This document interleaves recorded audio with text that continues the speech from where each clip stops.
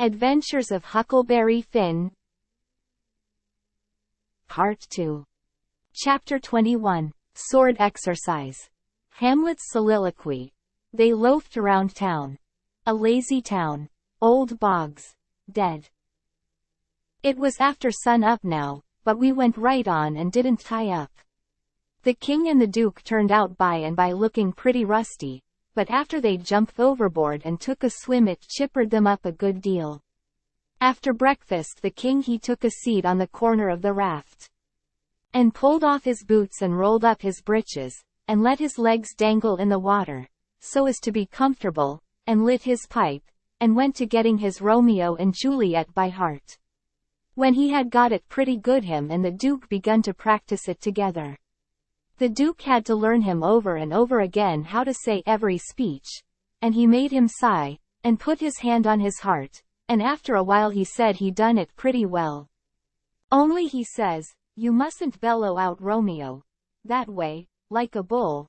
You must say it soft and sick and languishy. So, R-O-O mio. That is the idea. For Juliet's a dear sweet mere child of a girl, you know. And she doesn't bray like a jackass. Well, next they got out a couple of long swords that the duke made out of oak laths, and begun to practice the sword fight. The duke called himself Richard III.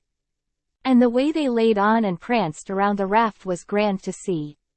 But by and by the king tripped and fell overboard, and after that they took a rest, and had a talk about all kinds of adventures they'd had in other times along the river. After dinner the duke says, well, Capet, we'll want to make this a first-class show, you know, so I guess we'll add a little more to it. We want a little something to answer encores with, anyway.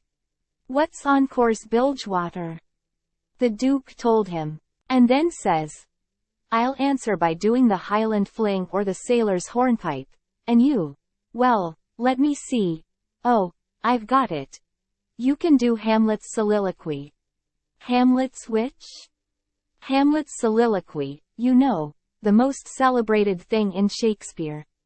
Ah, it's sublime, sublime. Always fetches the house. I haven't got it in the book. I've only got one volume, but I reckon I can piece it out from memory. I'll just walk up and down a minute, and see if I can call it back from recollection's vaults. So he went to marching up and down, thinking, and frowning horrible every now and then. Then he would hoist up his eyebrows. Next he would squeeze his hand on his forehead and stagger back and kind of moan. Next he would sigh. And next he'd let on to drop a tear. It was beautiful to see him. By and by he got it. He told us to give attention. Then he strikes a most noble attitude, with one leg shoved forwards, and his arms stretched away up, and his head tilted back, looking up at the sky. And then he begins to rip and rave and grit his teeth, and after that, all through his speech, he howled, and spread around, and swelled up his chest, and just knocked the spots out of any acting ever I see before. This is the speech. I learned it, easy enough, while he was learning it to the king. To be, or not to be, that is the bare bodkin that makes calamity of so long life. For who would fardels bear, till Burnham wood do come to Dunsinane, but that the fear of something after death murders the innocent sleep, great nature's second course, and makes us rather sling the arrows of outrageous fortune than fly to others that we know not of. There's the respect must give us pause. Wake Duncan with thy knocking. I would thou couldst. For who would bear the whips and scorns of time, the oppressor's wrong, the proud man's contumely, the law's delay, and the quietus which his pangs might take? In the dead waste and middle of the night, when churchyards yawn in customary suits of solemn black, but that the undiscovered country from whose bourne no traveller returns, breathes forth contagion on the world, and thus the native hue of resolution, like the poor cat eye, the adage, is sicklied o'er with care. And all the clouds that lowered o'er our housetops, with this regard their currents turn awry, and lose the name of action. 'Tis a consummation devoutly to be wished. But soft you, the fair Ophelia, Ope not thy ponderous and marble jaws, but get thee to a nunnery, go. Well, the old man he liked that speech, and he mighty soon got it so he could do it first rate. It seemed like he was just born for it, and when he had his hand in and was excited, it was perfectly lovely the way he would rip and tear and rear up behind when he was getting it off. The first chance we got, the Duke he had some show bills printed, and after that, for 2 or 3 days as we floated along, the raft was a most uncommon lively place, for there weren't nothing but sword fighting and rehearsing, as the Duke called it, going on all the time. One morning, when we was pretty well down the state of Arkansas, we come in sight of a little one-horse town in a big bend, so we tied up about 3/4 of a mile above it, in the mouth of a creek which was shut in like a tunnel by the cypress trees, and all of us but Jim took the canoe and went down there to see if there was any chance in that place for our show. We struck it mighty lucky. There was going to be a circus there that afternoon, and the country people was already beginning to come in all kinds of old shackly wagons, and on horses. The circus would leave before night, so our show would have a pretty good chance. The Duke he hired the courthouse, and we went around and stuck up our bills. They read like this: Shakespearean revival. Wonderful attraction. For one night only. The world-renowned tragedians, David Garrick the Younger, of Drury Lane Theatre, London, and Edmund Kean the Elder, of the Royal Haymarket Theatre, Whitechapel, Pudding Lane, Piccadilly, London, and the Royal Continental Theatres, in their sublime Shakespearean spectacle entitled The Balcony Scene in Romeo and Juliet. Romeo Mr. Garrick, Juliet Mr. Kean. Assisted by the whole strength of the company. New costumes, new scenery, new appointments. Also, the thrilling, masterly, and blood-curdling broadsword conflict in Richard III. Richard III. Mr. Garrick. Richmond Mr. Kean. Also, by special request, Hamlet's immortal soliloquy, by the illustrious Kean, done by him 300 consecutive nights in Paris. For one night only, on account of imperative European engagements. Admission 25 cents, children and servants, 10 cents. Then we went loafing around the town. The stores and houses was most all old shackly dried up frame concerns that hadn't ever been painted. They was set up 3 or 4 foot above ground on stilts, so as to be out of reach of the water when the river was overflowed. The houses had little gardens around them, but they didn't seem to raise hardly anything in them but jimpson weeds, and sunflowers, and ash piles, and old curled up boots and shoes, and pieces of bottles, and rags, and played out tinware. The fences was made of different kinds of boards, nailed on at different times, and they leaned every which way, and had gates that didn't generally have but one hinge, a leather one. Some of the fences had been whitewashed, some time or another, but the Duke said it was in Columbus's time, like enough. There was generally hogs in the garden, and people driving them out. All the stores was along one street. They had white domestic awnings in front. And the country people hitched their horses to the awning posts. There was empty dry goods boxes under the awnings, and loafers roosting on them all day long, whittling them with their Barlow knives, and chawing tobacco, and gaping and yawning and stretching, a mighty ornery lot. They generally had on yellow straw hats most as wide as an umbrella, but didn't wear no coats nor waistcoats. They called one another Bill, and Buck, and Hank, and Joe, and Andy, and talked lazy and drawly, and used considerable many cuss words. There was as many as one loafer leaning up against every awning post, and he most always had his hands in his breeches pockets, except when he fetched them out to lend a chaw of tobacco or scratch. What a body was hearing amongst them all the time was, "Gimme a chaw, v. Chewbacker Hank. I hain't got but one chaw left. Ask Bill. Maybe Bill he gives him a chaw. Maybe he lies and says he ain't got none." Some of them kinds of loafers never has a cent in the world, nor a chaw of tobacco of their own. They get all their chawing by borrowing.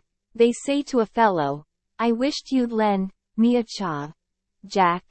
I just this minute give Ben Thompson the last chaw I had.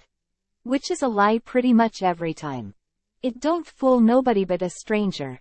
But Jack ain't no stranger, so he says, You give him a chaw.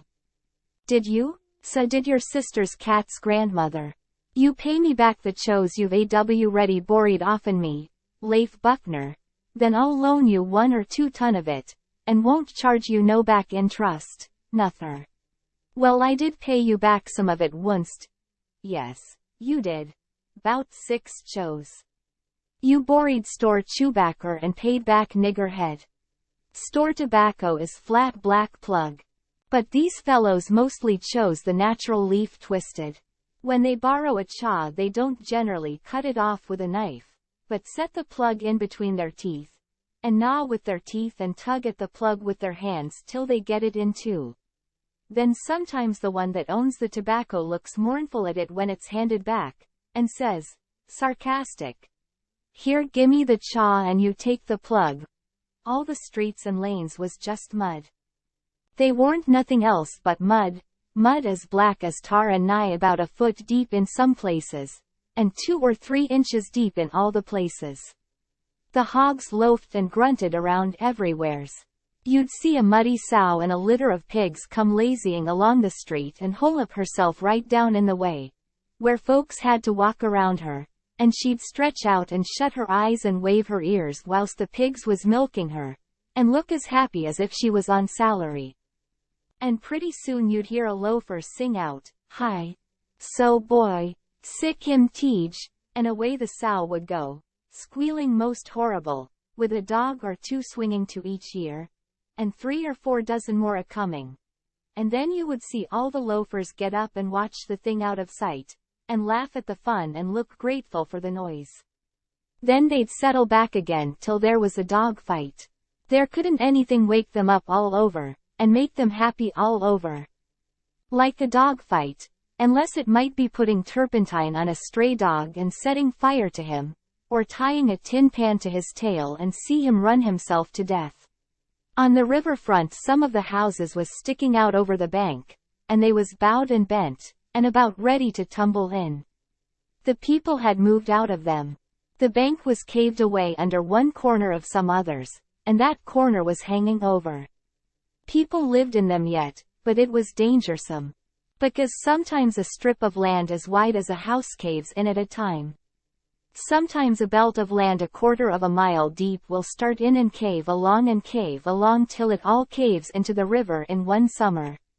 Such a town as that has to be always moving back, and back, and back, because the river's always gnawing at it. The nearer it got to noon that day the thicker and thicker was the wagons and horses in the streets, and more coming all the time. Families fetched their dinners with them from the country, and eat them in the wagons. There was considerable whiskey drinking going on, and I seen 3 fights. By and by somebody sings out, Here comes old Boggs. In from the country for his little old monthly drunk. Here he comes, boys. All the loafers looked glad. I reckoned they was used to having fun out of Boggs.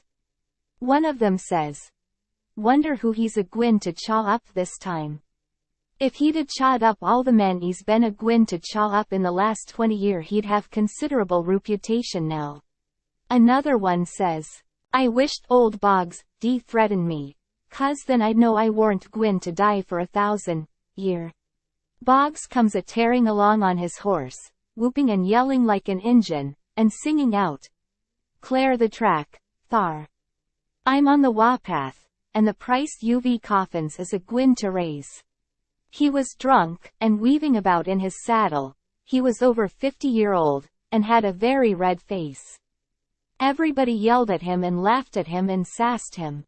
And he sassed back, and said he'd attend to them and lay them out in their regular turns, but he couldn't wait now because he'd come to town to kill old Colonel Sherburne, and his motto was, meat first and spoon victuals to top off on. He see me, and rode up and says, Whar'd you come from, boy? You prepared to die? Then he rode on. I was scared, But a man says, "He don't mean nothing. He's always a carryin' on like that when he's drunk. He's the best-naturedest old fool in Arkansas. Never hurt nobody, drunk nor sober." Boggs rode up before the biggest store in town, and bent his head down so he could see under the curtain of the awning and yells, "Come out here, Sherburne. Come out and meet the man you've swindled. You're the hound I'm after. And I'm a gwine to have you, too." And so he went on, calling Sherburne everything he could lay his tongue to, and the whole street packed with people listening and laughing and going on. By and by a proud-looking man about 55, and he was a heap the best-dressed man in that town, too, steps out of the store, and the crowd drops back on each side to let him come. He says to Boggs, mighty calm and slow, he says, "I'm tired of this. But I'll endure it till 1 o'clock. Till 1 o'clock, mind, no longer. If you open your mouth against me only once after that time you can't travel so far but I will find you." Then he turns and goes in. The crowd looked mighty sober, nobody stirred, and there warn't no more laughing. Boggs rode off blackguarding Sherburne as loud as he could yell, all down the street, and pretty soon back he comes and stops before the store, still keeping it up. Some men crowded around him and tried to get him to shut up, but he wouldn't. They told him it would be 1 o'clock in about 15 minutes, and so he must go home. He must go right away. But it didn't do no good. He cussed away with all his might, and throwed his hat down in the mud and rode over it, and pretty soon away he went a-raging down the street again, with his gray hair a-flying. Everybody that could get a chance at him tried their best to coax him off of his horse so they could lock him up and get him sober. But it warn't no use. Up the street he would tear again, and give Sherburne another cussing. By and by somebody says, "Go for his daughter, quick, go for his daughter. Sometimes he'll listen to her. If anybody can persuade him, she can." So somebody started on a run. I walked down street a ways and stopped. In about 5 or 10 minutes here comes Boggs again, but not on his horse. He was a-reeling across the street towards me, bareheaded, with a friend on both sides of him a-holt of his arms and hurrying him along. He was quiet, and looked uneasy, and he warn't hanging back any, but was doing some of the hurrying himself. Somebody sings out, "Boggs." I looked over there to see who said it, and it was that Colonel Sherburne. He was standing perfectly still in the street, and had a pistol raised in his right hand, not aiming it, but holding it out with the barrel tilted up towards the sky. The same second I see a young girl coming on the run, and 2 men with her. Boggs and the men turned round to see who called him, and when they see the pistol the men jumped to one side, and the pistol barrel come down slow and steady to a level, both barrels cocked. Boggs throws up both of his hands and says, "Oh Lord, don't shoot." Bang! Goes the first shot, and he staggers back, clawing at the air. Bang! Goes the second one, and he tumbles backwards onto the ground, heavy and solid, with his arms spread out. That young girl screamed out and comes rushing, and down she throws herself on her father, crying, and saying, "Oh, he's killed him, he's killed him." The crowd closed up around them, and shouldered and jammed one another, with their necks stretched, trying to see, and people on the inside trying to shove them back and shouting, "Back, back. Give him air, give him air." Colonel Sherburne he tossed his pistol onto the ground, and turned around on his heels and walked off. They took Boggs to a little drugstore, the crowd pressing around just the same, and the whole town following, and I rushed and got a good place at the window, where I was close to him and could see in. They laid him on the floor and put one large Bible under his head, and opened another one and spread it on his breast. But they tore open his shirt first, and I seen where one of the bullets went in. He made about a dozen long gasps, his breast lifting the Bible up when he drawed in his breath, and letting it down again when he breathed it out, and after that he laid still. He was dead. Then they pulled his daughter away from him. screaming and crying, and took her off. She was about 16, and very sweet and gentle looking, but awful pale and scared. Well, pretty soon the whole town was there, squirming and scrounging and pushing and shoving to get at the window and have a look, but people that had the places wouldn't give them up, and folks behind them was saying all the time, "Say, now, you've looked enough, you fellows. 'Tain't right and 'tain't fair for you to stay thar all the time. And never give nobody a chance. Other folks has their rights as well as you." There was considerable jawing back, so I slid out, thinking maybe there was going to be trouble. The streets was full, and everybody was excited. Everybody that seen the shooting was telling how it happened, and there was a big crowd packed around each one of these fellows, stretching their necks and listening. One long, lanky man, with long hair and a big white fur stovepipe hat on the back of his head, and a crooked-handled cane, marked out the places on the ground where Boggs stood and where Sherburne stood, and the people following him around from one place to t'other and watching everything he done, and bobbing their heads to show they understood, and stooping a little and resting their hands on their thighs to watch him mark the places on the ground with his cane. And then he stood up straight and stiff where Sherburne had stood, frowning and having his hat brimmed down over his eyes, and sung out, "Boggs!" and then fetched his cane down slow to a level, and says bang, staggered backwards, says bang, again, and fell down flat on his back. The people that had seen the thing said he done it perfect, said it was just exactly the way it all happened. Then as much as a dozen people got out their bottles and treated him. Well, by and by somebody said Sherburne ought to be lynched. In about a minute everybody was saying it. So away they went, mad and yelling, and snatching down every clothesline they come to do the hanging with. Chapter 22. Sherburne. Attending the circus. Intoxication in the ring. The thrilling tragedy. They swarmed up towards Sherburne's house, a-whooping and raging like Injuns, and everything had to clear the way or get run over and tromped to mush, and it was awful to see. Children was heeling it ahead of the mob, screaming and trying to get out of the way, and every window along the road was full of women's heads. And there was nigger boys in every tree, and bucks and wenches looking over every fence, and as soon as the mob would get nearly to them they would break and scattle back out of reach. Lots of the women and girls was crying and taking on, scared most to death. They swarmed up in front of Sherburne's palings as thick as they could jam together, and you couldn't hear yourself think for the noise. It was a little 20-foot yard. Some sung out, "Tear down the fence! Tear down the fence!" Then there was a racket of ripping and tearing and smashing, and down she goes, and the front wall of the crowd begins to roll in like a wave. Just then Sherburne steps out onto the roof of his little front porch, with a double-barrel gun in his hand, and takes his stand, perfectly calm and deliberate, not saying a word. The racket stopped, and the wave sucked back. Sherburne never said a word, just stood there, looking down. The stillness was awful creepy and uncomfortable. Sherburne run his eyes slow along the crowd, and wherever it struck the people tried a little to outgaze him, but they couldn't. They dropped their eyes and looked sneaky. Then pretty soon Sherburne sort of laughed, not the pleasant kind, but the kind that makes you feel like when you are eating bread that's got sand in it. Then he says, slow and scornful, "The idea of you lynching anybody. It's amusing. The idea of you thinking you had pluck enough to lynch a man. Because you're brave enough to tar and feather poor friendless cast-out women that come along here. Did that make you think you had grit enough to lay your hands on a man?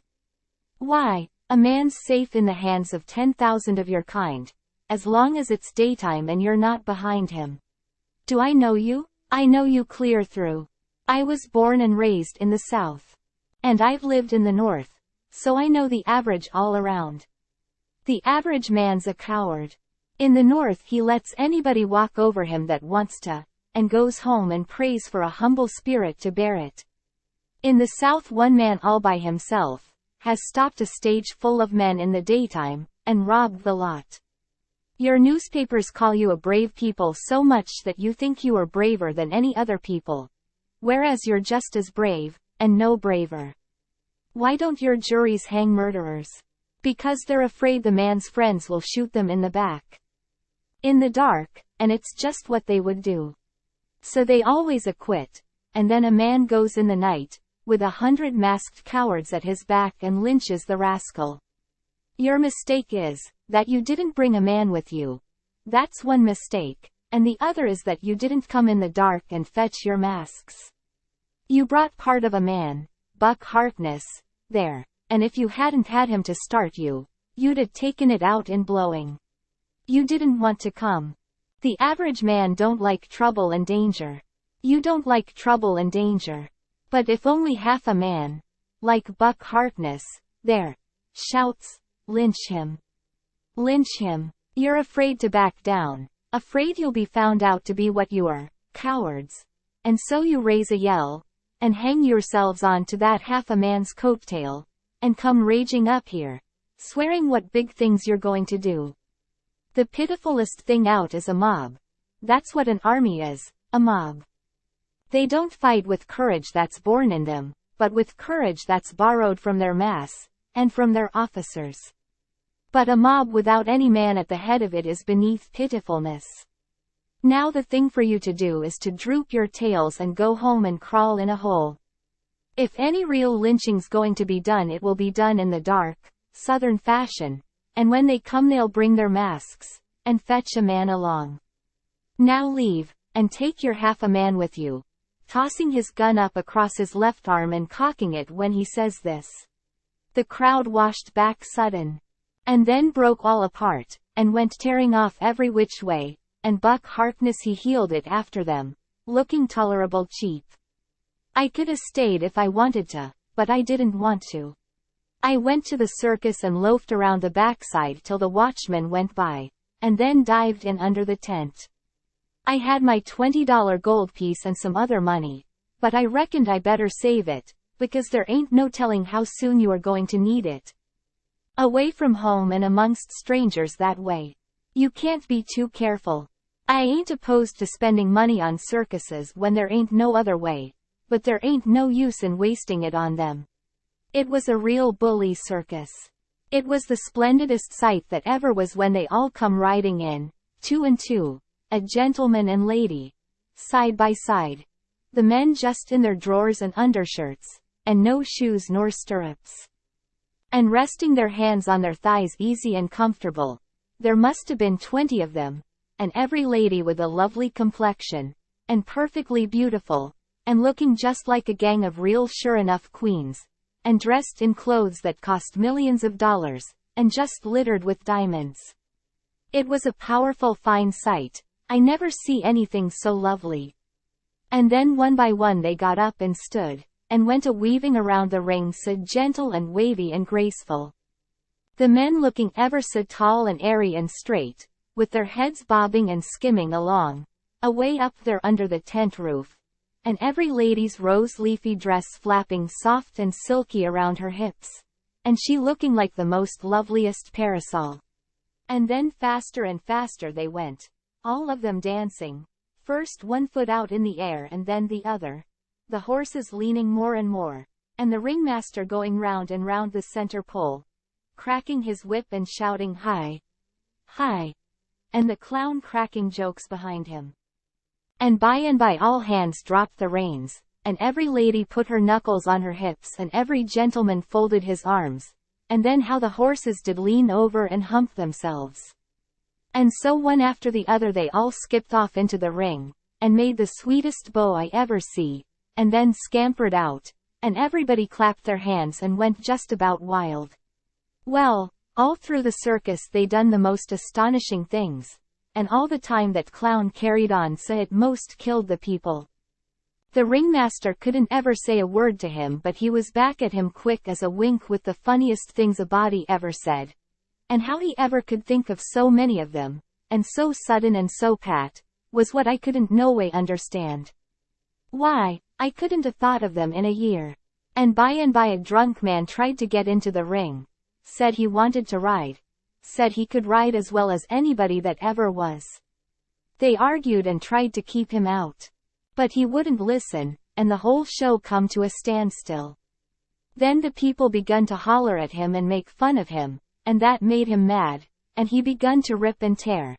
So that stirred up the people, and a lot of men begun to pile down off of the benches and swarm towards the ring, saying, "Knock him down.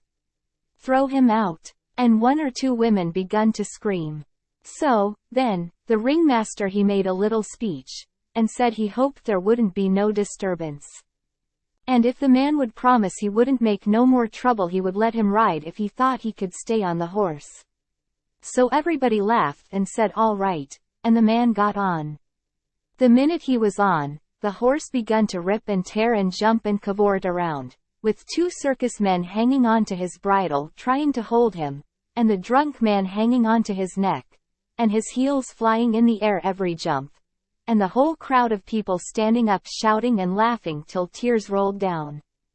And at last, sure enough, all the circus men could do, the horse broke loose, and away he went like the very nation, round and round the ring, with that sot laying down on him and hanging to his neck, with first one leg hanging most to the ground on one side, and then t'other one on t'other side, and the people just crazy.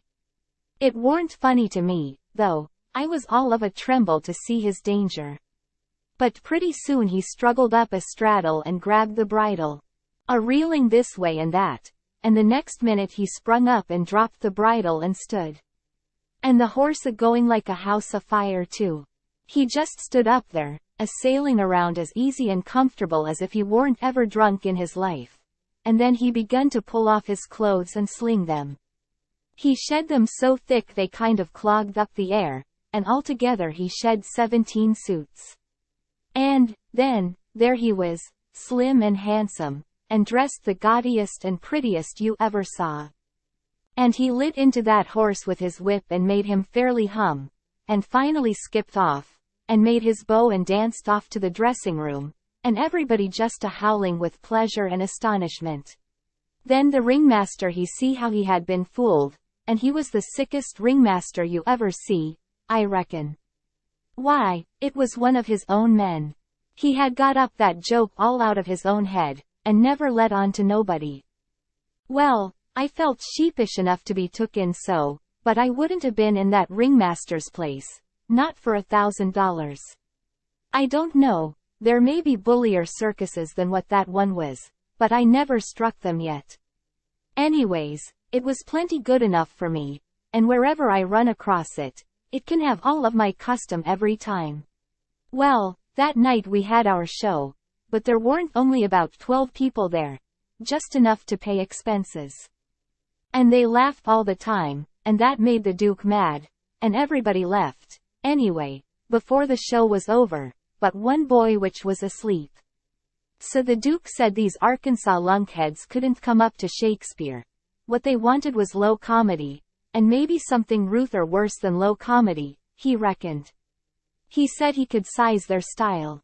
So next morning he got some big sheets of wrapping paper and some black paint, and drawed off some handbills, and stuck them up all over the village. The bills said, "At the courthouse. For 3 nights only, the world-renowned tragedians David Garrick the Younger, and Edmund Kean the Elder, of the London and Continental theatres, in their thrilling tragedy of the King's Camelopard or the Royal Nonsuch. Admission 50 cents. Then at the bottom was the biggest line of all, which said, "Ladies and children not admitted."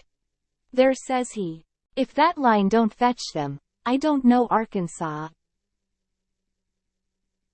Chapter 23. Sold. Royal Comparisons. Jim gets homesick. Well, all day him and the king was hard at it, rigging up a stage and a curtain and a row of candles for footlights, and that night the house was jam full of men in no time. When the place couldn't hold no more, the Duke he quit tending door and went around the back way and come onto the stage and stood up before the curtain and made a little speech, and praised up this tragedy, and said it was the most thrillingest one that ever was.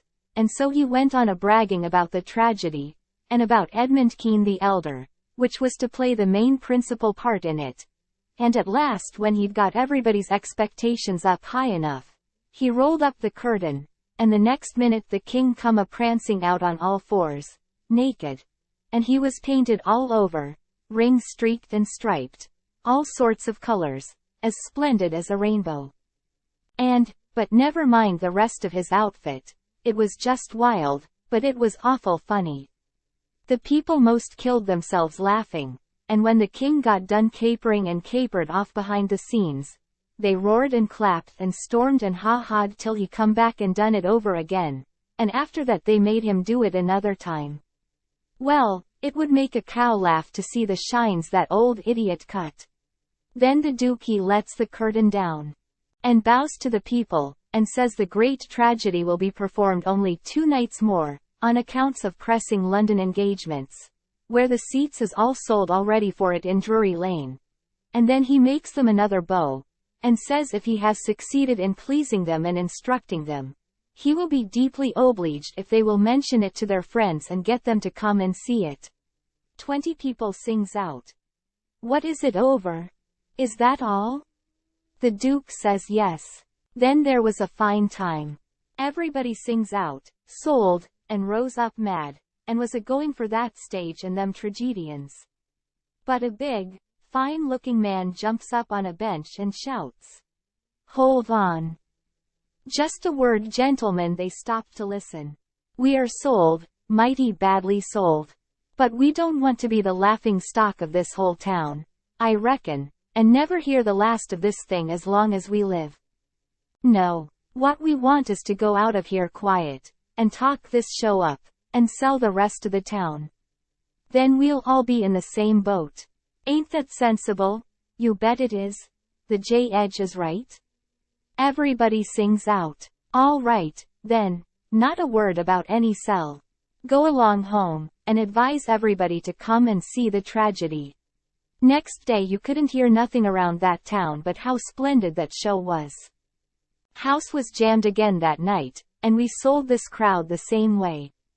When me and the king and the Duke got home to the raft we all had a supper, and by, about midnight, they made Jim and me back her out and float her down the middle of the river, and fetch her in and hide her about 2 mile below town.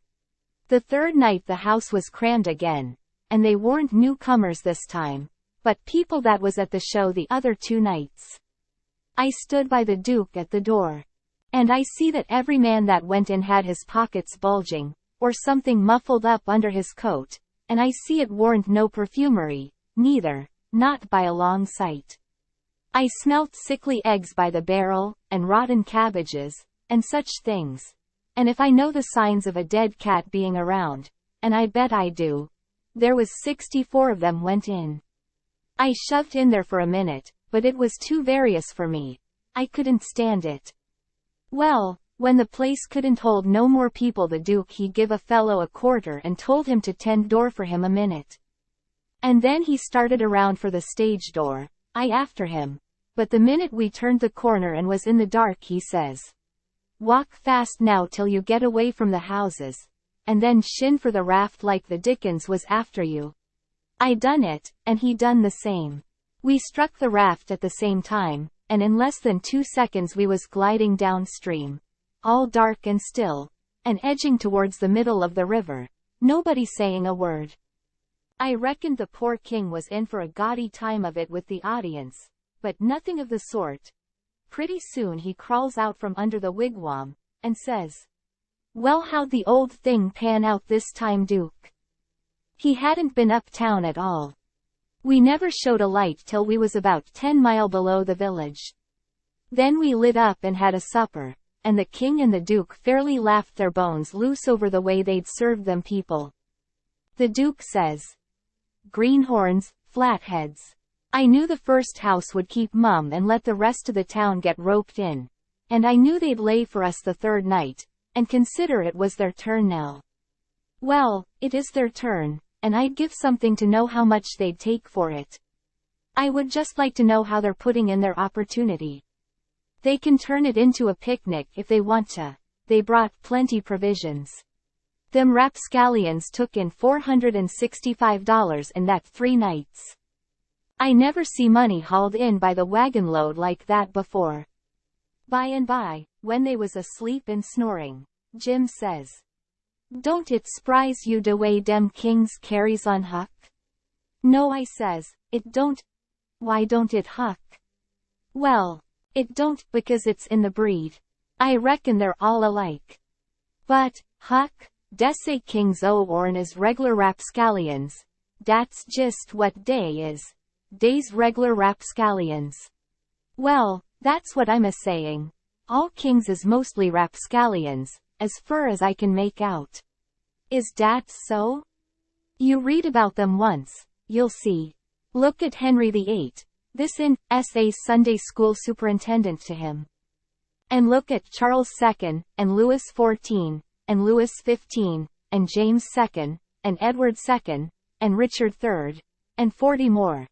Besides all them Saxon heptarchies that used to rip around so in old times and raise Cain. My, you ought to seen old Henry VIII when he was in bloom. He was a blossom. He used to marry a new wife every day, and chop off her head next morning.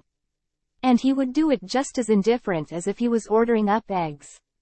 "Fetch up Nell Gwyn," he says. They fetch her up. Next morning, chop off her head. And they chop it off.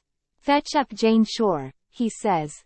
And up she comes. Next morning, chop off her head, and they chop it off. "Ring up Fair Rosamund." Fair Rosamund answers the bell. Next morning, chop off her head. And he made every one of them tell him a tale every night, and he kept that up till he had hogged 1,001 tales that way, and then he put them all in a book. And called it Doomsday Book, which was a good name and stated the case. You don't know kings, Jim, but I know them, and this old rip of ourn is one of the cleanest I've struck in history. Well, Henry he takes a notion he wants to get up some trouble with this country. How does he go at it? Give notice, give the country a show. No, all of a sudden he heaves all the tea in Boston Harbor overboard, and whacks out a Declaration of Independence, and dares them to come on. That was his style, he never give anybody a chance. He had suspicions of his father, the Duke of Wellington.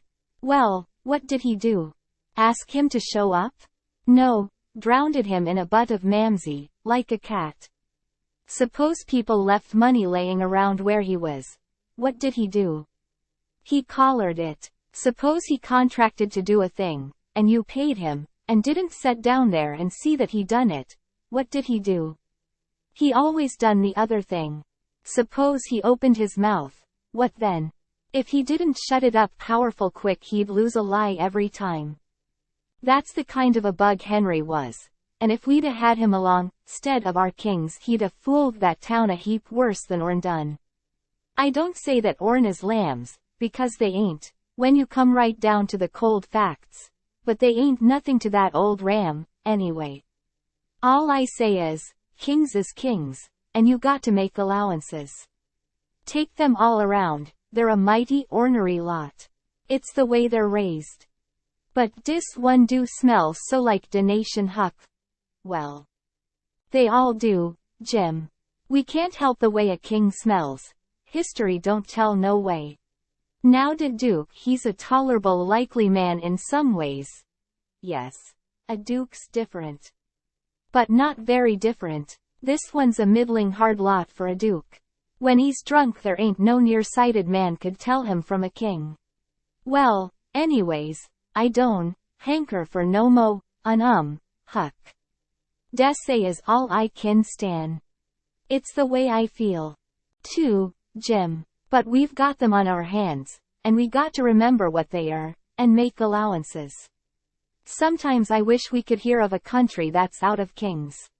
What was the use to tell Jim these weren't real kings and dukes? It wouldn't a done no good, and, besides, it was just as I said. You couldn't tell them from the real kind. I went to sleep, and Jim didn't call me when it was my turn. He often done that. When I waked up just at daybreak he was sitting there with his head down betwixt his knees, moaning and mourning to himself. I didn't take notice nor let on. I knowed what it was about. He was thinking about his wife and his children, away up yonder, and he was low and homesick, because he hadn't ever been away from home before in his life. And I do believe he cared just as much for his people as white folks does for their'n. It don't seem natural, but I reckon it's so. He was often moaning and mourning that way nights, when he judged I was asleep, and saying, "Ho, little Lizabeth. Ho, little Johnny. It's mighty hard. I spec, I ain't ever gwine to see you no mo, no mo." He was a mighty good nigger, Jim was. But this time I somehow got to talking to him about his wife and young ones, and by he says, "What makes me feel so bad dis time, oo's because I hear sompin' over yonder on de bank like a whack. A slam, while ago, and it mind me de time I treat my little Lizabeth so ornery. She warn't ony 'bout 4 year ol', and she tuck de scarlet fever, and had a pow'ful rough spell. But she got well, and one day she was a standin' aroon, and I says to her, I says, 'Shet de do.' She never done it. Jees stood da, kinder smilin' up at me.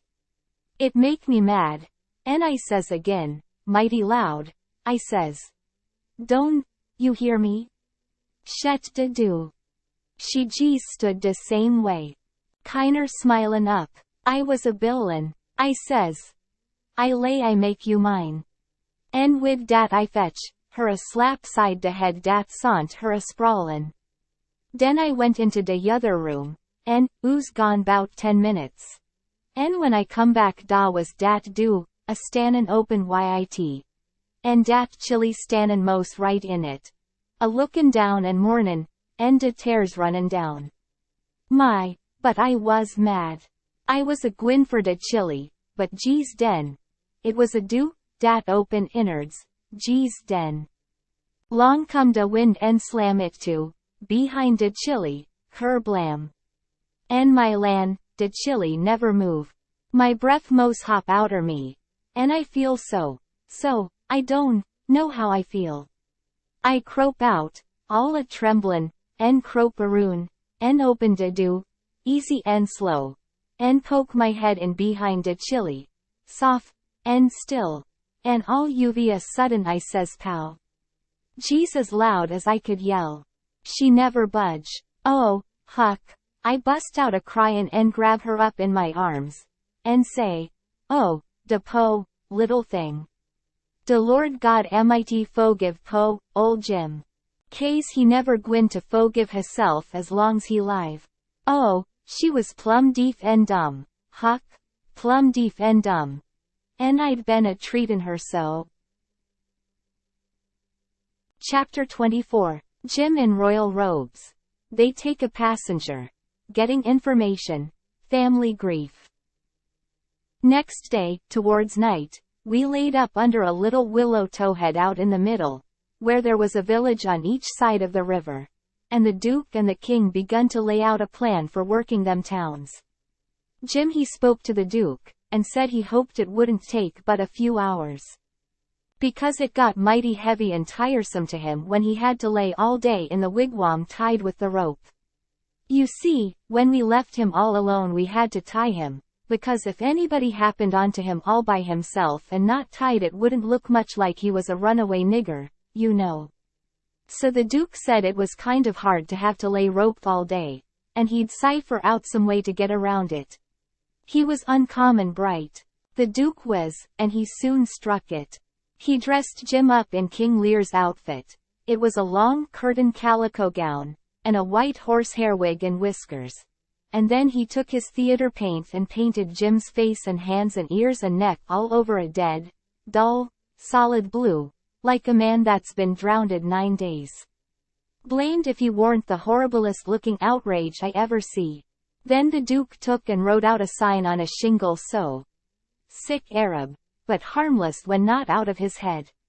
And he nailed that shingle to a lath, and stood the lath up 4 or 5 foot in front of the wigwam.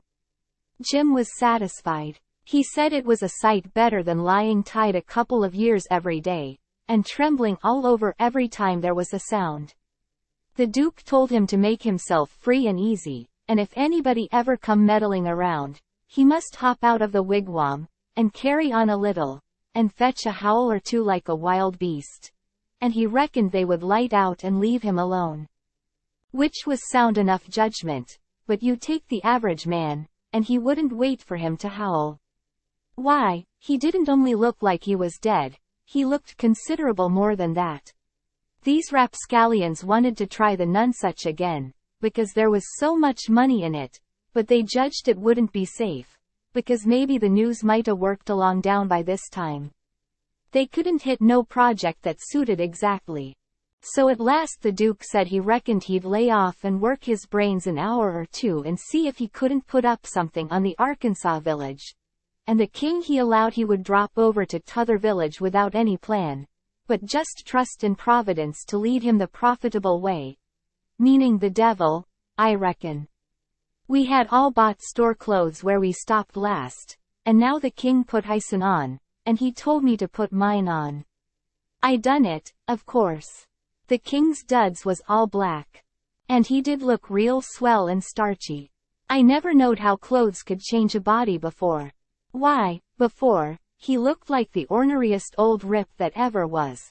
But now, when he'd take off his new white beaver and make a bow and do a smile, he looked that grand and good and pious that you'd say he had walked right out of the ark, and maybe was old Leviticus himself. Jim cleaned up the canoe, and I got my paddle ready. There was a big steamboat laying at the shore away up under the point. About 3 miles above the town. Been there a couple of hours, taking on freight.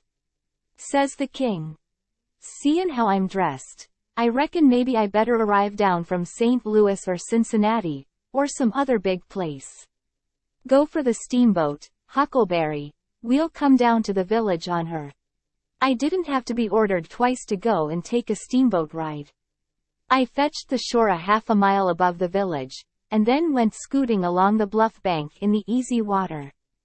Pretty soon we come to a nice innocent-looking young country Jake setting on a log swabbing the sweat off of his face, for it was powerful warm weather, and he had a couple of big carpet bags by him. Run her nose in shore, says the king. I done it. Were you bound for, young man? For the steamboat going to Orleans? Get aboard, says the king. Hold on a minute, my servant, I'll heap you with them bags. Jump out and heap the gentleman, Adolphus, meaning me, I see. I done so, and then we all three started on again.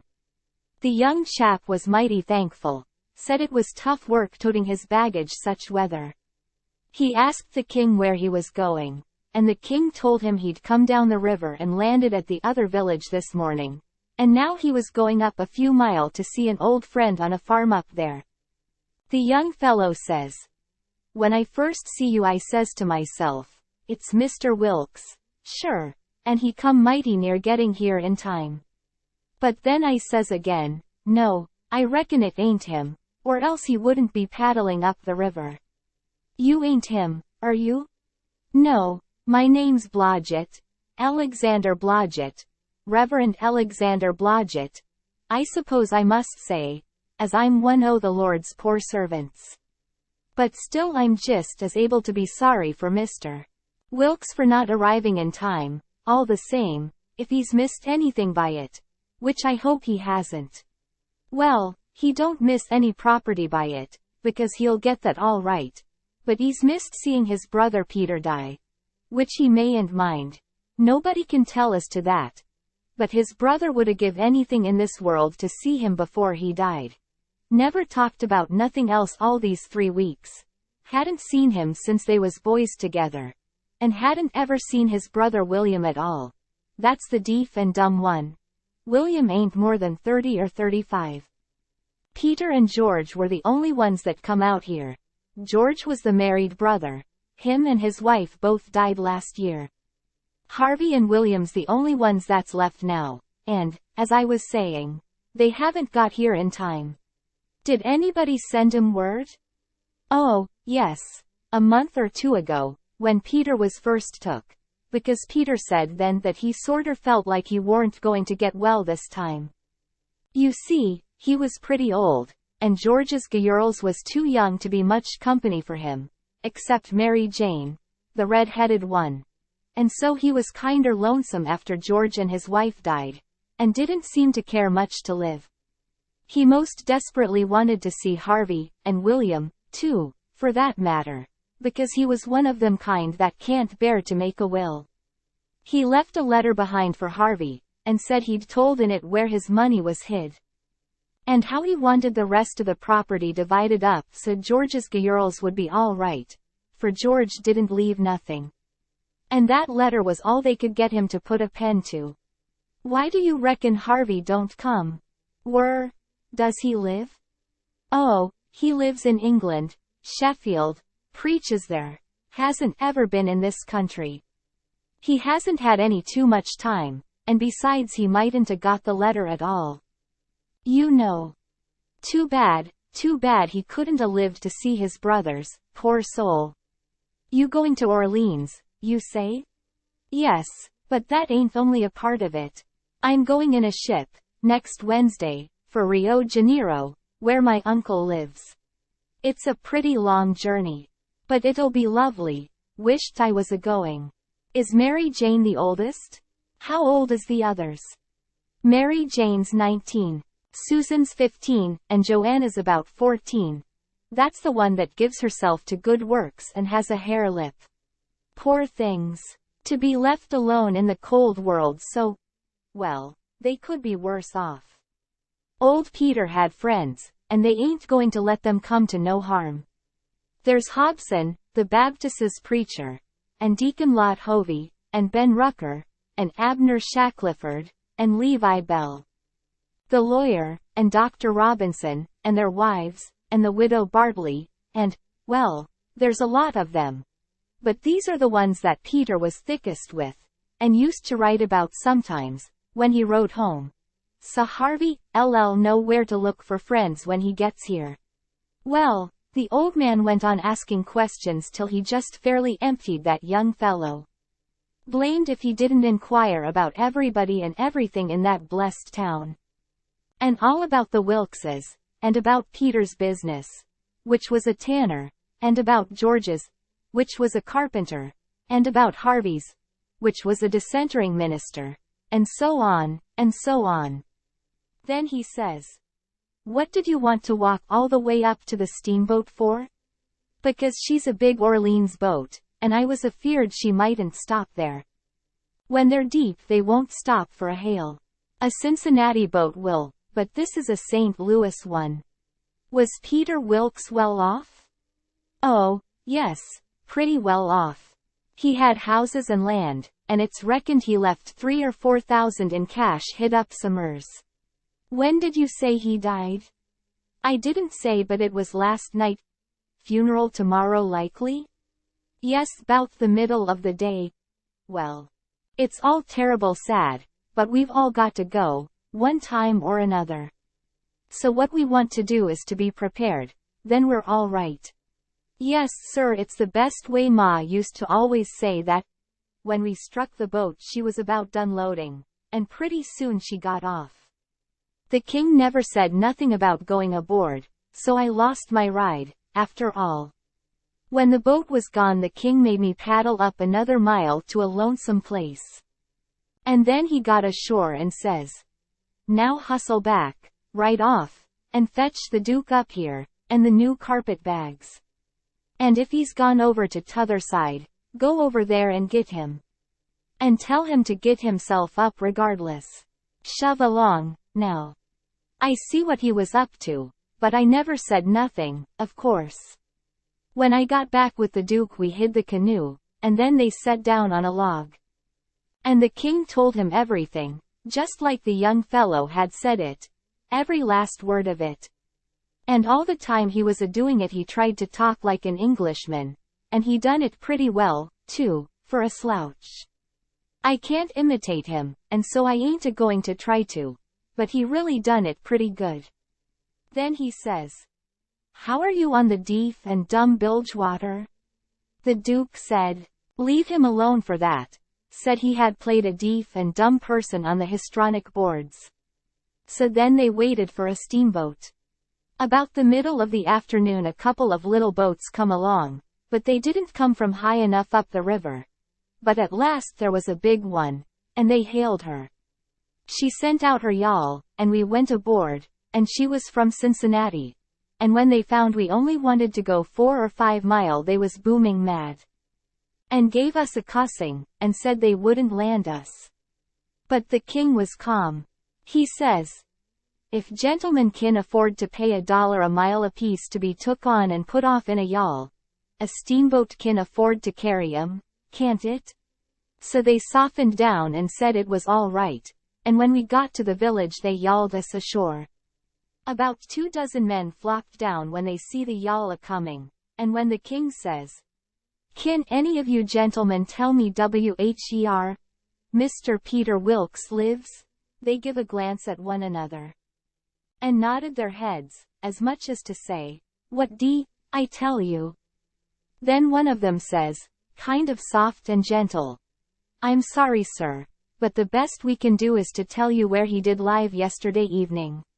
Sudden as winking the ornery old Kreutzer went into smash, and fell up against the man, and put his chin on his shoulder, and cried down his back, and says, alas!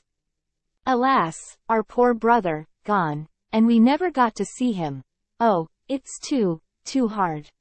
Then he turns around, blubbering, and makes a lot of idiotic signs to the Duke on his hands, and blamed if he didn't drop a carpet-bag and bust out a-crying.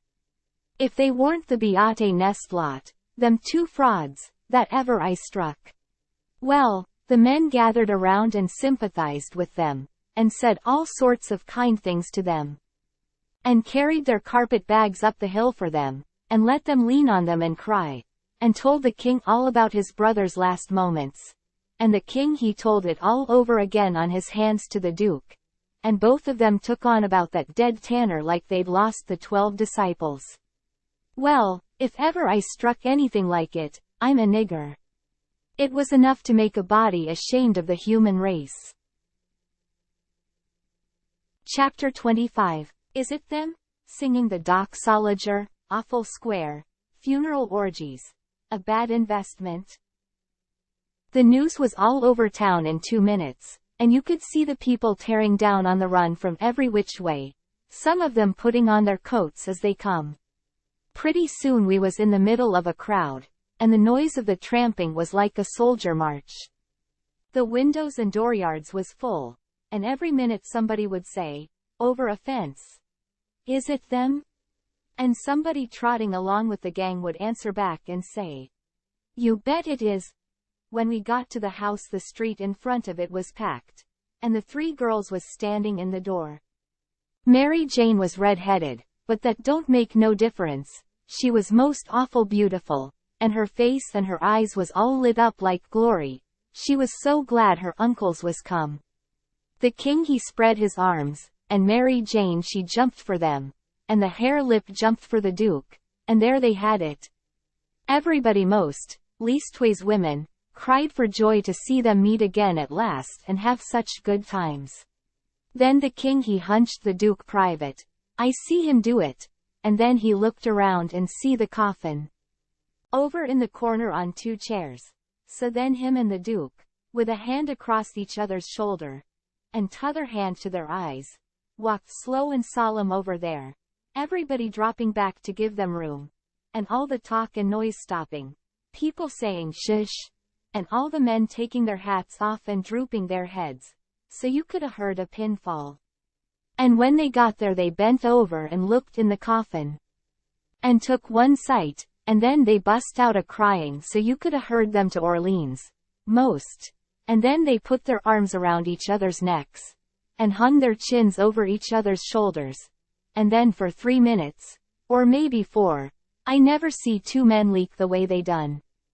And, mind you, everybody was doing the same, and the place was that damp I never see anything like it. Then one of them got on one side of the coffin, and t'other on t'other side. And they kneeled down and rested their foreheads on the coffin, and let on to pray all to themselves. Well, When it come to that, it worked the crowd like you never see anything like it, and everybody broke down and went to sobbing right out loud. The poor girls, too, and every woman, nearly, went up to the girls, without saying a word, and kissed them, solemn, on the forehead, and then put their hand on their head, and looked up towards the sky, with the tears running down.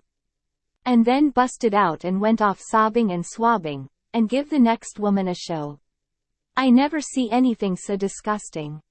Well, by and by the king he gets up and comes forward a little, and works himself up and slobbers out a speech, all full of tears and flapdoodle about its being a sore trial for him and his poor brother to lose the diseased, and to miss seeing diseased alive after the long journey of 4,000 mile. But it's a trial that's sweetened and sanctified to us by this dear sympathy and these holy tears, and so he thanks them out of his heart and out of his brother's heart, because out of their mouths they can't, words being too weak and cold, and all that kind of rot and slush, till it was just sickening, and then he blubbers out a pious goody-goody amen, and turns himself loose and goes to crying fit to bust. And the minute the words were out of his mouth, somebody over in the crowd struck up the doxalar. And everybody joined in with all their might, and it just warmed you up and made you feel as good as church letting out. Music is a good thing, and after all that soul butter and hogwash, I never see it freshen up things so, and sound so honest and bully. Then the king begins to work his jaw again, and says how him and his nieces would be glad if a few of the main principal friends of the family would take supper here with them this evening, and help set up with the ashes of the diseased, and says if his poor brother laying yonder could speak, he knows who he would name, for they was names that was very dear to him, and mentioned often in his letters, and so he will name the same, to wit, as follows, viz., Rev. Mr. Hobson, and Deacon Lot Hovey, and Mr. Ben Rucker, and Abner Shackliford, and Levi Bell, and Dr. Robinson, and their wives, and the widow Bartley. Rev. Hobson and Dr. Robinson was down to the end of the town a-hunting together. That is, I mean the doctor was shipping a sick man to t'other world, and the preacher was pinting him right.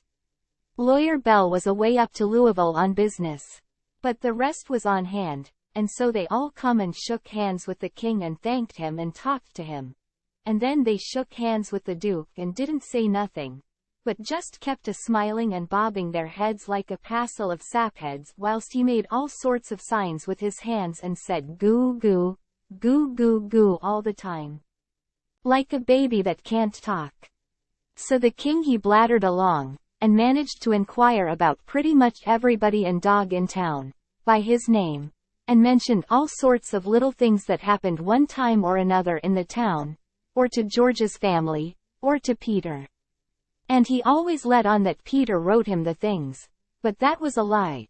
He got every blessed one of them out of that young flathead that we canoed up to the steamboat. Then Mary Jane she fetched the letter her father left behind, and the king he read it out loud and cried over it.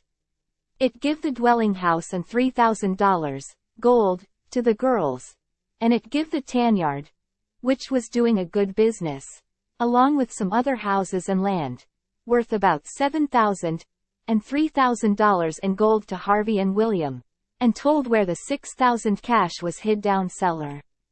So these two frauds said they'd go and fetch it up, and have everything square and above board, and told me to come with a candle. We shut the cellar door behind us, and when they found the bag they spilt it out on the floor, and it was a lovely sight, all them yaller boys. My, the way the king's eyes did shine. He slaps the duke on the shoulder and says, "Oh, this ain't bully nor nothin'." "Oh, no, I reckon not." "Why, Bill G, it beats the nonsuch, don't it?" The duke allowed it did. They pawed the yaller boys, and sifted them through their fingers and let them jingle down on the floor. And the king says, "It ain't no use talkin'. Bein' brothers to a rich dead man and representatives of furrin heirs that's got left is the line for you and me, Bilge. This sure comes of trustin' to Providence. It's the best way, in the long run. I've tried 'em all, and there ain't no better way. Most everybody would have been satisfied with the pile, and took it on trust. But no, they must count it. So they counts it, and it comes out $415 short. Says the king. Durn him. I wonder what he done with that $415. They worried over that a while, and ransacked all around for it. Then the Duke says, well, he was a pretty sick man, and likely he made a mistake. I reckon that's the way of it. The best way's to let it go, and keep still about it. We can spare it. Oh, shucks, yes, we can spare it. I don't keer nothin' 'bout that, it's the count I'm thinkin' about. We want to be awful square and open and above board here, you know. We want to lug this HR money upstairs and count it before everybody. Then there ain't nothin' suspicious. But when the dead man says there's $6,000, you know, we don't want to. Hold on, says the Duke. Please make up the deficit, and he begun to haul out yaller boys out of his pocket. It's a most amaze and good idea, Duke. You have got a rattlin' clever head on you, says the king. Blessed if the old nunsuch ain't a heppin' us out agin, and he begun to haul out yaller jackets and stack them up. It most busted them, but they made up the 6,000 clean and clear. Say, says the Duke, I got another idea. Please go upstairs and count this money, and then take and give it to the girls. Good land, Duke, lemme hug you. It's the most dazzling idea 'at ever a man struck. You have certainly got the most astonishin' head I ever see. Oh, this is the boss dodge. There ain't no mistake 'bout it. Let 'em fetch along their suspicions now if they want to. This, LL lay 'em out. When we got upstairs, everybody gathered around the table. And the king he counted it and stacked it up, $300 in a pile, 20 elegant little piles. Everybody looked hungry at it, and licked their chops. Then they raked it into the bag again, and I see the king begin to swell himself up for another speech.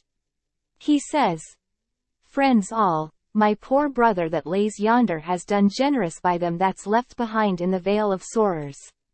He has done generous by these poor little lambs that he loved and sheltered. And that's left fatherless and motherless. Yes, and we that knowed him knows that he would 'a done more generous by 'em if he hadn't been afeard o' woundin' his dear William and me. Now, wouldn't he? There ain't no question 'bout it in my mind.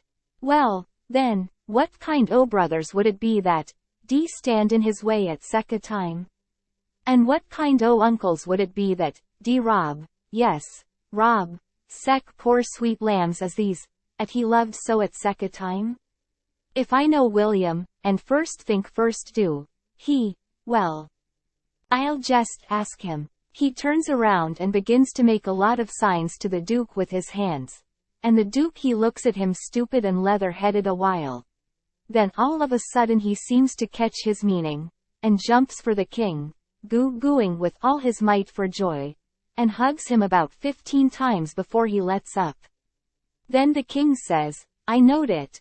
I reckon that LL convince anybody the way he feels about it. Here, Mary Jane, Susan, Joanna, take the money, take it all. It's the gift of him that lays yonder, cold but joyful. Mary Jane she went for him, Susan and the hare lip went for the Duke, and then such another hugging and kissing I never see yet. And everybody crowded up with the tears in their eyes, and most shook the hands off of them frauds, saying all the time, you dear good souls. How lovely, how could you? Well, then, pretty soon all hands got to talking about the diseased again, and how good he was, and what a loss he was, and all that.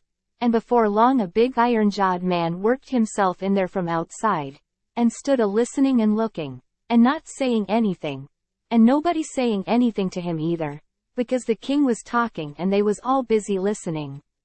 The king was saying, in the middle of something he'd started in on. They bein' particular friends o' the diseased. That's why they're invited here this evenin', but tomorrow we want all to come. Everybody. For he respected everybody. He liked everybody. And so it's fittin' that his funeral orgies she'd be public. And so he went a-mooning on, liking to hear himself talk, and every little while he fetched in his funeral orgies again, till the Duke he couldn't stand it no more, so he writes on a little scrap of paper, "Obsequies you old fool," and folds it up, and goes to goo-gooing and reaching it over people's heads to him. The king he reads it and puts it in his pocket, and says, "Poor William, afflicted as he is, his heart's a lose right. Asks me to invite everybody to come to the funeral, wants me to make 'em all welcome. But he needn't a worried, it was just what I was at." Then he weaves along again, perfectly calm, and goes to dropping in his funeral orgies again every now and then, just like he done before. And when he done it the third time he says, "I say orgies, not because it's the common term, because it ain't, obsequies bein' the common term, but because orgies is the right term. Obsequies ain't used in England no more now, it's gone out. We say orgies now in England. Orgies is better, because it means the thing you're after more exact. It's a word that's made up outen the Greek orgo, outside, open, abroad, and the Hebrew jesum, to plant, cover up, hence inter. So, you see, funeral orgies is an open-air public funeral. He was the worst I ever struck." Well, the iron-jawed man he laughed right in his face. Everybody was shocked. Everybody says, "Why, doctor?" And Abner Shackleford says, "Why, Robinson, hain't you heard the news? This is Harvey Wilkes." The king he smiled eager, and shoved out his flapper, and says, "Is it my poor brother's dear good friend and physician?" "I." "Keep your hands off of me," says the doctor. "You talk like an Englishman, don't you? It's the worst imitation I ever heard. You Peter Wilkes's brother. You're a fraud, that's what you are." Well, how they all took on. They crowded around the doctor and tried to quiet him down, and tried to explain to him and tell him how Harvey D showed in 40 ways that he was Harvey, and knowed everybody by name, and the names of the very dogs, and begged him not to hurt Harvey's feelings and the poor girl's feelings, and all that. But it warn't no use. He stormed right along, and said any man that pretended to be an Englishman and couldn't imitate the lingo no better than what he did was a fraud and a liar. The poor girls was hanging to the king and crying, and all of a sudden the doctor ups and turns on them. He says, "I was your father's friend, and I'm your friend, and I warn you as a friend, and an honest one that wants to protect you and keep you out of harm and trouble, to turn your backs on that scoundrel and have nothing to do with him, the ignorant tramp, with his idiotic Greek and Hebrew, as he calls it. He is the thinnest kind of an impostor, has come here with a lot of empty names and facts which he picked up somewheres, and you take them for proofs, and are helped to fool yourselves by these foolish friends here, who ought to know better. Mary Jane Wilkes, you know me for your friend, and for your unselfish friend, too. Now listen to me. Turn this pitiful rascal out. I beg you to do it. Will you?" Mary Jane straightened herself up. And but she was handsome. She says, "Here is my answer." She hove up the bag of money and put it in the king's hands, and says, "Take this $6,000, and invest for me and my sisters any way you want to, and don't give us no receipt for it." Then she put her arm around the king on one side, and Susan and the hare-lip done the same on the other. Everybody clapped their hands and stomped on the floor like a perfect storm, whilst the king held up his head and smiled proud. The doctor says, "All right, I wash my hands of the matter. But I warn you all that a time's coming when you're going to feel sick whenever you think of this day." And away he went. "All right, doctor," says the king, kinder mocking him. "We'll try and get 'em to send for you." Which made them all laugh, and they said it was a prime good hit. Chapter 26. A Pious King. The king's clergy. She asked his pardon. Hiding in the room. Huck takes the money. Well, when they was all gone, the king he asks Mary Jane how they was off for spare rooms, and she said she had one spare room, which would do for Uncle William, and she'd give her own room to Uncle Harvey, which was a little bigger, and she would turn into the room with her sisters and sleep on a cot. And up garret was a little cubby, with a pallet in it. The king said the cubby would do for his valley, meaning me. So Mary Jane took us up, and she showed them their rooms, which was plain but nice. She said she'd have her frocks and a lot of other traps took out of her room if they was in Uncle Harvey's way, but he said they weren't. The frocks was hung along the wall, and before them was a curtain made out of calico that hung down to the floor. There was an old hair trunk in one corner, and a guitar box in another, and all sorts of little knickknacks and gimcracks around, like girls brisken up a room with. The king said it was all the more homely and more pleasanter for these fixings, and so don't disturb them. The duke's room was pretty small, but plenty good enough, and so was my cubby. That night they had a big supper, and all them men and women was there, and I stood behind the king and the duke's chairs and waited on them, and the niggers waited on the rest. Mary Jane she sat at the head of the table, with Susan alongside of her, and said how bad the biscuits was, and how mean the preserves was, and how ornery and tough the fried chickens was, and all that kind of rot, the way women always do for to force out compliments, and the people all knowed everything was tip-top, and said how do you get biscuits to brown so nice? And where for the land's sake did you get these amazin' pickles? And all that kind of humbug talky talk. Just the way people always does at a supper, you know. And when it was all done, me and the hare lip had supper in the kitchen off of the leavings, whilst the others was helping the niggers clean up the things. The hare lip she got to pumping me about England, and blessed if I didn't think the ice was getting mighty thin sometimes.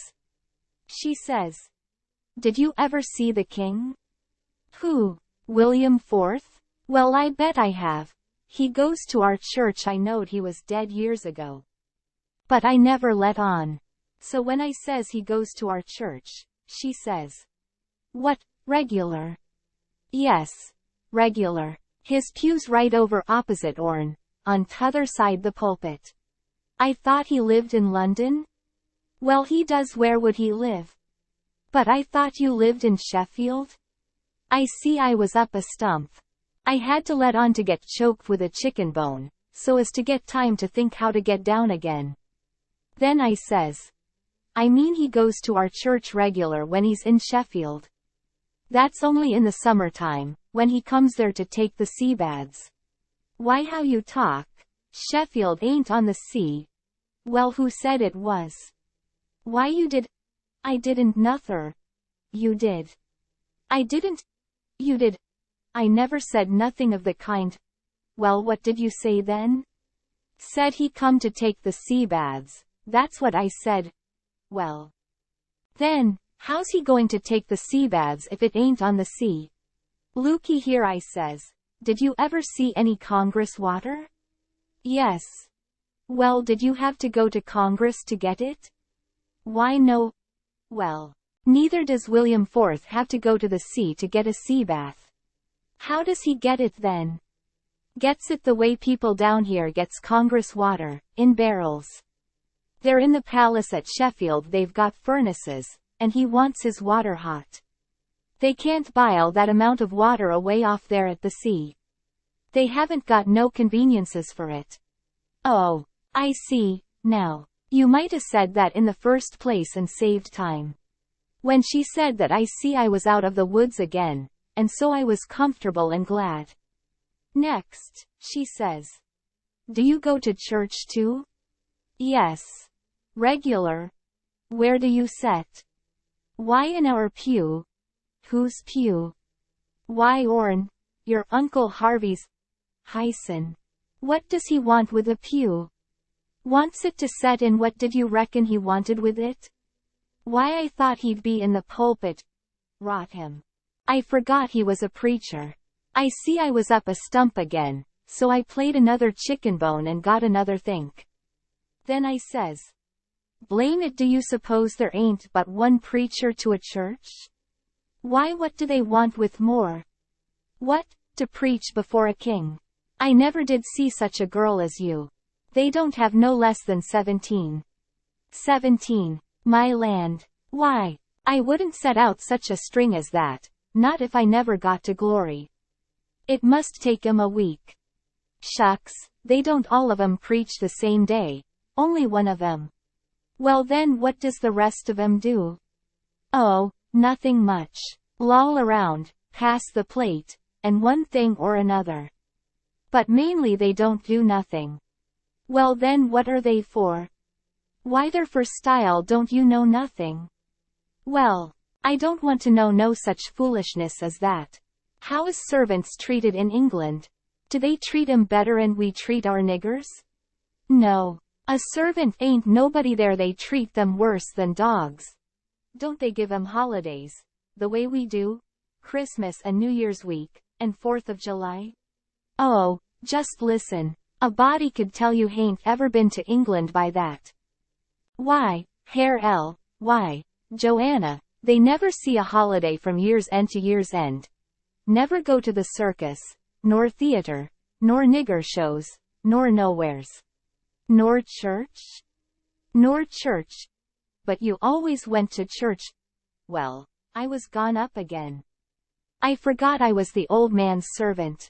But next minute I whirled in on a kind of an explanation how a valley was different from a common servant and had to go to church whether he wanted to or not. And set with the family, on account of its being the law. But I didn't do it pretty good, and when I got done I see she warn't satisfied. She says, "Honest Injun, now hain't you been telling me a lot of lies?" "Honest Injun," says one. "None of it at all?" "None of it at all, not a lie in it," says one. "Lay your hand on this book and say it." I see it warn't nothing but a dictionary. So I laid my hand on it and said it. So then she looked a little better satisfied, and says, "Well, then, I'll believe some of it. But I hope to gracious if I'll believe the rest." "What is it you won't believe, Joe?" says Mary Jane, stepping in with Susan behind her. "It ain't right nor kind for you to talk so to him, and him a stranger and so far from his people. How would you like to be treated so? That's always your way, Mame. Always sailing in to help somebody before they're hurt. I hain't done nothing to him. He's told some stretchers, I reckon, and I said I wouldn't swallow it all. And that's every bit and grain I did say. I reckon he can stand a little thing like that, can't he? I don't care whether 'twas little or whether 'twas big. He's here in our house and a stranger, and it wasn't good of you to say it. If you was in his place it would make you feel ashamed. And so you oughtn't to say a thing to another person that will make them feel ashamed." "Why, ma'am," he said. "It don't make no difference what he said. That ain't the thing. The thing is for you to treat him kind, and not be saying things to make him remember he ain't in his own country and amongst his own folks." I says to myself, this is a girl that I'm letting that old reptile rob her of her money. Then Susan she waltzed in, and if you'll believe me, she did give Herr lip hark from the tomb. Says I to myself, and this is another one that I'm letting him rob her of her money. Then Mary Jane she took another inning, and went in sweet and lovely again, which was her way. But when she got done there warn't hardly anything left though poor Herr lip. So she hollered, "All right then," says the other girls. "You just ask his pardon." She done it, too. And she done it beautiful. She done it so beautiful it was good to hear, and I wished I could tell her 1,000 lies, so she could do it again. I says to myself, this is another one that I'm letting him rob her of her money. And when she got through they all just laid theirselves out to make me feel at home and know I was amongst friends. I felt so ornery and low down and mean that I says to myself, my mind's made up, I'll hive that money for them or bust. So then I lit out, for bed, I said, meaning some time or another. When I got by myself I went to thinking the thing over. I says to myself, shall I go to that doctor, private, and blow on these frauds? No, that won't do. He might tell who told him, then the king and the duke would make it warm for me. Shall I go, private, and tell Mary Jane? No, I dasn't do it. Her face would give them a hint. Sure, they've got the money, and they'd slide right out and get away with it. If she was to fetch and help, I'd get mixed up in the business before it was done with, I judge. No, there ain't no good way but one. I got to steal that money, somehow, and I got to steal it some way that they won't suspicion that I done it. They've got a good thing here, and they ain't a-going to leave till they've played this family and this town for all they're worth, so I'll find a chance time enough. I'll steal it and hide it, and by, when I'm away down the river, I'll write a letter and tell Mary Jane where it's hid. But I better hive it tonight if I can, because the doctor maybe hasn't let up as much as he lets on he has. He might scare them out of here yet. So, thinks I'll go and search them rooms. Upstairs the hall was dark, but I found the Duke's room, and started to paw around it with my hands. But I recollected it wouldn't be much like the king to let anybody else take care of that money but his own self. So then I went to his room and begun to paw around there. But I see I couldn't do nothing without a candle, and I dasn't light one, of course. So I judged I'd got to do the other thing. Lay for them and eavesdrop. About that time I hears their footsteps coming. And was going to skip under the bed. I reached for it, but it wasn't where I thought it would be. But I touched the curtain that hid Mary Jane's frocks. So I jumped in behind that and snuggled in amongst the gowns, and stood there perfectly still. They come in and shut the door, and the first thing the Duke done was to get down and look under the bed. Then I was glad I hadn't found the bed when I wanted it. And yet, you know, it's kind of natural to hide under the bed when you are up to anything private. They sets down then, and the king says, "Well, what is it?" And cut it middlin' short, because it's better for us to be down there a-whoopin' up the mornin' than up here givin' 'em a chance to talk us over. Well, this is it, Capet. I ain't easy, I ain't comfortable. That doctor lays on my mind. I wanted to know your plans. I've got a notion, and I think it's a sound one. What is it, Duke? That we better glide out of this before 3 in the morning. And clip it down the river with what we've got. Specially, seeing we got it so easy. Given back to us, flung at our heads, as you may say, when of course we allowed to have to steal it back. I'm for knocking off and lighting out. That made me feel pretty bad. About an hour or two ago it would have been a little different, but now it made me feel bad and disappointed. The king rips out and says, "What? And not sell out the rest o' the property? March off like a passel of fools and leave $8,000 or $9,000 worth o' property layin' around just sufferin' to be scooped in, and all good, saleable stuff. 2. The Duke he grumbled, said the bag of gold was enough, and he didn't want to go no deeper, didn't want to rob a lot of orphans of everything they had. Why how you talk, says the king. We shan't rob 'em of nothing at all but just this money. The people that buys the property is the sufferers, because as soon as it's found out, that we didn't own it, which won't be long after we've slid, the sale won't be valid. And it'll all go back to the estate. These orphans, get their house back again, and that's enough for them. They're young and spry, and can easy earn a livin'. They ain't a-goin' to suffer. Why, just think. There's thousands and thousands that ain't nigh so well off. Bless you, they ain't got no end to complain of. Well, the king he talked him blind. So at last he give in, and said all right. But said he believed it was blamed foolishness to stay, and that doctor hanging over them. But the king says, "Cuss the doctor. What do we care for him?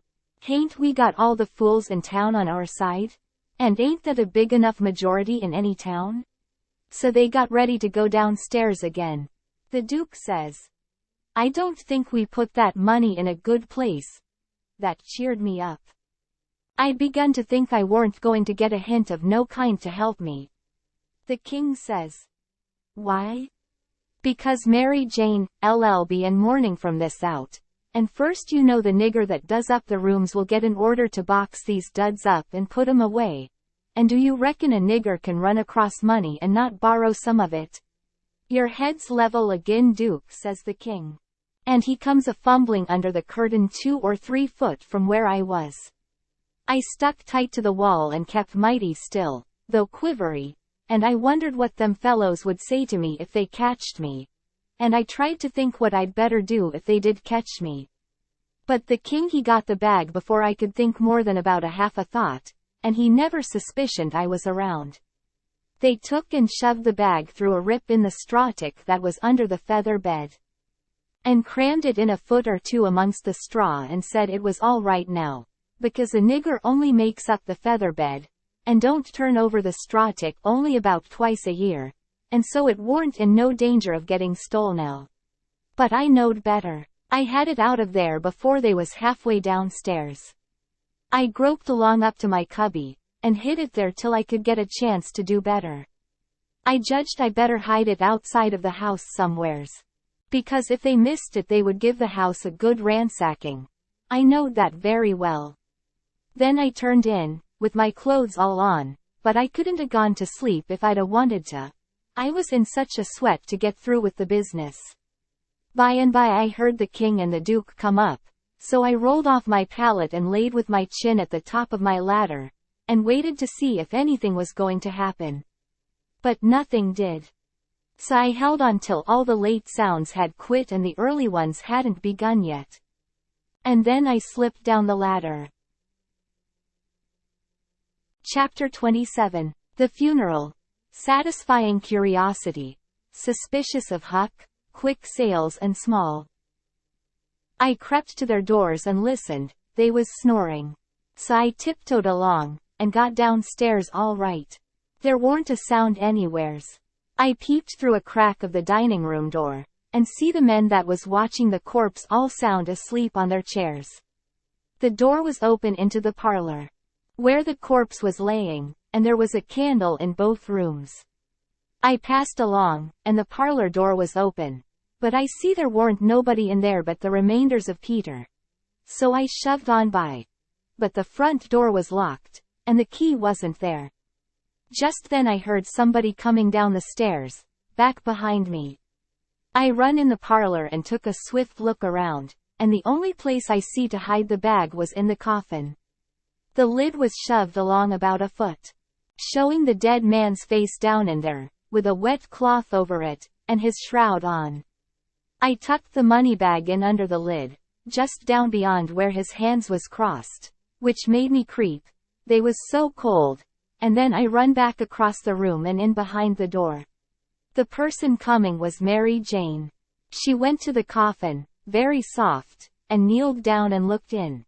Then she put up her handkerchief, and I see she begun to cry. Though I couldn't hear her, and her back was to me. I slid out, and as I passed the dining room I thought I'd make sure them watchers hadn't seen me. So I looked through the crack, and everything was all right. They hadn't stirred. I slipped up to bed, feeling ruther blue, on accounts of the thing playing out that way after I had took so much trouble and run so much risk about it. Says I, if it could stay where it is, all right. Because when we get down the river 100 mile or 2 I could write back to Mary Jane. And she could dig him up again and get it. But that ain't the thing that's going to happen. The thing that's going to happen is, the money, LL be found when they come to screw on the lid. Then the king, LL get it again, and it, LL be a long day before he gives anybody another chance to smouch it from him. Of course I wanted to slide down and get it out of there, but I dasn't try it. Every minute it was getting earlier now, and pretty soon some of them watchers would begin to stir. And I might get catched with $6,000 in my hands that nobody hadn't hired me to take care of. I don't wish to be mixed up in no such business as that, I says to myself. When I got downstairs in the morning the parlor was shut up, and the watchers was gone. There weren't nobody around but the family and the widow Bartley and our tribe. I watched their faces to see if anything had been happening, but I couldn't tell. Towards the middle of the day the undertaker come with his man. And they set the coffin in the middle of the room on a couple of chairs, and then set all our chairs in rows, and borrowed more from the neighbors till the hall and the parlor and the dining room was full. I see the coffin lid was the way it was before, but I dasn't go to look in under it, with folks around. Then the people begun to flock in, and the beats and the girls took seats in the front row at the head of the coffin, and for a half an hour the people filed around slow, in single rank, and looked down at the dead man's face a minute, and some dropped in a tear, and it was all very still and solemn, only the girls and the beats holding handkerchiefs to their eyes and keeping their heads bent, and sobbing a little. There warn't no other sound but the scraping of the feet on the floor and blowing noses, because people always blows them more at a funeral than they do at other places except church. When the place was packed full the undertaker he slid around in his black gloves with his softy soothing ways, putting on the last touches, and getting people and things all ship-shape and comfortable, and making no more sound than a cat. He never spoke, he moved people around, he squeezed in late ones, he opened up passageways, and done it with nods, and signs with his hands. Then he took his place over against the wall.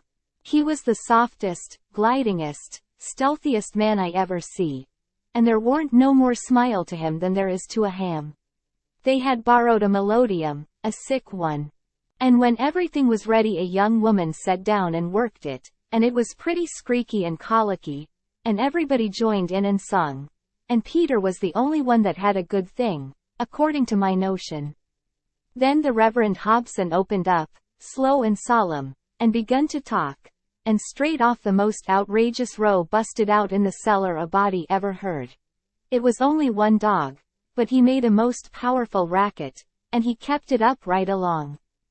The parson he had to stand there, over the coffin, and wait, you couldn't hear yourself think. It was right down awkward, and nobody didn't seem to know what to do. But pretty soon they see that long-legged undertaker make a sign to the preacher as much as to say, "Don't you worry. Just depend on me." Then he stooped down and begun to glide along the wall, just his shoulders showing over the people's heads. So he glided along, and the powwow and racket getting more and more outrageous all the time, and at last, when he had gone around 2 sides of the room, he disappears down cellar. Then in about 2 seconds we heard a whack, and the dog he finished up with a most amazing howl or two, and then everything was dead still, and the parson begun his solemn talk where he left off. In a minute or two here comes this undertaker's back and shoulders gliding along the wall again. And so he glided and glided around 3 sides of the room, and then rose up, and shaded his mouth with his hands, and stretched his neck out towards the preacher, over the people's heads, and says, in a kind of a coarse whisper, he had a rat.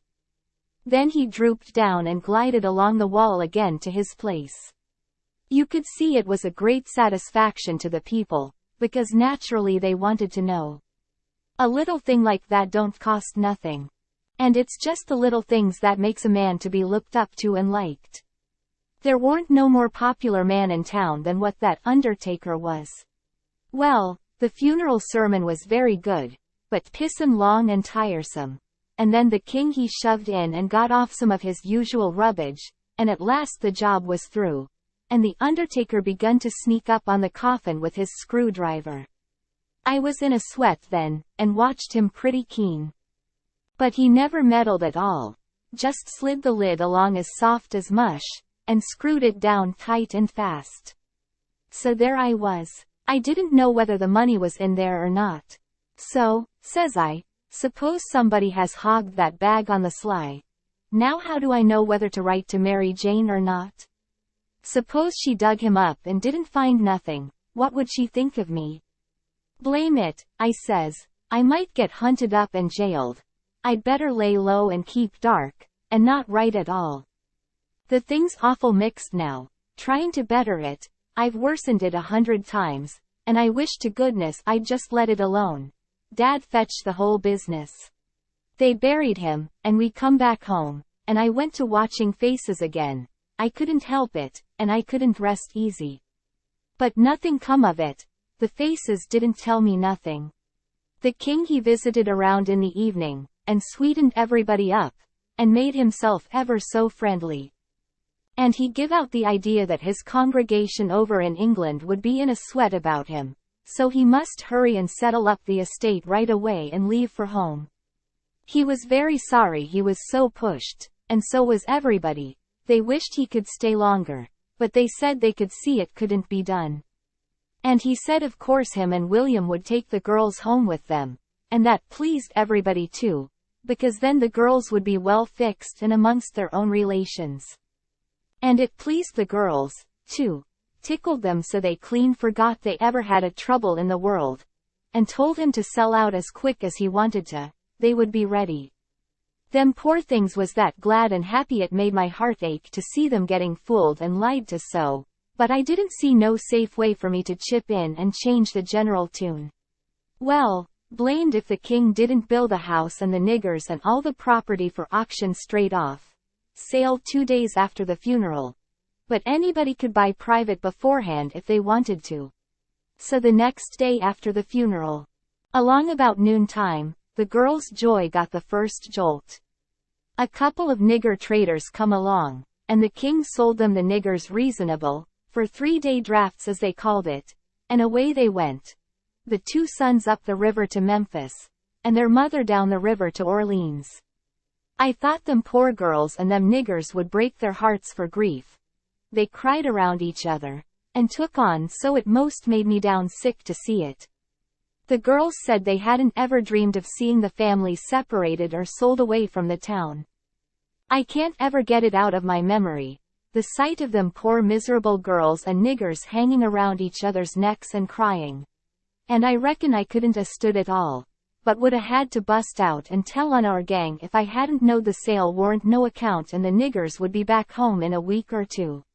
The thing made a big stir in the town, too, and a good many come out flat-footed and said it was scandalous to separate the mother and the children that way. It injured the frauds some, but the old fool he bowled right along, spite of all the Duke could say or do, and I tell you the Duke was powerful uneasy. Next day was auction day. About broad day in the morning the king and the Duke come up in the garret and woke me up, and I see by their look that there was trouble. The king says, "Was you in my room night before last?" "No, your majesty," which was the way I always called him when nobody but our gang warn't around. "Was you in there yesterday or last night?" "No, your majesty." "Honor bright now. No lies. Honor bright." "Your majesty, I'm telling you the truth. I hain't been a near your room since Miss Mary Jane took you and the Duke and showed it to you." The Duke says, "Have you seen anybody else go in there?" "No, your grace, not as I remember, I believe." Stop and think. I studied a while and see my chance. Then I says, "Well, I see the niggers go in there several times." Both of them gave a little jump, and looked like they hadn't ever expected it, and then like they had. Then the Duke says, "What, all of them?" "No, leastways, not all at once. That is, I don't think I ever see them all come out at once but just one time." "Hello. When was that?" "It was the day we had the funeral. In the morning. It warn't early, because I overslept. I was just starting down the ladder, and I see them." "Well, go on, go on. What did they do? How'd they act?" "They didn't do nothing. And they didn't act anyway much, as fur as I see. They tiptoed away, so I seen, easy enough, that they'd shoved in there to do up your majesty's room, or something, supposing you was up, and found you warn't up. And so they was hoping to slide out of the way of trouble without waking you up, if they hadn't already waked you up." "Great guns, this is a go," says the king, and both of them looked pretty sick and tolerable silly. They stood there a-thinking and scratching their heads a minute, and the Duke he bust into a kind of a little raspy chuckle, and says, "It does beat all how neat the niggers played their hand. They let on to be sorry they was going out of this region. And I believe they was sorry, and so did you, and so did everybody. Don't ever tell me anymore that a nigger ain't got any histrionic talent. Why, the way they played that thing, it would fool anybody. In my opinion, there's a fortune in 'em. If I had capital and a theater, I wouldn't want a better layout than that. And here we've gone and sold 'em for a song. Yes. And ain't privileged to sing the song yet. Say, where is that song, that draft? In the bank for to be collected. Where would it be? Well, that's all right then, thank goodness, says I, kind of timid like. Is something gone wrong? The king whirls on me and rips out. None o' your business. You keep your head shut. And mind your own affairs, if you got any. Long as you're in this town, don't you forget that, you hear? Then he says to the Duke, we got to jest swaller it and say noth, and mum's the word for us.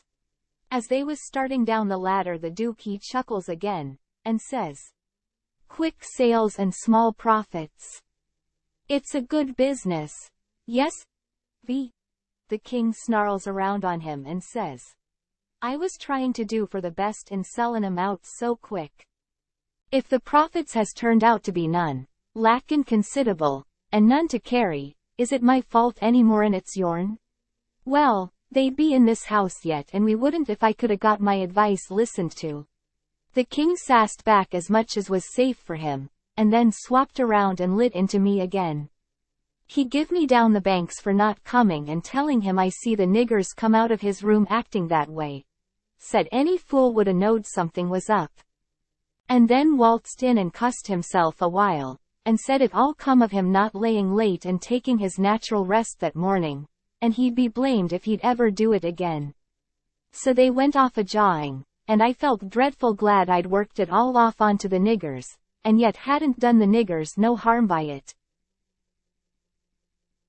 Chapter 28. The Trip to England. The Brute. Mary Jane decides to leave. Huck parting with Mary Jane. Mumps. The opposition line. By and by it was getting up time. So I come down the ladder and started for downstairs, but as I come to the girls' room the door was open, and I see Mary Jane setting by her old hair trunk, which was open and she'd been packing things in it, getting ready to go to England. But she had stopped now with a folded gown in her lap, and had her face in her hands, crying. I felt awful bad to see it, of course anybody would. I went in there and says, Miss Mary Jane, you can't a-bear to see people in trouble, and I can't, most always. Tell me about it. So she done it, and it was the niggers, I just expected it. She said the beautiful trip to England was most about spoiled for her. She didn't know how she was ever going to be happy there. Knowing the mother and the children weren't ever going to see each other no more. And then busted out bitterer than ever, and flung up her hands, and says, oh, dear, dear, to think they ain't ever going to see each other anymore. But they will, and inside of 2 weeks, and one know it. Says one. Laws, it was out before I could think. And before I could budge she throws her arms around my neck and told me to say it again. Say it again, say it again. I see I had spoke too sudden and said too much, and was in a close place. I asked her to let me think a minute, and she sat there, very impatient and excited and handsome, but looking kind of happy and eased up, like a person that's had a tooth pulled out. So I went to studying it out. I says to myself, I reckon a body that ups and tells the truth when he is in a tight place is taking considerable many risks. Though I ain't had no experience, and can't say for certain. But it looks so to me, anyway. And yet here's a case where I'm blessed if it don't look to me like the truth is better and actually safer than a lie. I must lay it by in my mind, and think it over some time or other. It's so kind of strange and unregular. I never see nothing like it. Well, I says to myself at last, I'm a-going to chance it. I'll up and tell the truth this time. Though it does seem most like setting down on a kg of powder and touching it off just to see where you'll go to. Then I says, Miss Mary Jane, Is there any place out of town a little ways where you could go and stay 3 or 4 days? Yes, Mr. Lothrop's. Why? Never mind why yet. If I'll tell you how I know the niggers will see each other again inside of 2 weeks. Here in this house. And prove how I know it. Will you go to Mr. Lothrop's and stay 4 days? 4 days, she says. I'll stay a year. All right, I says. I don't want nothing more out of you than just your word. I'd druther have it than another man's kiss the Bible. She smiled and reddened up very sweet, and I says, if you don't mind it, I'll shut the door, and bolt it. Then I come back and set down again. And says, don't you holler. Just set still and take it like a man. I got to tell the truth, and you want to brace up, Miss Mary, because it's a bad kind, and going to be hard to take, but there ain't no help for it. These uncles of yourn ain't no uncles at all. They're a couple of frauds, regular deadbeats. There, now we're over the worst of it, you can stand the rest middling easy. It jolted her up like everything. Of course, but I was over the shoal water now, so I went right along, her eyes a-blazing higher and higher all the time, and told her every blame thing, from where we first struck that young fool going up to the steamboat, clear through to where she flung herself onto the king's breast at the front door and he kissed her 16 or 17 times. And then up she jumps, with her face afire like sunset, and says, the brute. Come, don't waste a minute, not a second, we'll have them tarred and feathered, and flung in the river. Says I. Certainly, but do you mean before you go to Mr. Lothrop's, sir? Oh, she says. What am I thinking about? She says, and sat right down again. Don't mind what I said. Please don't. You won't, now, will you? Laying her silky hand on mine in that kind of a way that I said I would die first. I never thought I was so stirred up, she says. Now go on, and I won't do so any more. You tell me what to do, and whatever you say I'll do it. Well, I says, it's a rough gang, them 2 frauds, and I'm fixed so I got to travel with them a while longer, whether I want or not. I'd druther not tell you why. And if you was to blow on them this town would get me out of their claws. And I'd be all right, but there'd be another person that you don't know about who'd be in big trouble. Well, we got to save him, hain't we? Of course. Well, then, we won't blow on them. Saying them words put a good idea in my head. I see how maybe I could get me and Jim rid of the frauds. Get them jailed here, and then leave. But I didn't want to run the raft in the daytime without anybody aboard to answer questions but me. So I didn't want the plan to begin working till pretty late tonight. I says, Miss Mary Jane, I'll tell you what we'll do, and you won't have to stay at Mr. Lothrop's so long, nuther. How fur is it? A little short of 4 miles. Right out in the country back here. Well, that, LL answer. Now you go along out there, and lay low till 9 or half past tonight. And then get them to fetch you home again. Tell them you've thought of something. If you get here before 11, put a candle in this window, and if I don't turn up, wait till 11. And then if I don't turn up, it means I'm gone, and out of the way, and safe. Then you come out and spread the news around, and get these beats jailed. Good, she says, I'll do it. And if it just happens so that I don't get away, but get took up along with them, you must up and say I told you the whole thing beforehand, and you must stand by me all you can. Stand by you. Indeed I will. They shan't touch a hair of your head. She says, and I see her nostrils spread and her eyes snap when she said it, too.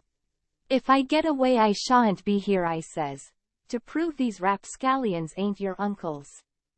And I couldn't do it if I was here. I could swear they was beats and bummers, that's all, though that's worth something. Well, there's others can do that better than what I can, and they're people that ain't going to be doubted as quick as I'd be. I'll tell you how to find them. Gimme a pencil and a piece of paper. There.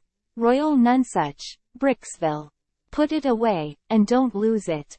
When the court wants to find out something about these 2, Let them send up to Bricksville and say they've got the men that played the royal nunsuch, and ask for some witnesses. Why? You'll have that entire town down here before you can hardly wink, Miss Mary. And they'll come a-biling, too. I judged we had got everything fixed about right now. Cy says. Just let the auction go right along, and don't worry. Nobody don't have to pay for the things they buy till a whole day after the auction on accounts of the short notice, and they ain't going out of this till they get that money. And the way we've fixed it, the sale ain't going to count, and they ain't going to get no money. It's just like the way it was with the niggers. It warn't no sale, and the niggers will be back before long. Why, they can't collect the money for the niggers yet. They're in the worst kind of a fix, Miss Mary. Well, she says, I'll run down to breakfast now, and then I'll start straight for Mr. Lothrop's. Deed, that ain't the ticket, Miss Mary Jane, I says. By no manner of means, go before breakfast. Why? What did you reckon I wanted you to go at all for, Miss Mary? Well, I never thought, and come to think I don't know what was it. Why, it's because you ain't one of these leather face people. I don't want no better book than what your face is. A body can set down and read it off like coarse print. Do you reckon you can go and face your uncles when they come to kiss you good morning, and never? There, don't. Yes, I'll go before breakfast, I'll be glad to. And leave my sisters with them? Yes, never mind about them. They've got to stand it yet a while. They might suspicion something if all of you was to go. I don't want you to see them. Nor your sisters, nor nobody in this town. If a neighbor was to ask how is your uncles this morning, your face would tell something. No, you go right along, Miss Mary Jane, and I'll fix it with all of them. I'll tell Miss Susan to give your love to your uncles and say you've went away for a few hours for to get a little rest and change, or to see a friend, and you'll be back tonight or early in the morning. Gone to see a friend is all right. But I won't have my love given to them. Well then it shan't be. It was well enough to tell her so, no harm in it. It was only a little thing to do, and no trouble, and it's the little things that smooths people's roads the most. Down here below. It would make Mary Jane comfortable, and it wouldn't cost nothing. Then I says, there's one more thing. That bag of money. Well, they've got that, and it makes me feel pretty silly to think how they got it. No, you're out there, they hain't got it. Why, who's got it? I wish I knowed, but I don't. I had it, because I stole it from them, and I stole it to give to you. And I know where I hid it, but I'm afraid it ain't there no more. I'm awful sorry, Miss Mary Jane, I'm just as sorry as I can be. But I done the best I could, I did honest. I come nigh getting caught, and I had to shove it into the first place I come to, and run, and it warn't a good place. Oh, stop blaming yourself. It's too bad to do it, and I won't allow it. You couldn't help it, it wasn't your fault. Where did you hide it? I didn't want to set her to thinking about her troubles again, and I couldn't seem to get my mouth to tell her what would make her see that corpse laying in the coffin with that bag of money on his stomach. So for a minute I didn't say nothing, then I says, I'd ruther not tell you where I put it, Miss Mary Jane, if you don't mind letting me off, but I'll write it for you on a piece of paper, and you can read it along the road to Mr. Lothrop's, if you want to. Do you reckon that, LL do? Oh yes. So I wrote. I put it in the coffin. It was in there when you was crying there. Away in the night. I was behind the door, and I was mighty sorry for you, Miss Mary Jane. It made my eyes water a little to remember her crying there all by herself in the night, and them devils laying there right under her own roof, shaming her and robbing her. And when I folded it up and give it to her, I see the water come into her eyes, too. And she shook me by the hand, hard, and says, Goodbye. I'm going to do everything just as you've told me, and if I don't ever see you again, I shan't ever forget you, and I'll think of you a many a time, and I'll pray for you, too. And she was gone. Pray for me, I reckoned if she knowed me she'd take a job that was more nearer her size.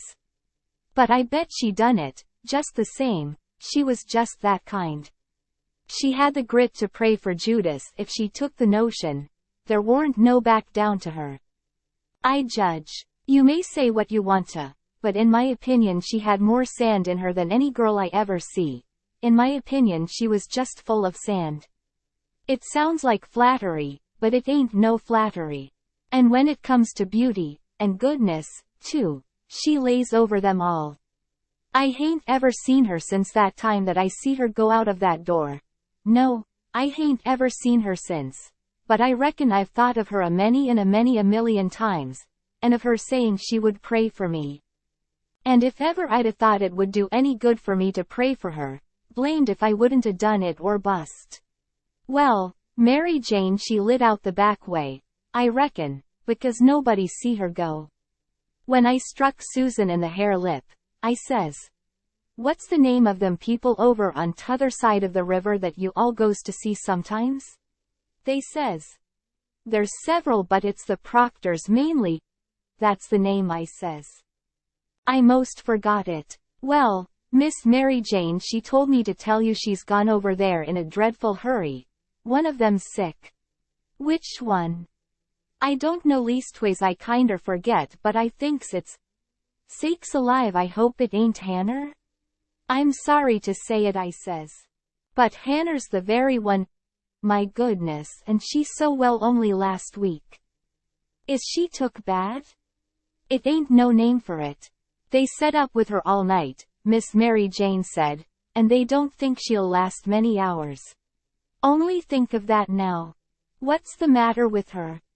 I couldn't think of anything reasonable right off that way, so I says, "Mumps. Mumps your granny." They don't set up with people that's got the mumps. They don't they? You better bet they do with these mumps. These mumps is different. It's a new kind, Miss Mary Jane said. How's it a new kind? Because it's mixed up with other things. What other things?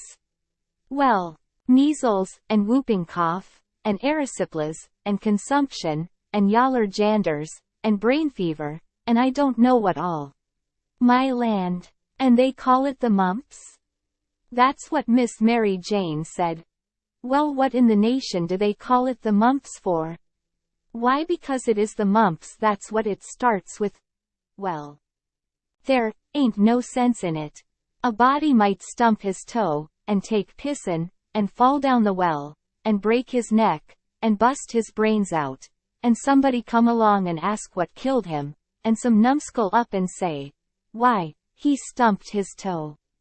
Would there be any sense in that? No. And there ain't no sense in this, nuther. Is it catching? Is it catching? Why, how you talk. Is a harrow catching, in the dark? If you don't hitch on to one tooth, you're bound to on another, ain't you? And you can't get away with that tooth without fetching the whole harrow along, can you? Well, these kind of mumps is a kind of a harrow, as you may say, and it ain't no slouch of a harrow, nuther. You come to get it hitched on good. Well, it's awful, I think, says the hare lip. I'll go to Uncle Harvey and... Oh yes, I says. I would. Of course I would. I wouldn't lose no time. Well, why wouldn't you? Just look at it a minute, and maybe you can see. Hain't your uncles obliged to get along home to England as fast as they can? And do you reckon they'd be mean enough to go off and leave you to go all that journey by yourselves? You know they'll wait for you. So good. Your Uncle Harvey's a preacher, ain't he? Very well, then, is a preacher going to deceive a steamboat clerk? Is he going to deceive a ship clerk? So as to get them to let Miss Mary Jane go aboard? Now you know he ain't. What will he do, then? Why, he'll say, "It's a great pity, but my church matters has got to get along the best way they can. For my niece has been exposed to the dreadful pluribus unum mumps. And so it's my bounden duty to set down here and wait the 3 months it takes to show on her if she's got it. But never mind. If you think it's best to tell your Uncle Harvey. Shucks. and stay fooling around here when we could all be having good times in England whilst we was waiting to find out whether Mary Jane's got it or not. Why, you talk like a muggins. Well, anyway, maybe you'd better tell some of the neighbors. Listen at that. Now. You do beat all for natural stupidness. Can't you see that they'd go and tell? There ain't no way but just to not tell anybody at all. Well, maybe you're right. Yes, I judge you are right. But I reckon we ought to tell Uncle Harvey she's gone out a while, anyway. So he won't be uneasy about her? Yes, Miss Mary Jane, she wanted you to do that. She says, tell them to give Uncle Harvey and William my love and a kiss, and say I've run over the river to see Mr. What is the name of that rich family your Uncle Peter used to think so much of? I mean the one that... Why, you must mean the Apthorpes, ain't it? Of course. Bother them kind of names. A body can't ever seem to remember them, half the time, somehow. Yes, she said, say she has run over for to ask the Apthorpes to be sure and come to the auction and buy this house, because she allowed her Uncle Peter would ruther they had it than anybody else, and she's going to stick to them till they say they'll come, and then, if she ain't too tired, she's coming home, and if she is, she'll be home in the morning anyway. She said, don't say nothing about the Proctors, but only about the Apthorpes, which, LL be perfectly true, because she is going there to speak about their buying the house. I know it, because she told me so herself. All right, they said, and cleared out to lay for their uncles, and give them the love and the kisses, and tell them the message. Everything was all right now. The girls wouldn't say nothing because they wanted to go to England. And the king and the duke would ruther Mary Jane was off working for the auction than around in reach of Dr. Robinson. I felt very good. I judged I had done it pretty neat. I reckoned Tom Sawyer couldn't have done it no neater himself. Of course he would have throwed more style into it, but I can't do that very handy, not being brung up to it. Well, they held the auction in the public square, along towards the end of the afternoon. And it strung along, and the old man he was on hand and looking his level piece-honest, up there long side of the auctioneer, and chipping in a little scripture now and then, or a little goody-goody saying of some kind. And the duke he was around goo-gooing for sympathy all he knowed how, and just spreading himself generally. But by and by the thing dragged through, and everything was sold, everything but a little old trifling lot in the graveyard. So they'd got to work that off. I never see such a giraffe as the king was for wanting to swallow everything. Well, whilst they was at it a steamboat landed, and in about 2 minutes up comes a crowd a whooping and yelling and laughing and carrying on, and singing out. Here's your opposition line. Here's your 2 sets o' heirs to old Peter Wilkes. And you pays your money and you takes your choice. Chapter 29. Contested Relationship. The king explains the loss. A question of handwriting.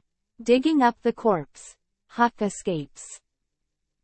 They was fetching a very nice-looking old gentleman along, and a nice-looking younger one, with his right arm in a sling. And, my souls, how the people yelled and laughed, and kept it up. But I didn't see no joke about it, and I judged it would strain the duke and the king some to see any. I reckoned they'd turn pale. But no, nary a pale did they turn. The duke he never let on he suspicioned what was up, but just went a goo-gooing around, happy and satisfied, like a jug that's googling out buttermilk. And as for the king, he just gazed and gazed down sorrowful on them newcomers like it give him the stomach ache in his very heart to think there could be such frauds and rascals in the world. Oh, he done it admirable. Lots of the principal people gathered around the king, to let him see they was on his side. That old gentleman that had just come looked all puzzled to death. Pretty soon he begun to speak, and I see straight off he pronounced like an Englishman, not the king's way, though the king's was pretty good for an imitation. I can't give the old gent's words, nor I can't imitate him, but he turned around to the crowd, and says, about like this. This is a surprise to me which I wasn't looking for, and I'll acknowledge. Candid and frank, I ain't very well fixed to meet it and answer it. For my brother and me has had misfortunes. He's broke his arm, and our baggage got put off at a town above here last night in the night by a mistake. I am Peter Wilkes' brother Harvey, and this is his brother William, which can't hear nor speak, and can't even make signs to amount to much. Now he's only got one hand to work them with. We're who we say we are, and in a day or two, when I get the baggage, I can prove it. But up till then I won't say nothing more, but go to the hotel and wait. So him and the new dummy started off, and the king he laughs, and blethers out. Broke his arm, very likely, ain't it? And very convenient, too, for a fraud that's got to make signs, and ain't learnt how. Lost their baggage, that's mighty good, and mighty ingenious, under the circumstances. So he laughed again. And so did everybody else, except 3 or 4, or maybe half a dozen. One of these was that doctor. Another one was a sharp-looking gentleman, with a carpet bag of the old-fashioned kind made out of carpet stuff, that had just come off of the steamboat and was talking to him in a low voice, and glancing towards the king now and then and nodding their heads. It was Levi Bell, the lawyer that was gone up to Louisville, and another one was a big rough husky that come along and listened to all the old gentleman said, and was listening to the king now. And when the king got done, this husky up and says, "Say, looky here, if you are Harvey Wilkes, when'd you come to this town?" "The day before the funeral, friend," says the king. "But what time o' day?" "In the evenin', 'bout an hour or 2 before sundown." "How'd you come?" "I come down on the Susan Powell from Cincinnati." "Well, then, how'd you come to be up at the Pint in the mornin', in a canoe?" "I warn't up at the Pint in the mornin'." "It's a lie." Several of them jumped for him and begged him not to talk that way to an old man and a preacher. "Preacher be hanged, he's a fraud and a liar. He was up at the Pint that mornin'." "I live up there, don't I?" "Well, I was up there, and he was up there. I see him there. He come in a canoe, along with Tim Collins and a boy." The doctor he up and says, "Would you know the boy again if you was to see him, Hines?" "I reckon I would, but I don't know." "Why, yonder he is, now. I know him perfectly easy. It was me he pointed at." The doctor says, "Neighbors, I don't know whether the new couple is frauds or not, but if these two ain't frauds, I am an idiot, that's all. I think it's our duty to see that they don't get away from here till we've looked into this thing. Come along, Hines, come along, the rest of you. We'll take these fellows to the tavern and affront them with t'other couple, and I reckon we'll find out something before we get through." It was nuts for the crowd, though maybe not for the king's friends, so we all started. It was about sundown. The doctor he led me along by the hand, and was plenty kind enough, but he never let go my hand. We all got in a big room in the hotel, and lit up some candles, and fetched in the new couple. First, the doctor says, "I don't wish to be too hard on these two men, but I think they're frauds, and they may have complices that we don't know nothing about. If they have, won't the complices get away with that bag of gold Peter Wilkes left? It ain't unlikely. If these men ain't frauds, they won't object to sending for that money and letting us keep it till they prove they're all right. Ain't that so?" Everybody agreed to that, so I judged they had our gang in a pretty tight place right at the outstart. But the king he only looked sorrowful, and says, "Gentlemen, I wish the money was there, for I ain't got no disposition to throw anything in the way of a fair, open, out-and-out investigation o' this miserable business. But, alas, the money ain't there. You kin send and see, if you want to." "Where is it then?" "Well, when my niece give it to me to keep for her, I took and hid it inside o' the straw tick o' my bed, not wishin' to bank it for the few days we'd be here. And considerin' the bed a safe place, we not bein' used to niggers, and supposin', honest, like servants in England. The niggers stole it the very next mornin' after I had went downstairs, and when I sold 'em I hadn't missed the money yit, so they got clean away with it. My servant here can tell you 'bout it, gentlemen." The doctor and several said shucks, and I see nobody didn't altogether believe him. One man asked me if I see the niggers steal it. I said no, but I see them sneaking out of the room and hustling away, and I never thought nothing. Only I reckoned they was afraid they had waked up my master and was trying to get away before he made trouble with them. That was all they asked me. Then the doctor whirls on me and says, "Are you English too?" I says yes. And him and some others laughed, and said, "Stuff." Well, then they sailed in on the general investigation, and there we had it, up and down, hour in, hour out, and nobody never said a word about supper, nor ever seemed to think about it, and so they kept it up, and it was the worst mixed-up thing you ever see. They made the king tell his yarn, and they made the old gentleman tell his'n. And anybody but a lot of prejudiced chuckleheads would 'a seen that the old gentleman was spinning truth and t'other one lies. And by they had me up to tell what I knowed. The king he give me a left-handed look out of the corner of his eye, and so I knowed enough to talk on the right side. I begun to tell about Sheffield, and how we lived there, and all about the English Wilkses, and so on. But I didn't get pretty fur till the doctor begun to laugh, and Levi Bell, the lawyer, says, "Set down, my boy, I wouldn't strain myself if I was you. I reckon you ain't used to lying, it don't seem to come handy, what you want is practice. You do it pretty awkward." I didn't care nothing for the compliment, but I was glad to be let off, anyway. The doctor he started to say something, and turns and says, "If you'd been in town at first, Levi Bell." The king broke in and reached out his hand, and says, "Why, is this my poor dead brother's old friend that he's wrote so often about?" The lawyer and him shook hands, and the lawyer smiled and looked pleased, and they talked right along a while, and then got to one side and talked low, and at last the lawyer speaks up and says, "That, I'll fix it. I'll take the order and send it, along with your brothers, and then they'll know it's all right." So they got some paper and a pen. And the king he sat down and twisted his head to one side, and chawed his tongue, and scrawled off something. And then they give the pen to the duke.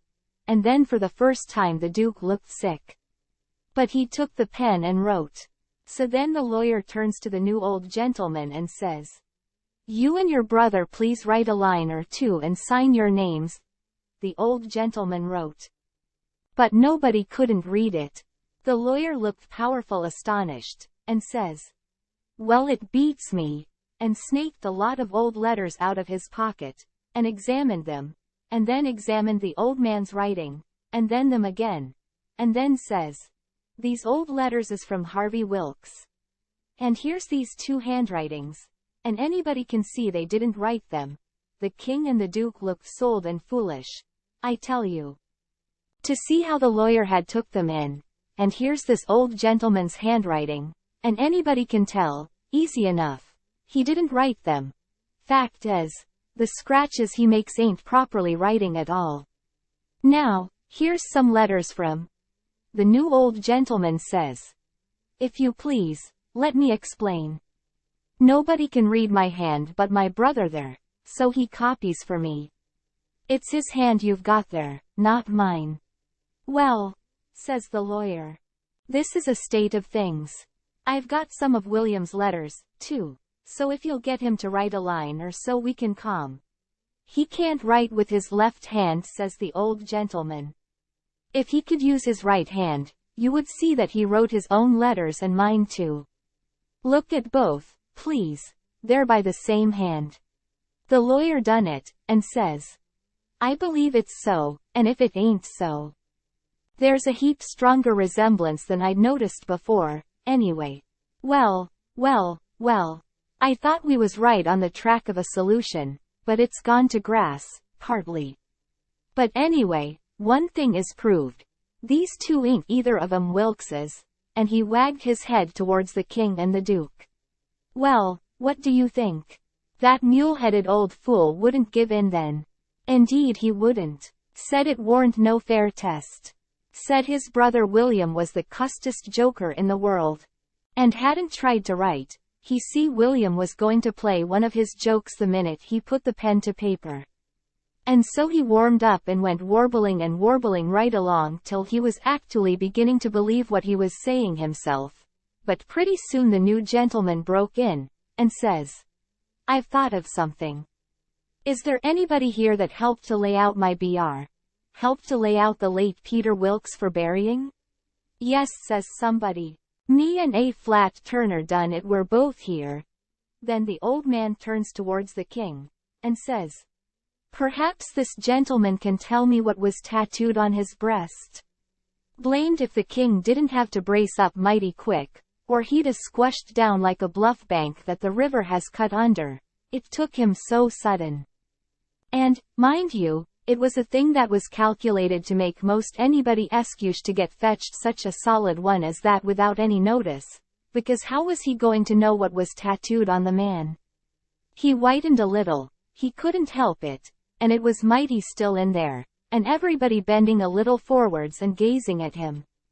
Says I to myself, now he'll throw up the sponge, there ain't no more use. Well, did he? A body can't hardly believe it, but he didn't.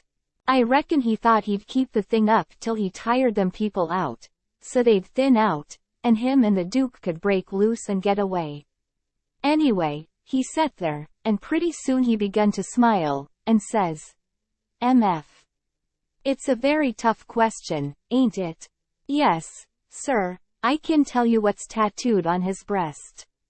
It's just a small, thin, blue arrow. That's what it is. And if you don't look clost, you can't see it. Now what do you say, hey?" "Well, I never see anything like that old blister for clean out and out cheek." The new old gentleman turns brisk towards A. Flat Turner and his pard, and his eye lights up like he judged he'd got the king this time, and says, "There, you've heard what he said. Was there any such mark on Peter Wilkes' breast?" Both of them spoke up and says, "We didn't see no such mark." "Good," says the old gentleman. "Now, what you did see on his breast was a small dim P, an AB, which is an initial he dropped when he was young, an AW, with dashes between them, so, P, B, W, and he marked them that way on a piece of paper." "Come, ain't that what you saw?" Both of them spoke up again, and says, "No we didn't, we never seen any marks at all." Well, everybody was in a state of mind now, and they sings out, the whole bilin' of M.S. frauds. "Lees dock 'em, lees drown 'em, lees ride 'em on a rail." And everybody was whooping at once, and there was a rattling powwow. But the lawyer he jumps on the table and yells, and says, "Gentlemen, gentlemen. Hear me just a word, just a single word, if you please. There's one way yet, let's go and dig up the corpse and look." That took them. "Hooray!" they all shouted. And was starting right off, but the lawyer and the doctor sung out, hold on, collar all these 4 men and the boy, and fetch them along, too." "We'll do it," they all shouted, "and if we don't find them marks we'll lynch the whole gang." I was scared, now, I tell you. But there warn't no getting away, you know. They gripped us all, and marched us right along, straight for the graveyard, which was 1.5 miles down the river, and the whole town at our heels, for we made noise enough, and it was only 9 in the evening. As we went by our house I wished I hadn't sent Mary Jane out of town, because now if I could tip her the wink she'd light out and save me, and blow on our dead beats. Well, we swarmed along down the river road, just carrying on like wildcats, and to make it more scary the sky was darking up, and the lightning beginning to wink and flitter, and the wind to shiver amongst the leaves. This was the most awful trouble and most dangersome I ever was in, and I was kinder stunned. Everything was going so different from what I had allowed for. Stead of being fixed so I could take my own time if I wanted to, and see all the fun, and have Mary Jane at my back to save me and set me free when the close fit come. Here was nothing in the world betwixt me and sudden death but just them tattoo marks. If they didn't find them, I couldn't bear to think about it, and yet, somehow, I couldn't think about nothing else. It got darker and darker, and it was a beautiful time to give the crowd the slip. But that big husky had me by the wrist, Hines, and a body might as well try to give Goliath the slip. He dragged me right along, he was so excited, and I had to run to keep up. When they got there they swarmed into the graveyard and washed over it like an overflow. And when they got to the grave they found they had about 100 times as many shovels as they wanted, but nobody hadn't thought to fetch a lantern. But they sailed into digging anyway by the flicker of the lightning, and sent a man to the nearest house, a half a mile off, to borrow one. So they dug and dug like everything, and it got awful dark, and the rain started, and the wind swished and swushed along, and the lightning come brisker and brisker. And the thunder boomed, but them people never took no notice of it, they was so full of this business. And one minute you could see everything and every face in that big crowd, and the shovelfuls of dirt sailing up out of the grave, and the next second the dark wiped it all out, and you couldn't see nothing at all. At last they got out the coffin and begun to unscrew the lid, and then such another crowding and shouldering and shoving as there was, to scrouge in and get a sight you never see, and in the dark, that way, it was awful. Hines he hurt my wrist dreadful pulling and tugging so, and I reckon he clean forgot I was in the world, he was so excited and panting. All of a sudden the lightning let go a perfect sluice of white glare, and somebody sings out, "By the living Jingo here's the bag of gold on his breast." Hines let out a whoop, like everybody else, and dropped my wrist and give a big surge to bust his way in and get a look, and the way I lit out and shinned for the road in the dark there ain't nobody can tell. I had the road all to myself, and I fairly flew, leastways, I had it all to myself except the solid dark, and the now and then glares, and the buzzing of the rain, and the thrashing of the wind, and the splitting of the thunder, and sure as you are born I did clip it along. When I struck the town I see there warn't nobody out in the storm. So I never hunted for no back streets, but humped it straight through the main one. And when I begun to get towards our house I aimed my eye and set it. No light there, the house all dark, which made me feel sorry and disappointed, I didn't know why. But at last, just as I was sailing by, flash comes the light in Mary Jane's window. And my heart swelled up sudden, like to bust, and the same second the house and all was behind me in the dark. And wasn't ever going to be before me no more in this world. She was the best girl I ever see, and had the most sand.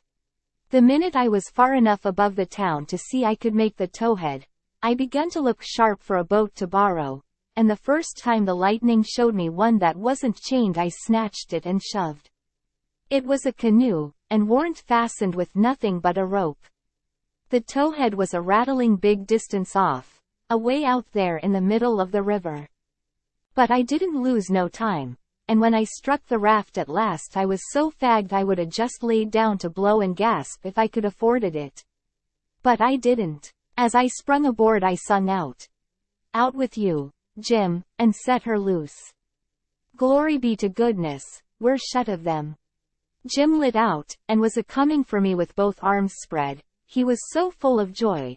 But when I glimpsed him in the lightning my heart shot up in my mouth and I went overboard backwards. For I forgot he was old King Lear and had drowned a rab all in one, and it most scared the livers and lights out of me. But Jim fished me out, and was going to hug me and bless me, and so on. He was so glad I was back and we was shut of the king and the duke. But I says, "Not now. Have it for breakfast, have it for breakfast." Cut loose and let her slide. So in 2 seconds away we went a-sliding down the river, and it did seem so good to be free again and all by ourselves on the big river, and nobody to bother us. I had to skip around a bit, and jump up and crack my heels a few times. I couldn't help it. But about the third crack I noticed a sound that I knowed mighty well, and held my breath and listened and waited. And sure enough, when the next flash busted out over the water, here they come, and just a-laying to their oars and making their skiff hum. It was the king and the duke. So I wilted right down onto the planks then, and give up, and it was all I could do to keep from crying. Chapter 30. The king went for him. A royal row, powerful mellow. When they got aboard the king went for me, and shook me by the collar, and says, "Tryin' to give us the slip, was ye, you pup? Tired of our company, hey?" I says, "No, your majesty, we warn't, please don't, your majesty." "Quick, then, and tell us what was your idea, or I'll shake the insides out o' you." "Honest, I'll tell you everything just as it happened, your majesty. The man that had a holt of me was very good to me, and kept saying he had a boy about as big as me that died last year, and he was sorry to see a boy in such a dangerous fix. And when they was all took by surprise by finding the gold, and made a rush for the coffin, he lets go of me and whispers, 'Heal it now, or they'll hang ye.' Sure, and I lit out. It didn't seem no good for me to stay. I couldn't do nothing, and I didn't want to be hung if I could get away. So I never stopped running till I found the canoe, and when I got here I told Jim to hurry, or they'd catch me and hang me yet, and said I was afeard you and the Duke wasn't alive now, and I was awful sorry, and so was Jim, and was awful glad when we see you coming. You may ask Jim if I didn't." Jim said it was so. And the king told him to shut up, and said, "Oh, yes, it's mighty likely." And shook me up again, and said he reckoned he'd drowned me. But the Duke says, "Leggo the boy, you old idiot. Would you a done any different? Did you inquire around for him when you got loose? I don't remember it." So the king let go of me, and begun to cuss that town and everybody in it. But the Duke says, "You better a blame sight give yourself a good cussing. For you're the one that's entitled to it most. You hain't done a thing from the start that had any sense in it, except coming out so cool and cheeky with that imaginary blue arrow mark. That was bright, it was right down bully, and it was the thing that saved us. For if it hadn't been for that they'd a jailed us till them Englishmen's baggage come, and then, the penitentiary, you bet. But that trick took 'em to the graveyard. And the gold done us a still bigger kindness, for if the excited fools hadn't let go all holts and made that rush to get a look we'd a slept in our cravats tonight. Cravats warranted to wear, too, longer than we'd need 'em." They was still a minute, thinking. Then the king says, kind of absent-minded like, "MF. And we reckoned the niggers stole it." That made me squirm. "Yes," says the Duke. Kinder slow and deliberate and sarcastic, "we did." After about a half a minute the king drawls out, "Leastways I did." The Duke says, "The same way." "On the contrary I did." The king kind of ruffles up, and says, "Looky here Bilgewater, what are you referring to?" The Duke says, pretty brisk, "When it comes to that, maybe you'll let me ask, what was you referring to?" "Shucks," says the king, very sarcastic, "but I don't know. Maybe you was asleep, and didn't know what you was about." The Duke bristles up now, and says, "Oh, let up on this cussed nonsense. Do you take me for a blame, fool? Don't you reckon I know who hid that money in that coffin?" "Yes, sir. I know you do know because you done it yourself." "It's a lie." And the Duke went for him. The king sings out, "Take wire hands off. Leggo my throat. I take it all back." The Duke says, "Well, you just own up, first, that you did hide that money there, intending to give me the slip one of these days, and come back and dig it up, and have it all to yourself. Wait just a minute, Duke, answer me this one question, honest and fair. If you didn't put the money there, Say it, and I'll believe you, and take back everything I said. You old scoundrel, I didn't, and you know I didn't there now. Well, then, I believe you. But answer me only just this one more. Now don't get mad. Didn't you have it in your mind to hook the money and hide it? The Duke never said nothing for a little bit. Then he says, well, I don't care if I did. I didn't do it, anyway. But you not only had it in mind to do it, but you done it. I wished I never die if I done it, Duke, and that's honest. I won't say I weren't goin' to do it, because I was. But you, I mean somebody, got in ahead o' me. It's a lie. You done it, and you got to say you done it, or... The king began to gurgle, and then he gasps out. No. I own up. I was very glad to hear him say that. It made me feel much more easier than what I was feeling before. So the Duke took his hands off and says, if you ever deny it again, I'll drown you. It's well for you to sit there and blubber like a baby. It's fittin' for you, after the way you've acted. I never see such an old ostrich for wanting to gobble everything, and I ain't trusting you all the time, like you was my own father. You ought to been ashamed of yourself to stand by and hear it saddled on to a lot of poor niggers. And you never say a word for 'em. It makes me feel ridiculous to think I was soft enough to believe that rubbage. Cuss you, I can see now why you was so anxious to make up the deficit. You wanted to get what money I'd got out of the nonsuch and one thing or another, and scoop it all. The king says, timid, and still a snuffling. Why, Duke, it was you that said make up the deficit, it warn't me. Dry up. I don't want to hear no more out of you, says the Duke. And now you see what you got by it. They've got all their own money back, and all of ourn but a shekel or two besides. Glong to bed, and don't you deficit me no more deficits, long as you live. So the king sneaked into the wigwam and took to his bottle for comfort, and before long the Duke tackled his bottle. And so in about a half an hour they was as thick as thieves again. And the tighter they got, the lovinger they got, and went off a-snoring in each other's arms. They both got powerful mellow. But I noticed the king didn't get mellow enough to forget to remember to not deny about hiding the money bag again. That made me feel easy and satisfied. Of course when they got to snoring we had a long gabble, and I told Jim everything. Chapter 31. Ominous Plans. News from Jim. Old recollections. A sheep story. Valuable information. We dasn't stop again at any town for days and days. Kept right along down the river. We was down south in the warm weather now, and a mighty long ways from home. We begun to come to trees with Spanish moss on them, hanging down from the limbs like long, gray beards. It was the first I ever see it growing. And it made the woods look solemn and dismal. So now the frauds reckoned they was out of danger, and they begun to work the villages again. First they done a lecture on temperance, but they didn't make enough for them both to get drunk on. Then in another village they started a dancing school, but they didn't know no more how to dance than a kangaroo does. So the first prance they made, the general public jumped in and pranced them out of town. Another time they tried to go at yellocution, but they didn't yellocute long till the audience got up and give them a solid good cussing, and made them skip out.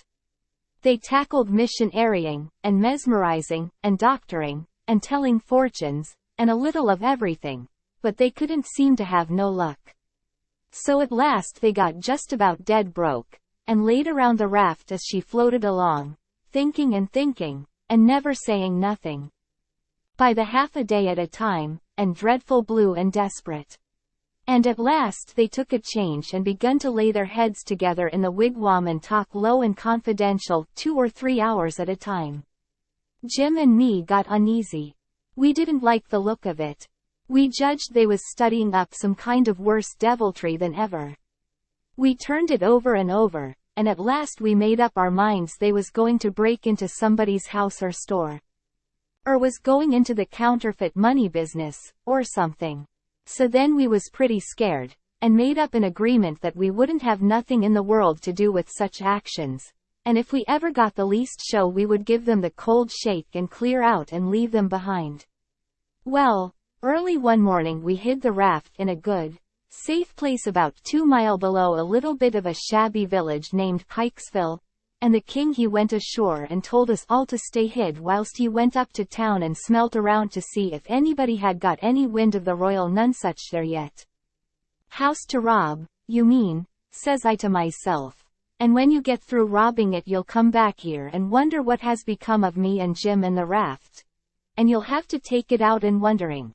And he said if he weren't back by midday the Duke and me would know it was all right, and we was to come along. So we stayed where we was. The Duke he fretted and sweated around, and was in a mighty sour way. He scolded us for everything, and we couldn't seem to do nothing right. He found fault with every little thing. Something was a brewing, sure. I was good and glad when midday come and no king. We could have a change, anyway, and maybe a chance for the change on top of it. So me and the Duke went up to the village, and hunted around there for the king, and by we found him in the back room of a little low doggery, very tight, and a lot of loafers bully-ragging him for sport, and he a cussing and a threatening with all his might. And so tight he couldn't walk, and couldn't do nothing to them. The Duke he begun to abuse him for an old fool, and the king begun to sass back, and the minute they was fairly at it I lit out and shook the reefs out of my hind legs, and spun down the river road like a deer, for I see our chance, and I made up my mind that it would be a long day before they ever see me and Jim again. I got down there all out of breath but loaded up with joy, and sung out, "Set her loose, Jim. We're all right now." But there warn't no answer. And nobody come out of the wigwam. Jim was gone. I set up a shout, and then another one, and run this way and that in the woods, whooping and screeching. But it warn't no use, old Jim was gone. Then I sat down and cried. I couldn't help it. But I couldn't set still long. Pretty soon I went out on the road, trying to think what I better do, and I run across a boy walking, and asked him if he'd seen a strange nigger dressed so and so, and he says, "Yes." "Whereabouts?" says one. "Down to Silas Phelps' place. 2 miles below here. He's a runaway nigger, and they've got him." "Was you looking for him?" "You bet I ain't. I run across him in the woods about an hour or two ago, and he said if I hollered he'd cut my livers out, and told me to lay down and stay where I was, and I done it. Been there ever since. Afeared to come out." "Well," he says, "you needn't be afeared no more, because they've got him. He run off Ephraim down south. Summers. It's a good job they got him. Well, I reckon. There's $200 reward on him. It's like picking up money out on the road." "Yes, it is, and I coulda had it if I'd been big enough. I see him first." "Who nailed him?" "It was an old fellow, a stranger, and he sold out his chance in him for $40. Because he's got to go up the river and can't wait. Think o' that, now. You bet I'd wait, if it was 7 year. "That's me every time," says one. "But maybe his chance ain't worth no more than that, if he'll sell it so cheap. Maybe there's something ain't straight about it." "But it is, though, straight as a string. I see the handbill myself. It tells all about him. To a dot. Paints him like a picture, and tells the plantation he's from, below New Orleans. No siree, Bob. They ain't no trouble 'bout that speculation, you bet you. Say, gimme a chewbacker, won't ye?" I didn't have none, so he left. I went to the raft, and sat down in the wigwam to think. But I couldn't come to nothing. I thought till I wore my head sore, but I couldn't see no way out of the trouble. After all this long journey, and after all we'd done for them scoundrels, here it was all come to nothing. Everything all busted up and ruined, because they could have the heart to serve Jim such a trick as that, and make him a slave again all his life, and amongst strangers, too, for $40 dirty. Once I said to myself it would be 1,000 times better for Jim to be a slave at home where his family was, as long as he'd got to be a slave. And so I'd better write a letter to Tom Sawyer and tell him to tell Miss Watson where he was. But I soon give up that notion for two things. She'd be mad and disgusted at his rascality and ungratefulness for leaving her, and so she'd sell him straight down the river again.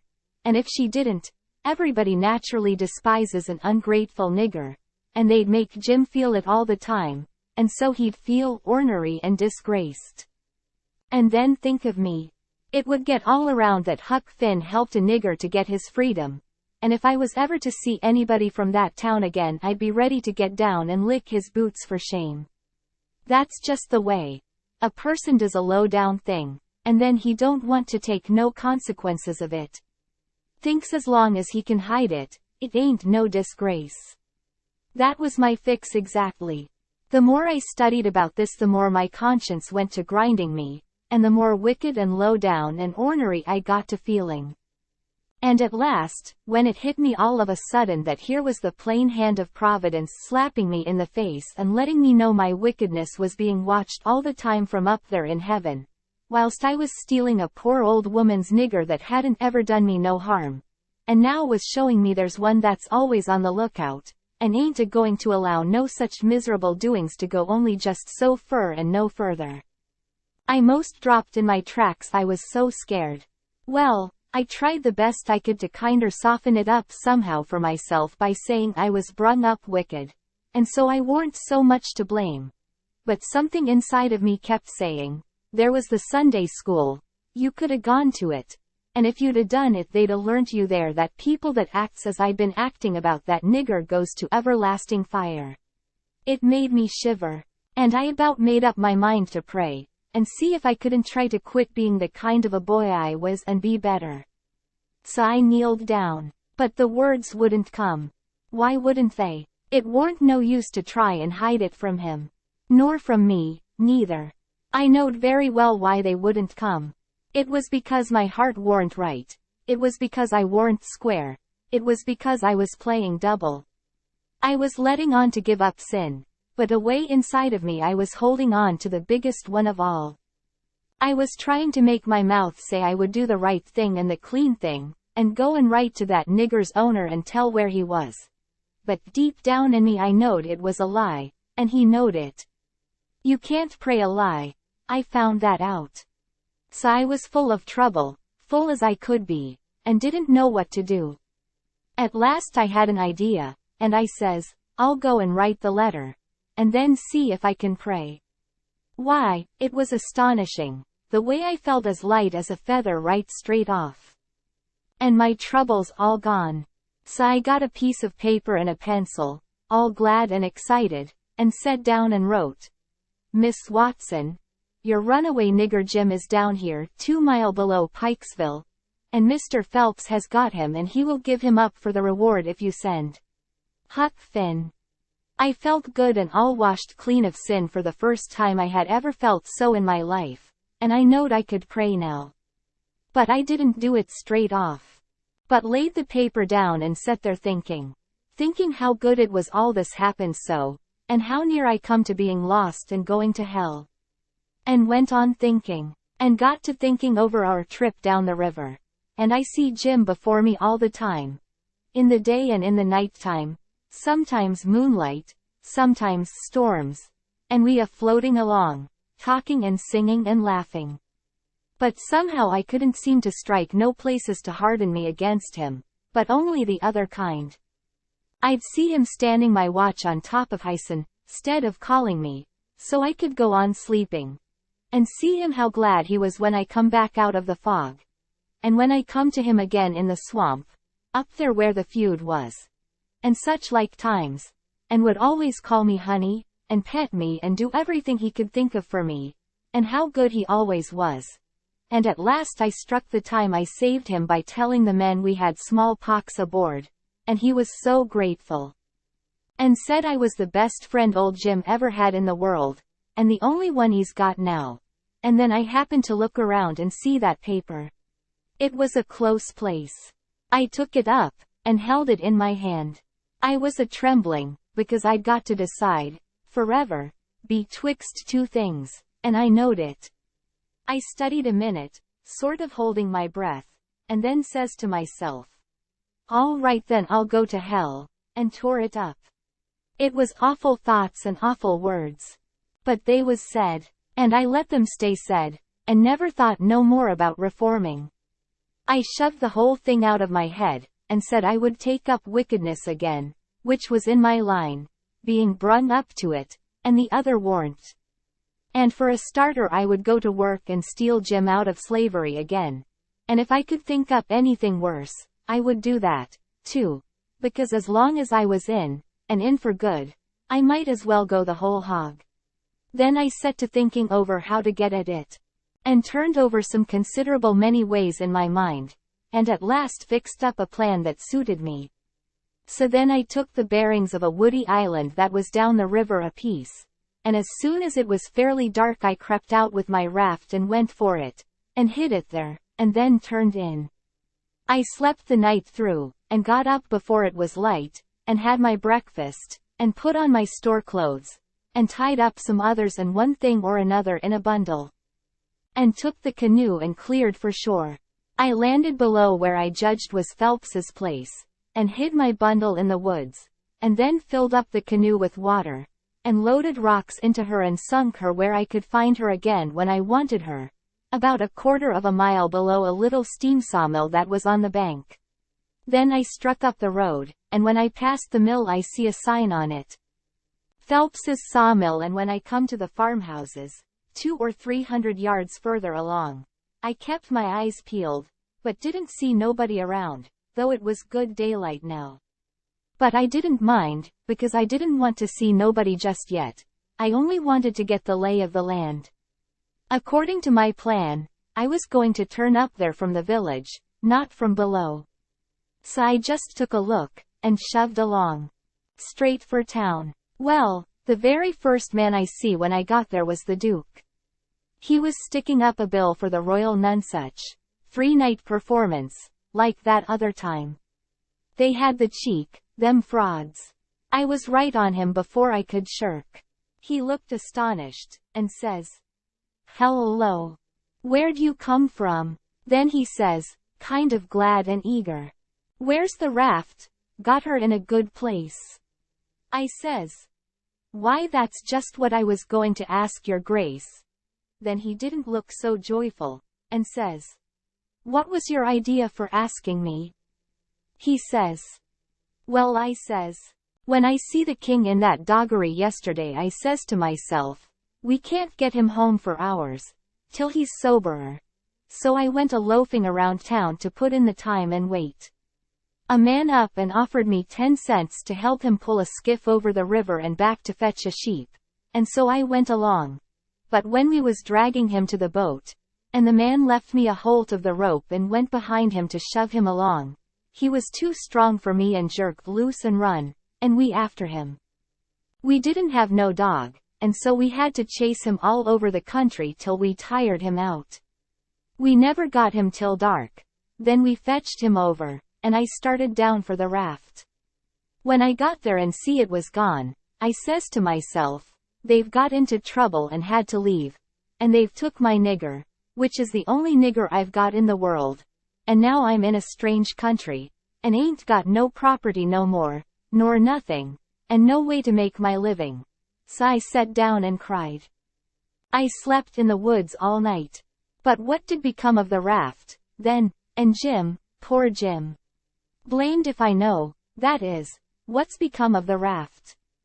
That old fool had made a trade and got $40, and when we found him in the doggery the loafers had matched $50 with him and got every cent but what he'd spent for whiskey. And when I got him home late last night and found the raft gone, we said, that little rascal has stole our raft and shook us, and run off down the river.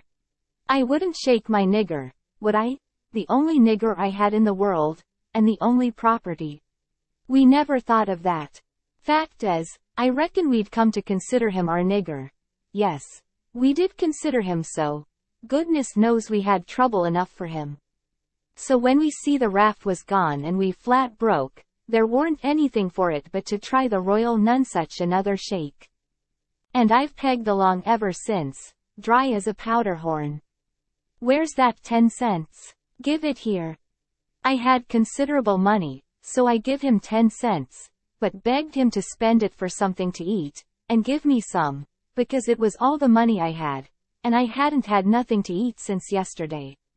He never said nothing. The next minute he whirls on me and says, "Do you reckon that nigger would blow on us? We'd skin him if he done that." "How can he blow? Hain't he run off?" "No. That old fool sold him. And never divided with me, and the money's gone." "Sold him?" I says, and begun to cry. "Why, he was my nigger, and that was my money." "Where is he? I want my nigger." "Well, you can't get your nigger, that's all, so dry up your blubbering. Looky here. Do you think you'd venture to blow on us?" "Blamed if I think I'd trust you. Why, if you was to blow on us." He stopped. But I never see the Duke look so ugly out of his eyes before. I went on a whimpering, and says, "I don't want to blow on nobody, and I ain't got no time to blow, nohow. I got to turn out and find my nigger."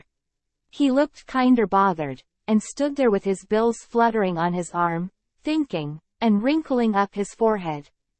At last he says, "I'll tell you something. We got to be here 3 days. If you'll promise you won't blow, and won't let the nigger blow, I'll tell you where to find him." So I promised, and he says, "A farmer by the name of Silas P.H. And then he stopped. You see, he started to tell me the truth, but when he stopped that way, and begun to study and think again, I reckoned he was changing his mind. And so he was. He wouldn't trust me. He wanted to make sure of having me out of the way the whole 3 days. So pretty soon he says, "The man that bought him is named Abram Foster. Abram G. Foster. And he lives 40 mile back here in the country, on the road to Lafayette." "All right," I says, "I can walk it in 3 days. And I'll start this very afternoon." "No you won't, you'll start now, and don't you lose any time about it, neither.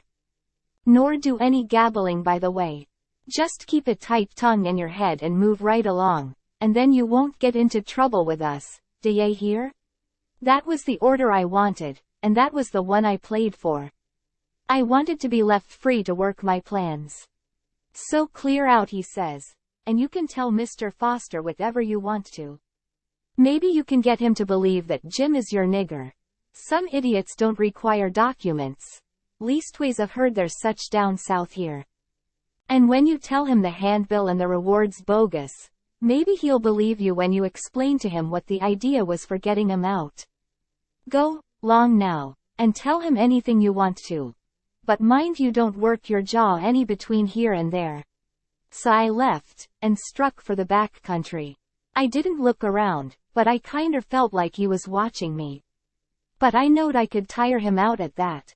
I went straight out in the country as much as a mile before I stopped. Then I doubled back through the woods towards Phelps. I reckoned I better start in on my plan straight off without fooling around, because I wanted to stop Jim's mouth till these fellows could get away. I didn't want no trouble with their kind. I'd seen all I wanted to of them, and wanted to get entirely shut of them. Chapter 32. Still in Sunday. Like. Mistaken identity. Up a stump. In a dilemma. When I got there it was all still and Sunday-like, and hot and sunshiny. The hands was gone to the fields. And there was them kind of faint dronings of bugs and flies in the air that makes it seem so lonesome and like everybody's dead and gone. And if a breeze fans along and quivers the leaves it makes you feel mournful. Because you feel like it's spirits whispering. Spirits that's been dead ever so many years. And you always think they're talking about you. As a general thing it makes a body wish he was dead, too, and done with it all. Phelps was one of these little one-horse cotton plantations, and they all look alike. A rail fence round a 2-acre yard. A stile made out of logs sawed off and up-ended in steps, like barrels of a different length, to climb over the fence with, and for the women to stand on when they are going to jump onto a horse. Some sickly grass patches in the big yard, but mostly it was bare and smooth, like an old hat with the nap rubbed off. Big double log house for the white folks. Hewed logs, with the chinks stopped up with mud or mortar, and these mud stripes been whitewashed some time or another. Round log kitchen, with a big broad, open but roofed passage joining it to the house. Log smoke house back of the kitchen. 3 little log nigger cabins in a row t'other side the smoke house. 1 little hut all by itself away down against the back fence, and some outbuildings down a piece the other side. Ash hopper and big kettle to boil soap in by the little hut. Bench by the kitchen door, with bucket of water and a gourd. Hound asleep there in the sun. More hounds asleep round about. About 3 shade trees away off in a corner. Some currant bushes and gooseberry bushes in one place by the fence. Outside of the fence a garden and a watermelon patch. Then the cotton fields begins, and after the fields the woods. I went around and clumb over the back stile by the ash hopper, and started for the kitchen. When I got a little ways I heard the dim hum of a spinning wheel wailing along up and sinking along down again. And then I knowed for certain I wished I was dead. For that is the lonesomest sound in the whole world. I went right along, not fixing up any particular plan, but just trusting to Providence to put the right words in my mouth when the time come. For I'd noticed that Providence always did put the right words in my mouth if I left it alone. When I got halfway, first one hound and then another got up and went for me, and of course I stopped and faced them, and kept still. And such another powwow as they made. In a quarter of a minute I was a kind of a hub of a wheel. As you may say, spokes made out of dogs.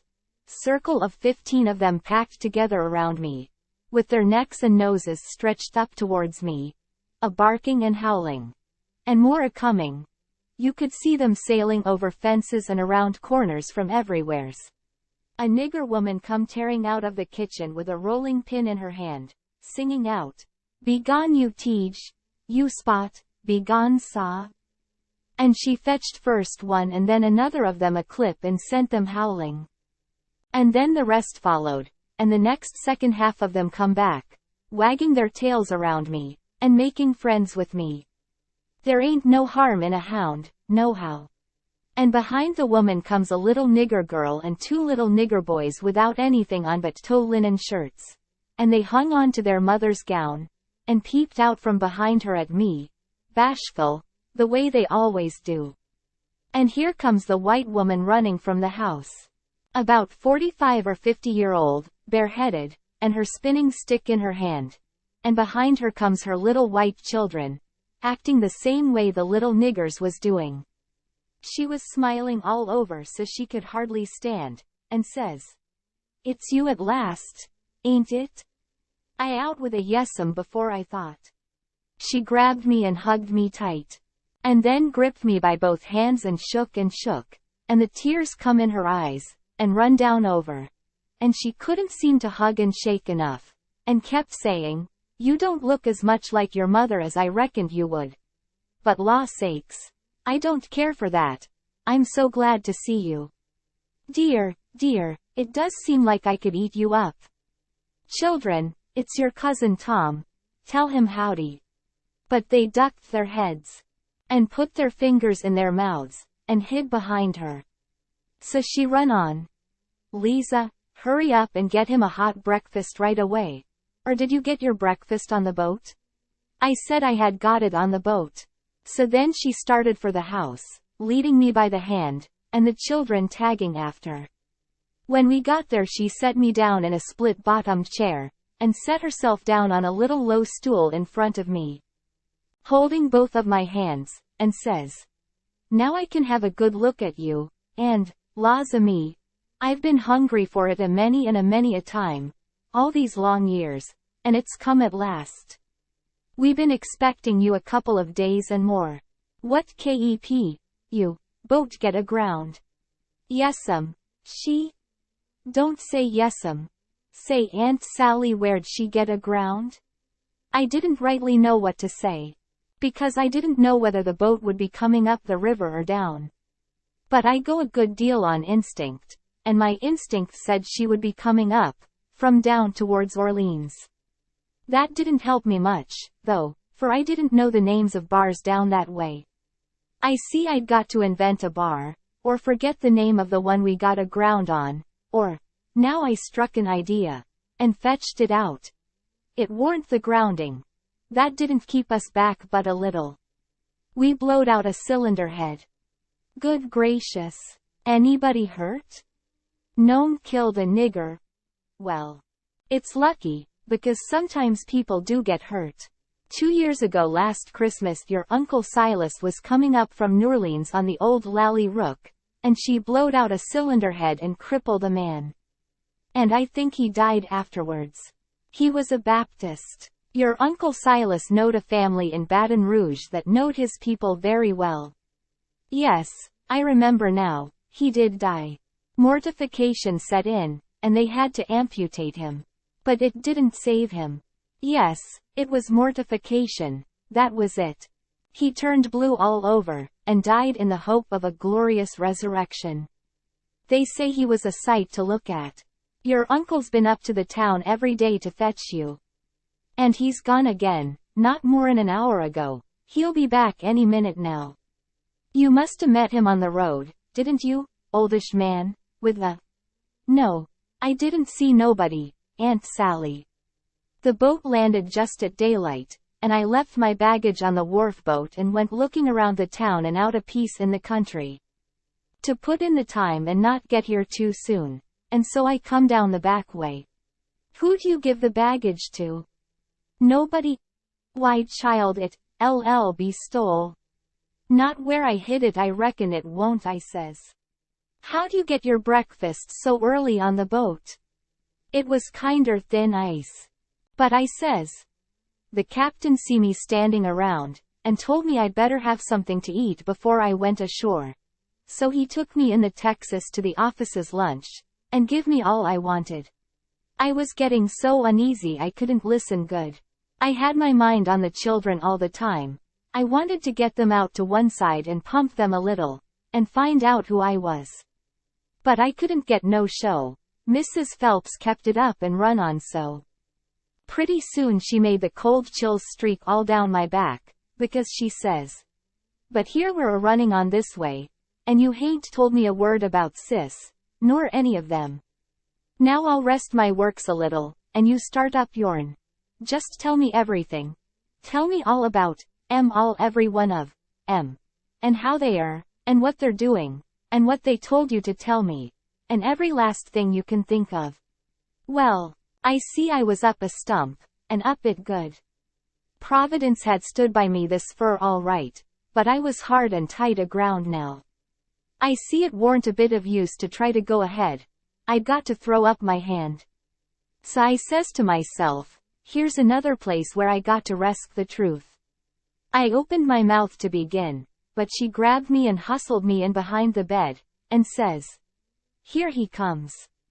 Stick your head down lower. There, that'll do. You can't be seen now. Don't you let on you're here. I'll play a joke on him.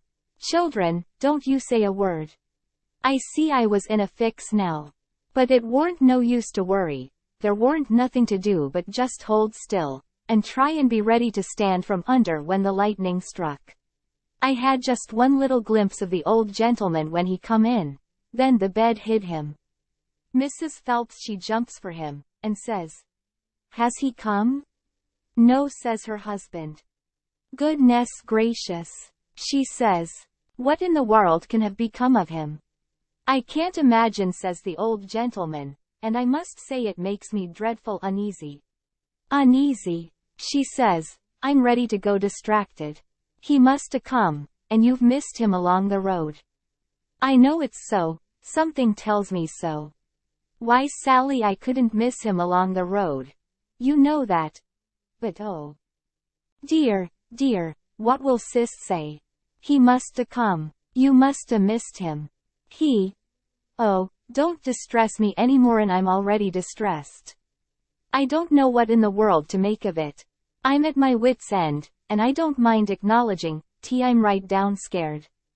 But there's no hope that he's come, for he couldn't come and me miss him. Sally, it's terrible, just terrible. Something's happened to the boat, sure. Why, Silas, look yonder. Up the road, ain't that somebody coming? He sprung to the window at the head of the bed. And that give Mrs. Phelps the chance she wanted. She stooped down quick at the foot of the bed and give me a pull, and out I come. And when he turned back from the window, there she stood, a beaming and a smiling like a house afire, and I standing pretty meek and sweaty alongside. The old gentleman stared, and says, "Why, who's that? Who do you reckon T is?" "I hain't no idea who is it." "It's Tom Sawyer." By jings, I most slumped through the floor. But there warn't no time to swap knives. The old man grabbed me by the hand and shook, and kept on shaking. And all the time how the woman did dance around and laugh and cry. And then how they both did fire off questions about Sid, and Mary, and the rest of the tribe. But if they was joyful, it warn't nothing to what I was. For it was like being born again. I was so glad to find out who I was. Well, they froze to me for 2 hours. And at last, when my chin was so tired it couldn't hardly go any more, I had told them more about my family. I mean the Sawyer family, than ever happened to any 6 Sawyer families. And I explained all about how we blowed out a cylinder head at the mouth of White River, and it took us 3 days to fix it. Which was all right, and worked first rate, because they didn't know but what it would take 3 days to fix it. If I'd a called it a bolt head it would a done just as well. Now I was feeling pretty comfortable all down one side. And pretty uncomfortable all up the other. Being Tom Sawyer was easy and comfortable, and it stayed easy and comfortable till by and by I hear a steamboat coughing along down the river. Then I says to myself, suppose Tom Sawyer comes down on that boat? And suppose he steps in here any minute, and sings out my name before I can throw him a wink to keep quiet? Well, I couldn't have it that way, it wouldn't do at all. I must go up the road and waylay him. So I told the folks I reckoned I would go up to the town and fetch down my baggage. The old gentleman was for going along with me, but I said no, I could drive the horse myself, and I druther he wouldn't take no trouble about me. Chapter 33. A Nigger Stealer. Southern Hospitality. A Pretty Long Blessing. Tar and Feathers. So I started for town in the wagon, and when I was halfway I see a wagon coming, and sure enough it was Tom Sawyer, and I stopped and waited till he come along. I says hold on, and it stopped alongside, and his mouth opened up like a trunk, and stayed so, and he swallowed 2 or 3 times like a person that's got a dry throat. And then says, "I hain't ever done you no harm. You know that. So, then, what you want to come back and haunt me for?" I says, "I hain't come back. I hain't been gone." When he heard my voice it righted him up some, but he warn't quite satisfied yet. He says, "Don't you play nothing on me, because I wouldn't on you." "Honest Injun now. You ain't a ghost?" "Honest Injun I ain't," I says. "Well, well, that ought to settle it, of course. But I can't somehow seem to understand it no way. Looky here, warn't you ever murdered at all?" "No, I warn't ever murdered at all. I played it on them." "You come in here and feel of me if you don't believe me." So he done it. And it satisfied him, and he was that glad to see me again he didn't know what to do. And he wanted to know all about it right off, because it was a grand adventure, and mysterious, and so it hit him where he lived. But I said, leave it alone till by and by, and told his driver to wait, and we drove off a little piece. And I told him the kind of a fix I was in, and what did he reckon we better do? He said, let him alone a minute, and don't disturb him. So he thought and thought. And pretty soon he says, "It's all right, I've got it. Take my trunk in your wagon, and let on it's yourn, and you turn back and fool along slow, so as to get to the house about the time you ought to. And I'll go towards town a piece, and take a fresh start, and get there a quarter or a half an hour after you, and you needn't let on to know me at first. I says. All right. But wait a minute. There's one more thing. A thing that nobody don't know but me. And that is, there's a nigger here that I'm a-trying to steal out of slavery, and his name is Jim. Old Miss Watson's Jim. He says. What? Why Jim is? He stopped and went to studying. I says. I know what you'll say. You'll say it's dirty, low-down business, but what if it is? I am low down. And I'm a-going to steal him, and I want you keep mum and not let on. Will you? His eye lit up, and he says. I'll help you steal him. Well, I let go all holts then, like I was shot. It was the most astonishing speech I ever heard, and I'm bound to say Tom Sawyer fell considerable in my estimation. Only I couldn't believe it. Tom Sawyer a nigger stealer. Oh shucks. I says. You're joking. I ain't joking either. Well then, I says. Joking or no joking, if you hear anything said about a runaway nigger, don't forget to remember that you don't know nothing about him, and I don't know nothing about him. Then we took the trunk and put it in my wagon, and he drove off his way and I drove mine. But of course I forgot all about driving slow on accounts of being glad and full of thinking. So I got home a heap too quick for that length of a trip. The old gentleman was at the door, and he says. Why, this is wonderful. Whoever would have thought it was in that mare to do it? I wish we'd a timed her. And she hain't sweated a hair, not a hair. It's wonderful. Why, I wouldn't take $100 for that horse now, I wouldn't. Honest, and yet I'd a sold her for 15 before, and thought 'twas all she was worth. That's all he said. He was the innocentest, best old soul I ever see. But it warn't surprising, because he warn't only just a farmer, he was a preacher, too, and had a little one-horse log church down back of the plantation, which he built it himself at his own expense, for a church and schoolhouse, and never charged nothing for his preaching, and it was worth it. 2. There was plenty other farmer preachers like that, and done the same way, down south.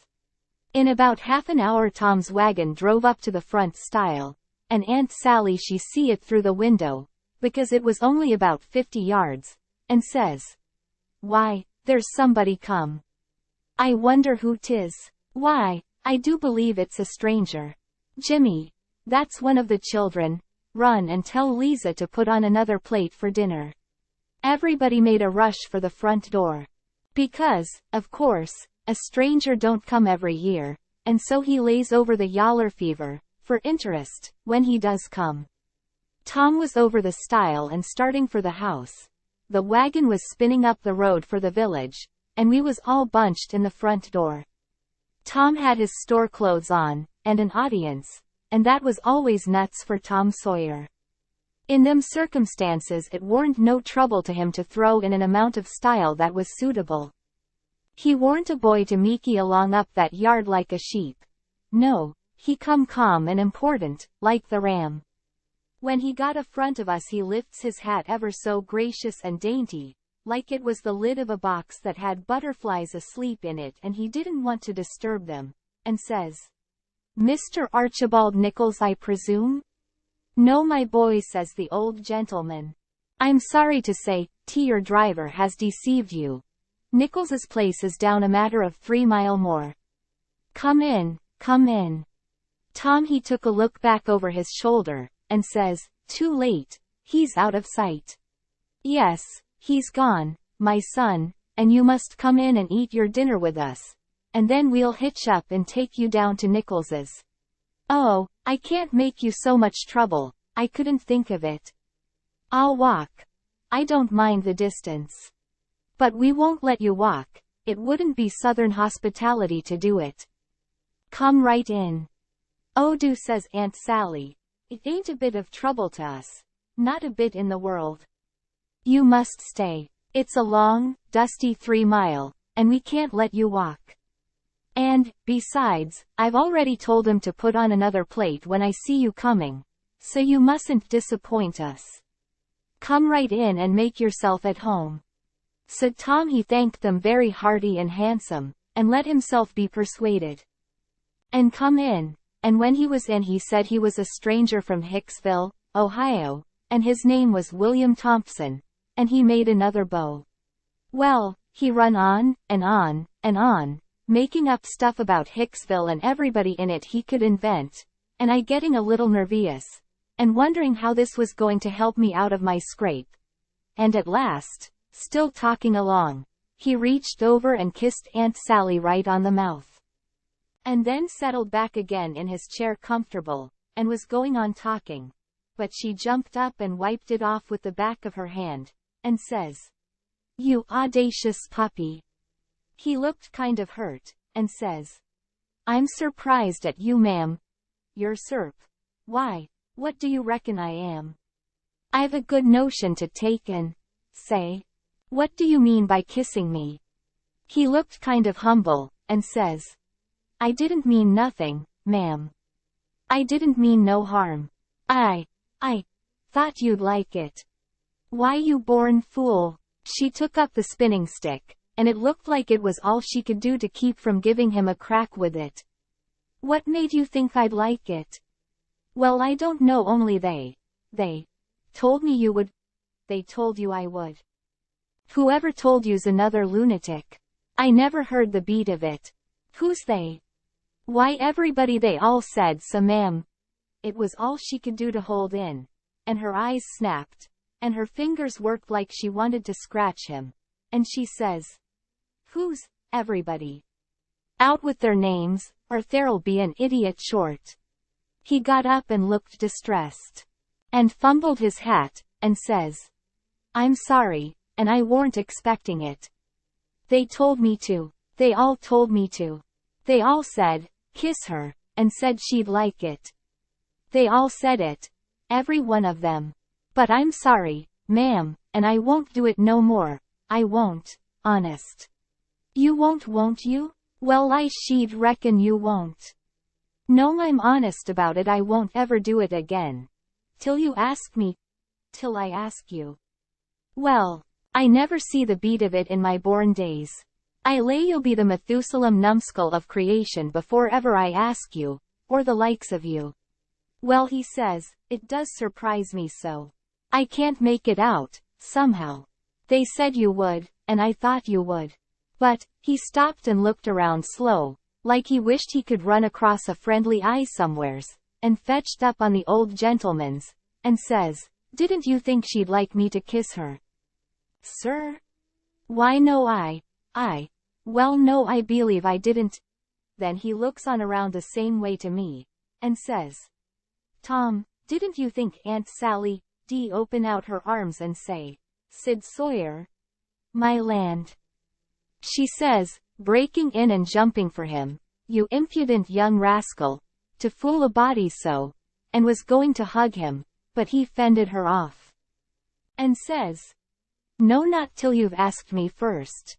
So she didn't lose no time, but asked him, and hugged him and kissed him over and over again, and then turned him over to the old man, and he took what was left. And after they got a little quiet again, she says, "Why, dear me, I never see such a surprise.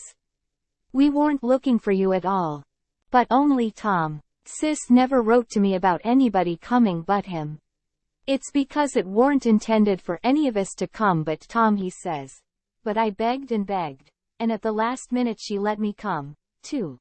So, coming down the river, me and Tom thought it would be a first-rate surprise for him to come here to the house first, and for me to by and by tag along and drop in, and let on to be a stranger.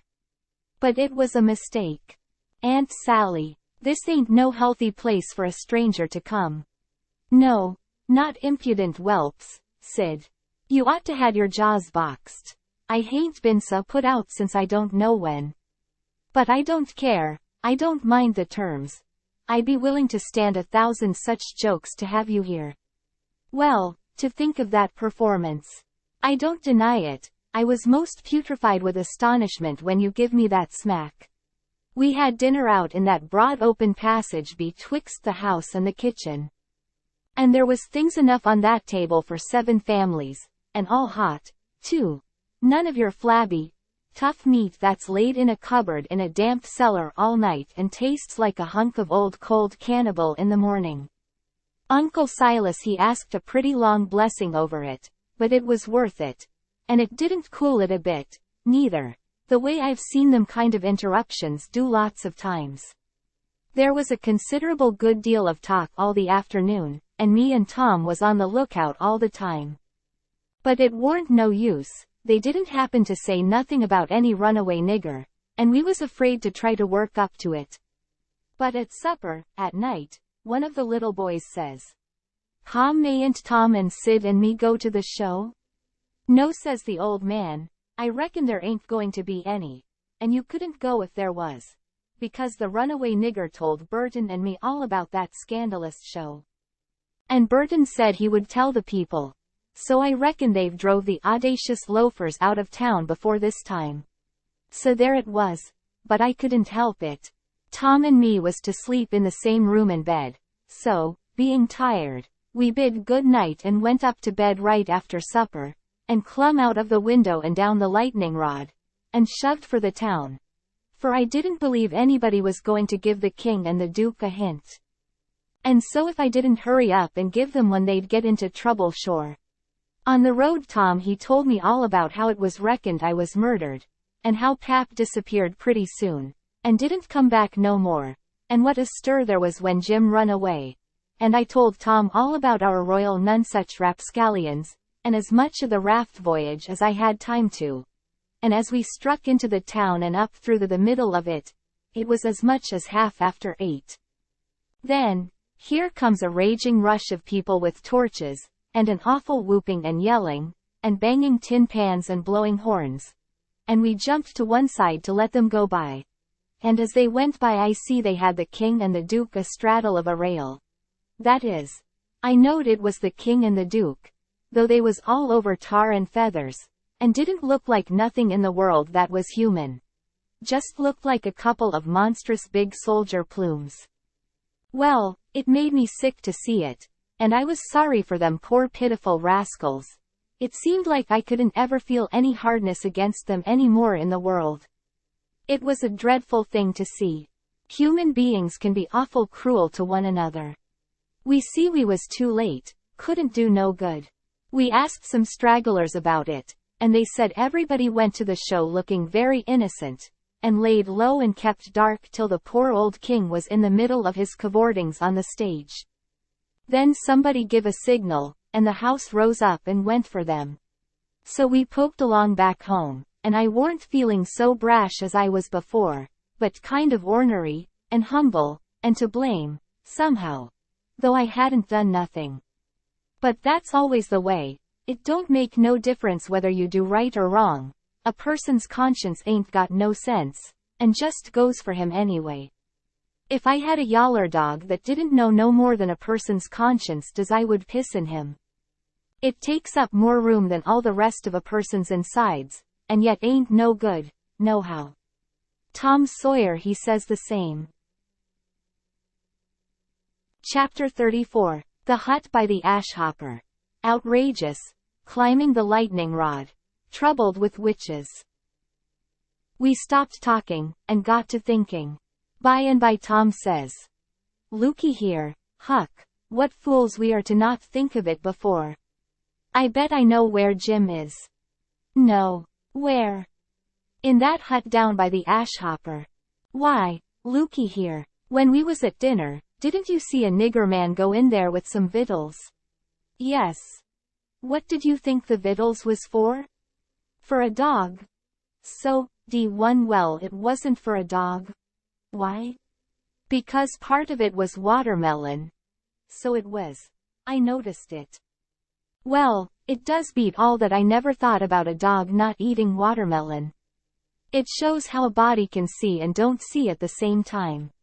"Well, the nigger unlocked the padlock when he went in, and he locked it again when he came out." He fetched Uncle a key about the time we got up from table. Same key, I bet. Watermelon shows man, lock shows prisoner, and it ain't likely there's two prisoners on such a little plantation. And where the people's all so kind and good. Jim's the prisoner. All right. I'm glad we found it out detective fashion. I wouldn't give shucks for any other way. Now you work your mind, and study out a plan to steal Jim, and I will study out one, too, and we'll take the one we like the best. What a head for just a boy to have. If I had Tom Sawyer's head I wouldn't trade it off to be a duke, nor mate of a steamboat, nor clown in a circus. Nor nothing I can think of. I went to thinking out a plan, but only just to be doing something.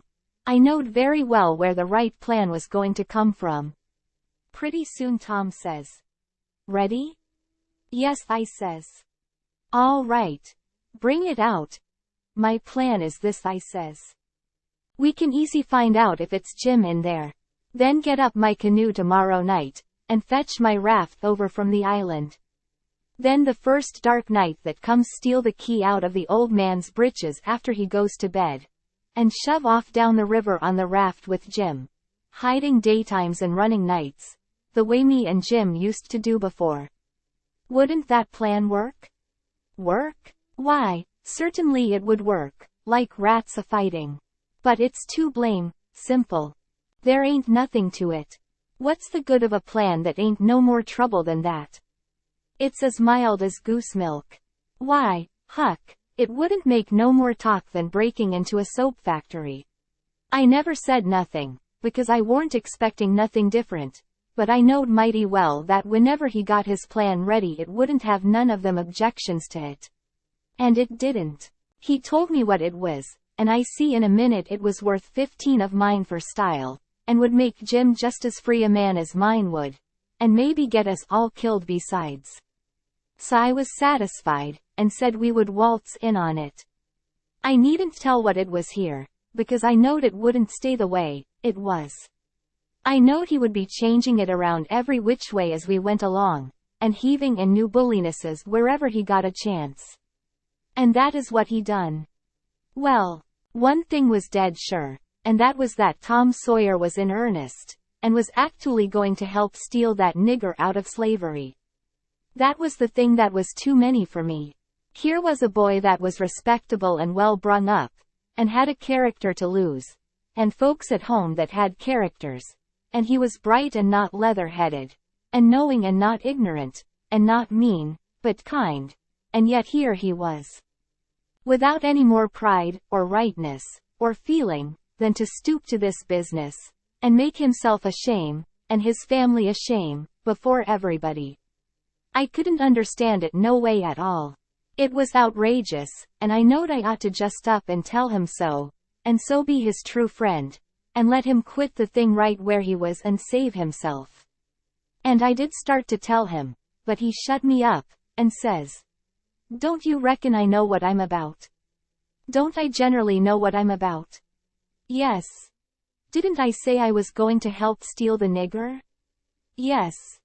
"Well then, that's all he said. And that's all I said. It warn't no use to say any more, because when he said he'd do a thing, he always done it.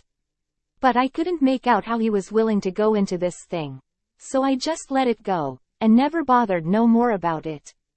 If he was bound to have it so, I couldn't help it. When we got home the house was all dark and still, so we went on down to the hut by the ash hopper for to examine it. We went through the yard so as to see what the hounds would do. They knowed us, and didn't make no more noise than country dogs is always doing when anything comes by in the night. When we got to the cabin we took a look at the front and the two sides, and on the side I warn't acquainted with, which was the north side, we found a square window hole, up tolerable high, with just one stout board nailed across it. I says, "Here's the ticket. This hole's big enough for Jim to get through if we wrench off the board." Tom says, "It's as simple as tit-tat-toe. 3 in a row, and as easy as playing hooky. I should hope we can find a way that's a little more complicated than that, Huck Finn." Well then I says, how, it do to saw him out, the way I done before I was murdered that time. That's more like, he says. It's real mysterious, and troublesome, and good. He says, but I bet we can find a way that's twice as long. There ain't no hurry, le's keep on looking around. Betwixt the hut and the fence, on the backside, was a lean-to that joined the hut at the eaves, and was made out of plank. It was as long as the hut, but narrow, only about 6 foot wide. The door to it was at the south end, and was padlocked. Tom he went to the soap kettle and searched around, and fetched back the iron thing they lift the lid with. So he took it and prized out one of the staples. The chain fell down, and we opened the door and went in, and shut it, and struck a match, and see the shed was only built against a cabin and hadn't no connection with it. And there warn't no floor to the shed, nor nothing in it but some old rusty played out hose and spades and picks and a crippled plow. The match went out, and so did we, and shoved in the staple again, and the door was locked as good as ever. Tom was joyful. He says, now we're all right, we'll dig him out, it'll take about a week. Then we started for the house. And I went in the back door. You only have to pull a buckskin latch string. They don't fasten the doors. But that warn't romantical enough for Tom Sawyer. No way would do him, but he must climb up the lightning rod. But after he got up halfway about 3 times, and missed fire and fell every time, and the last time most busted his brains out, he thought he'd got to give it up.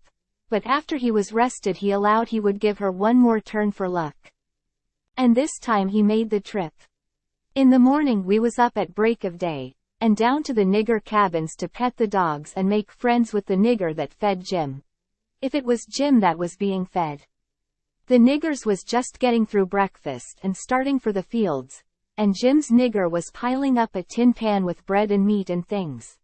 And whilst the others was leaving, the key come from the house. This nigger had a good-natured, chuckle-headed face, and his wool was all tied up in little bunches with thread. That was to keep witches off. He said the witches was pestering him awful these nights, and making him see all kinds of strange things, and hear all kinds of strange words and noises, and he didn't believe he was ever witched so long before in his life. He got so worked up, and got to running on so about his troubles, he forgot all about what he'd been a-going to do. So Tom says, what's the victuals for? Going to feed the dogs? The nigger kind of smiled around gradually over his face. Like when you heave a brickbat in a mud puddle, and he says, yes, Mars Sid, a dog. Chris dog, too. Does you want to go and look at, I am? Yes.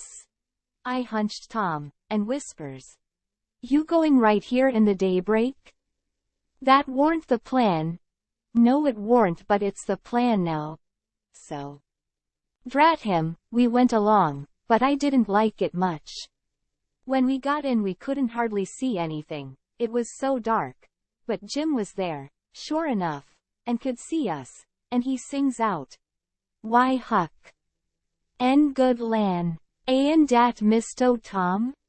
I just knowed how it would be. I just expected it. I didn't know nothing to do, and if I had I couldn't a done it, because that nigger busted in and says. Why de gracious sakes. Do he know you gen'man? We could see pretty well now. Tom he looked at the nigger, steady and kind of wondering, and says. Does who know us? Why dis runaway nigger? I don't reckon he does, but what put that into your head? What put it dar? Didn't he geez dis minute sing out like he knowed you? Tom says, in a puzzled up kind of way. Well, that's mighty curious. Who sung out? When did he sing out? What did he sing out? And turns to me, perfectly calm, and says, did you hear anybody sing out? Of course there warn't nothing to be said but the one thing. So I says, no I ain't heard nobody say nothing. Then he turns to Jim. And looks him over like he never see him before, and says, did you sing out? No saw, says Jim. I hain't said nothing, saw. Not a word? No, saw, I hain't said a word. Did you ever see us before? No, saw, not as I knows on. So Tom turns to the nigger, which was looking wild and distressed, and says, kind of severe, what do you reckon's the matter with you, anyway? What made you think somebody sung out? Oh, it's de dad blame witches, saw, and I wished I was dead, I do. Days aw lose at it, saw, and dey do most kill me, dey skeers me so. Please to don't tell nobody 'bout it, saw. Ol' Mars Silas he'll scol me. Kase he say dey ain't no witches. I jeez wish to goodness he was heya now, den what would he say?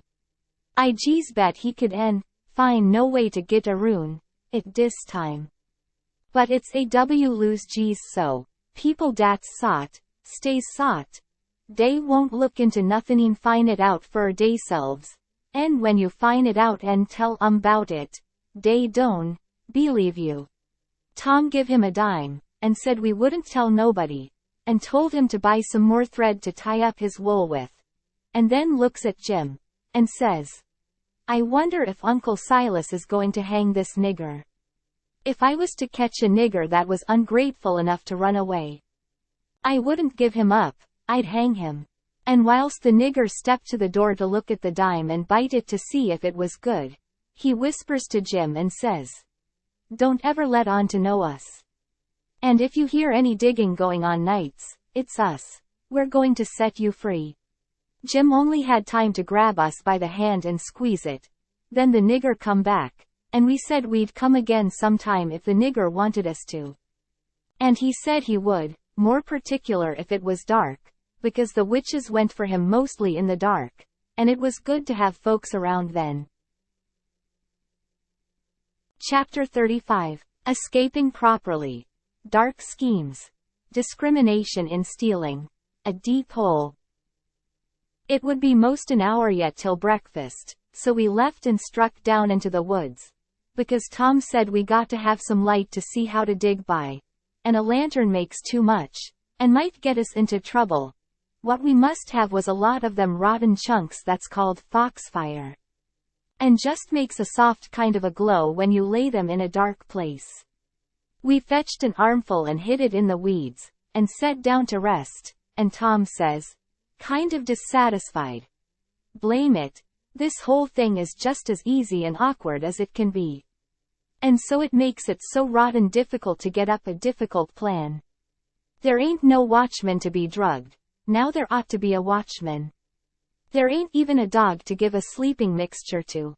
And there's Jim chained by one leg, with a 10-foot chain, to the leg of his bed. Why, all you got to do is to lift up the bedstead and slip off the chain. And Uncle Silas he trusts everybody, sends the key to the pumpkin-headed nigger, and don't send nobody to watch the nigger. Jim coulda got out of that window hole before this, only there wouldn't be no use trying to travel with a 10-foot chain on his leg. Why, drat it, Huck, it's the stupidest arrangement I ever see. You got to invent all the difficulties. Well, we can't help it. We got to do the best we can with the materials we've got. Anyhow, there's one thing.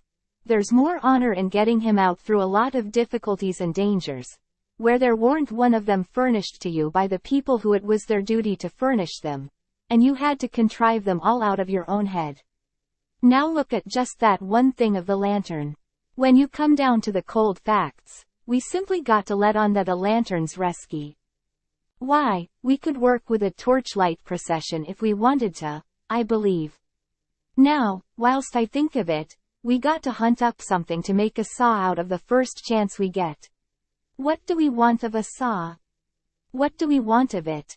Hain't we got to saw the leg of Jim's bed off, so as to get the chain loose? Why, you just said a body could lift up the bedstead and slip the chain off. Well, if that ain't just like you, Huck Finn. You can get up the infant schooliest ways of going at a thing. Why, hain't you ever read any books at all? Baron Trenck, nor Casanova, nor Benvenuto Cellini, nor Henri IV, nor none of them heroes? Who ever heard of getting a prisoner loose in such an old matey way as that? No, the way all the best authorities does is to saw the bed leg in two, and leave it just so, and swallow the sawdust, so it can't be found, and put some dirt and grease around the sawed place so the very keenest senescal can't see no sign of its being sawed. And thinks the bed leg is perfectly sound. Then, the night you're ready, fetch the leg a kick. Down she goes. Slip off your chain, and there you are. Nothing to do but hitch your rope ladder to the battlements, shin down it, break your leg in the moat. Because a rope ladder is 19 foot too short, you know. And there's your horses and your trusty vassals, and they scoop you up and fling you across a saddle, and away you go to your native Languedoc, or Navarre. Or wherever it is. It's gaudy, Huck. I wish there was a moat to this cabin. If we get time, the night of the escape, we'll dig one. I says. What do we want of a moat when we're going to snake him out from under the cabin? But he never heard me. He had forgot me and everything else. He had his chin in his hand, thinking. Pretty soon he sighs and shakes his head. Then sighs again, and says. No, it wouldn't do. There ain't necessity enough for it. For what? I says. Why, to saw Jim's leg off, he says. Good land, I says. Why, there ain't no necessity for it. And what would you want to saw his leg off for, anyway? Well, some of the best authorities has done it. They couldn't get the chain off, so they just cut their hand off and shoved. And a leg would be better still. But we got to let that go. There ain't necessity enough in this case. And, besides, Jim's a nigger, and wouldn't understand the reasons for it, and how it's the custom in Europe, so we'll let it go. But there's one thing. He can have a rope ladder. We can tear up our sheets and make him a rope ladder easy enough. And we can send it to him in a pie. It's mostly done that way. And I've ate worse pies. Why, Tom Sawyer, how you talk, I says. Jim ain't got no use for a rope ladder. He has got use for it. How you talk, you better say. You don't know nothing about it. He's got to have a rope ladder. They all do. What in the nation can he do with it? Do with it? He can hide it in his bed, can't he? That's what they all do. And he's got to, too. Huck, you don't ever seem to want to do anything that's regular. You want to be starting something fresh all the time. Suppose he don't do nothing with it? Ain't it there in his bed? For a clue, after he's gone? And don't you reckon they'll want clues? Of course they will. And you wouldn't leave them any? That would be a pretty howdy-do, wouldn't it? I never heard of such a thing. Well, I says, if it's in the regulations, and he's got to have it, all right, let him have it, because I don't wish to go back on no regulations. But there's one thing, Tom Sawyer. If we go to tearing up our sheets to make Jim a rope ladder, we're going to get into trouble with Aunt Sally, just as sure as you're born. Now, the way I look at it, a hickory bark ladder don't cost nothing, and don't waste nothing, and is just as good to load up a pie with, and hide in a straw tick, as any rag ladder you can start. And as for Jim, he ain't had no experience, and so he don't care what kind of a... Oh, shucks, Huck Finn, if I was as ignorant as you, I'd keep still. That's what I'd do. Who ever heard of a state prisoner escaping by a hickory bark ladder? Why, it's perfectly ridiculous. Well, all right, Tom, fix it your own way, but if you'll take my advice, you'll let me borrow a sheet off of the clothesline. He said that would do. And that gave him another idea, and he says, borrow a shirt too. What do we want of a shirt, Tom?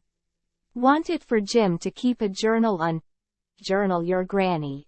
Jim can't write. Suppose he can't write.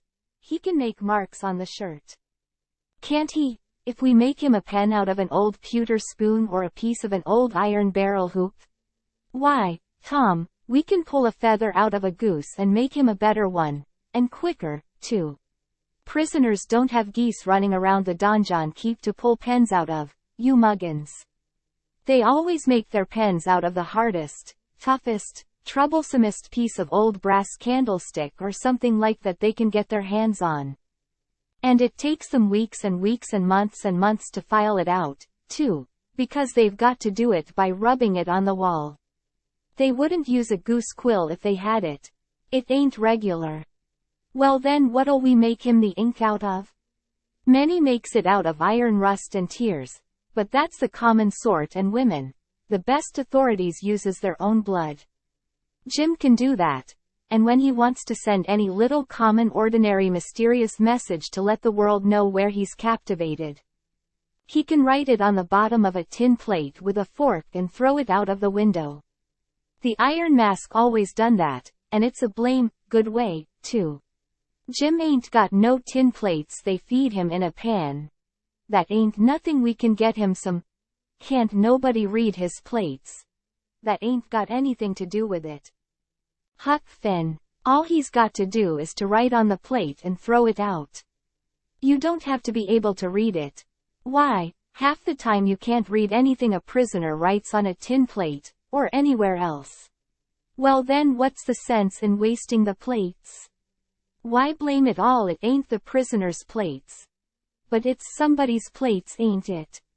Well, s'posen it is? What does the prisoner care whose? He broke off there. Because we heard the breakfast horn blowing. So we cleared out for the house. Along during the morning I borrowed a sheet and a white shirt off of the clothesline. And I found an old sack and put them in it, and we went down and got the foxfire, and put that in too. I called it borrowing, because that was what Pap always called it, but Tom said it warn't borrowing, it was stealing. He said we was representing prisoners. And prisoners don't care how they get a thing, so they get it, and nobody don't blame them for it, either. It ain't no crime in a prisoner to steal the thing he needs to get away with, Tom said. It's his right. And so, as long as we was representing a prisoner, we had a perfect right to steal anything on this place we had the least use for to get ourselves out of prison with. He said if we weren't prisoners it would be a very different thing, and nobody but a mean, ornery person would steal when he weren't a prisoner. So we allowed we would steal everything there was that come handy. And yet he made a mighty fuss, one day, after that, when I stole a watermelon out of the nigger patch and eat it. And he made me go and give the niggers a dime without telling them what it was for. Tom said that what he meant was, we could steal anything we needed. Well, I says, I needed the watermelon. But he said I didn't need it to get out of prison with. There's where the difference was. He said if I'd a wanted it to hide a knife in, and smuggle it to Jim to kill the senescal with, it would have been all right. So I let it go at that, though I couldn't see no advantage in my representing a prisoner if I got to set down and chaw over a lot of gold leaf distinctions like that every time I see a chance to hog a watermelon. Well, as I was saying, we waited that morning till everybody was settled down to business. And nobody in sight around the yard. Then Tom he carried the sack into the lean-to whilst I stood off a piece to keep watch. By and by he come out, and we went and sat down on the woodpile to talk. He says, everything's all right now except tools, and that's easy fixed. Tools? I says, yes. Tools for what? Why to dig with, we ain't a going to gnaw him out, are we? Ain't them old crippled picks and things in there good enough to dig a nigger out with? I says. He turns on me, looking pitying enough to make a body cry, and says, Huck Finn, did you ever hear of a prisoner having picks and shovels, and all the modern conveniences in his wardrobe to dig himself out with? Now I want to ask you, if you got any reasonableness in you at all, what kind of a show would that give him to be a hero? Why, they might as well lend him the key and done with it. Picks and shovels. Why, they wouldn't furnish him to a king. Well then, I says, if we don't want the picks and shovels, what do we want? A couple of case knives? To dig the foundations out from under that cabin with? Yes. Confound it, it's foolish, Tom. It don't make no difference how foolish it is. It's the right way, and it's the regular way. And there ain't no other way, that ever I heard of, and I've read all the books that gives any information about these things. They always dig out with a case knife, and not through dirt, mind you. Generally it's through solid rock. And it takes them weeks and weeks and weeks, and forever and ever. Why, look at one of them prisoners in the bottom dungeon of the Castle d'If, in the harbor of Marseille. That dug himself out that way. How long was he at it, you reckon? I don't know. Well, guess. I don't know, a month and a half. 37 year. And he come out in China. That's the kind. I wish the bottom of this fortress was solid rock. Jim don't know nobody in China. What's that got to do with it? Neither did that other fellow. But you're always a wandering off on a side issue. Why can't you stick to the main point? All right. I don't care where he comes out, so he comes out. And Jim don't, either, I reckon. But there's one thing, anyway. Jim's too old to be dug out with a case knife. He won't last. Yes, he will last, too. You don't reckon it's going to take 37 years to dig out through a dirt foundation, do you? How long will it take, Tom? Well, we can't risk being as long as we ought to, because it mayn't take very long for Uncle Silas to hear from down there by New Orleans. He'll hear Jim ain't from there. Then his next move will be to advertise Jim, or something like that. So we can't risk being as long digging him out as we ought to. By rights I reckon we ought to be a couple of years, but we can't. Things being so uncertain, what I recommend is this. That we really dig right in, as quick as we can, and after that, we can let on, to ourselves, that we was at it 37 years. Then we can snatch him out and rush him away the first time there's an alarm. Yes, I reckon that'll be the best way. Now there's sense in that, I says. Letting on don't cost nothing. Letting on ain't no trouble. And if it's any object, I don't mind letting on we was at it 150 year. It wouldn't strain me none. After I got my hand in. So I'll mosey along now, and smouch a couple of case knives. Smouch 3, he says. We want one to make a saw out of. Tom, if it ain't unregular and irreligious to suggest it, I says. There's an old rusty saw blade around yonder sticking under the weatherboarding behind the smokehouse. He looked kind of weary and discouraged like. And says. It ain't no use to try to learn you nothing, Huck. Run along and smouch the knives. 3 of them. So I done it. Chapter 36. The Lightning Rod. His level best. A bequest to posterity. A high figure. As soon as we reckoned everybody was asleep that night, we went down the lightning rod, and shut ourselves up in the lean-to, and got out our pile of foxfire, and went to work. We cleared everything out of the way, about 4 or 5 foot along the middle of the bottom log. Tom said he was right behind Jim's bed now. And we'd dig in under it, and when we got through there couldn't nobody in the cabin ever know there was any hole there, because Jim's counterpin hung down most to the ground, and you'd have to raise it up and look under to see the hole. So we dug and dug with the case knives till most midnight, and then we was dog tired, and our hands was blistered, and yet you couldn't see we'd done anything hardly. At last I says, this ain't no 37-year job. This is a 38-year job, Tom Sawyer. He never said nothing, but he sighed, and pretty soon he stopped digging, and then for a good little while I knowed that he was thinking. Then he says, it ain't no use, Huck, it ain't a-going to work. If we was prisoners it would, because then we'd have as many years as we wanted, and no hurry, and we wouldn't get but a few minutes to dig, every day, while they was changing watches. And so our hands wouldn't get blistered, and we could keep it up right along, year in and year out, and do it right, and the way it ought to be done. But we can't fool along. We got to rush. We ain't got no time to spare. If we was to put in another night this way we'd have to knock off for a week to let our hands get well. Couldn't touch a case knife with them sooner. Well then what we going to do, Tom? I'll tell you. It ain't right, and it ain't moral, and I wouldn't like it to get out, but there ain't only just the one way. We got to dig him out with the picks, and let on its case knives. Now you're talking, I says. Your head gets leveler and leveler all the time, Tom Sawyer, I says. Picks is the thing, moral or no moral, and as for me, I don't care shucks for the morality of it, nohow. When I start in to steal a nigger, or a watermelon, or a Sunday school book, I ain't no ways particular how it's done, so it's done.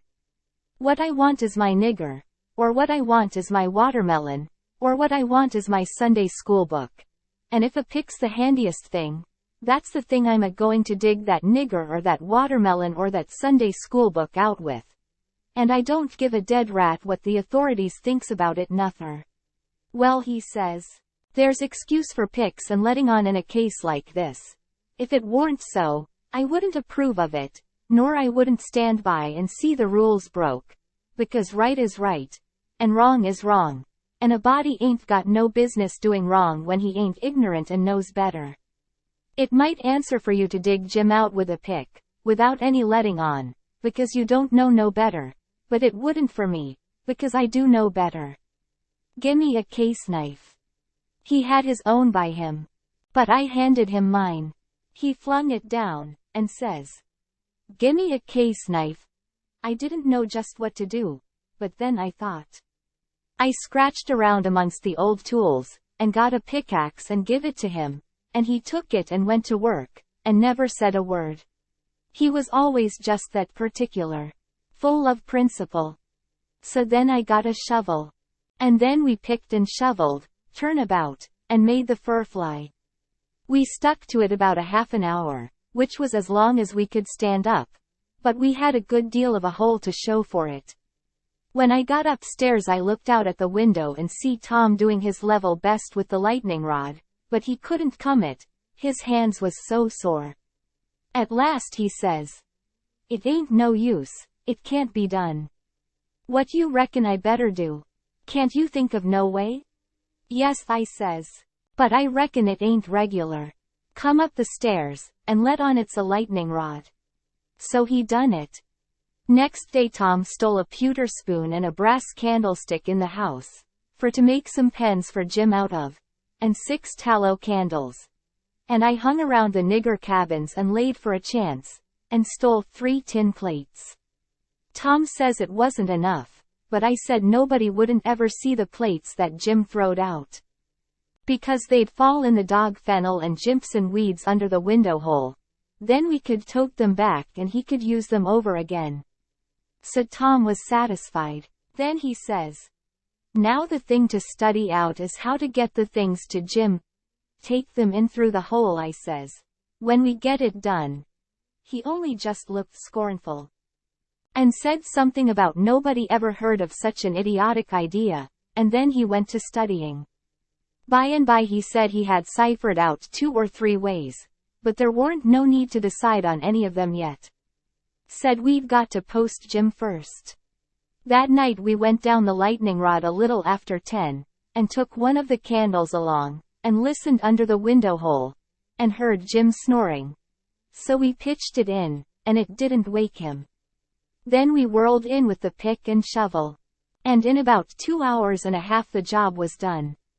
We crept in under Jim's bed and into the cabin, and pawed around and found the candle and lit it, and stood over Jim a while, and found him looking hearty and healthy, and then we woke him up gentle and gradual. He was so glad to see us he most cried, and called us honey, and all the pet names he could think of, and was for having us hunt up a cold chisel to cut the chain off of his leg with right away. And clearing out without losing any time. But Tom he showed him how unregular it would be, and sat down and told him all about our plans, and how we could alter them in a minute any time there was an alarm. And not to be the least afraid, because we would see he got away, sure. So Jim he said it was all right, and we sat there and talked over old times a while, and then Tom asked a lot of questions, and when Jim told him Uncle Silas come in every day or 2 to pray with him. and Aunt Sally come in to see if he was comfortable and had plenty to eat, and both of them was kind as they could be. Tom says, "Now I know how to fix it, we'll send you some things by them." I said, "Don't do nothing of the kind. It's one of the most jackass ideas I ever struck." But he never paid no attention to me. Went right on. It was his way when he'd got his plans set. So he told Jim how we'd have to smuggle in the rope ladder pie and other large things by Nat, the nigger that fed him, and he must be on the lookout, and not be surprised, and not let Nat see him open them. And we would put small things in Uncle's coat pockets and he must steal them out. And we would tie things to Aunt's apron strings or put them in her apron pocket, if we got a chance, and told him what they would be and what they was for. And told him how to keep a journal on the shirt with his blood, and all that. He told him everything. Jim he couldn't see no sense in the most of it. But he allowed we was white folks and knowed better than him, so he was satisfied, and said he would do it all just as Tom said. Jim had plenty corn cob pipes and tobacco, so we had a right down good sociable time. Then we crawled out through the hole, and so home to bed, with hands that looked like they'd been chawed. Tom was in high spirits. He said it was the best fun he ever had in his life, and the most intellectual.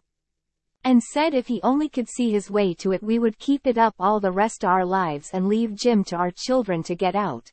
For he believed Jim would come to like it better and better the more he got used to it. He said that in that way it could be strung out to as much as 80 year, and would be the best time on record. And he said it would make us all celebrated that had a hand in it. In the morning we went out to the woodpile and chopped up the brass candlestick into handy sizes. And Tom put them and the pewter spoon in his pocket. Then we went to the nigger cabins, and while I got Nat's notice off, Tom shoved a piece of candlestick into the middle of a corn pone that was in Jim's pan, and we went along with Nat to see how it would work, and it just worked noble. When Jim bit into it it most mashed all his teeth out. And there warn't ever anything coulda worked better. Tom said so himself. Jim he never let on but what it was only just a piece of rock or something like that that's always getting into bread. You know, but after that he never bit into nothing but what he jabbed his fork into it in 3 or 4 places first. And whilst we was a-standing there in the dimmish light, here comes a couple of the hounds bulging in from under Jim's bed. And they kept on piling in till there was 11 of them. And there warn't hardly room in there to get your breath. By jings, we forgot to fasten that lean-to door. The nigger Nat he only just hollered witches once. And keeled over onto the floor amongst the dogs, and begun to groan like he was dying. Tom jerked the door open and flung out a slab of Jim's meat, and the dogs went for it. And in 2 seconds he was out himself and back again and shut the door, and I knowed he'd fixed the other door too. Then he went to work on the nigger, coaxing him and petting him, and asking him if he'd been imagining he saw something again. He raised up, and blinked his eyes around, and says, "Mars Sid, you'll say I's a fool, but if I didn't believe I see most a million dogs, devils, somen, I wished I may die right haya in desse tracks. I did, mos es holy. Mars Sid, I felt saw, day was all over me. Dad fetch it, I jeez wished I could get my hands on one dem witches jeez wunst. Ani jeez wunst. It's all I, asked. But mostly I wished they'd lemme, lone, I does." Tom says, "Well, I tell you what I think. What makes them come here just at this runaway nigger's breakfast time? It's because they're hungry, that's the reason.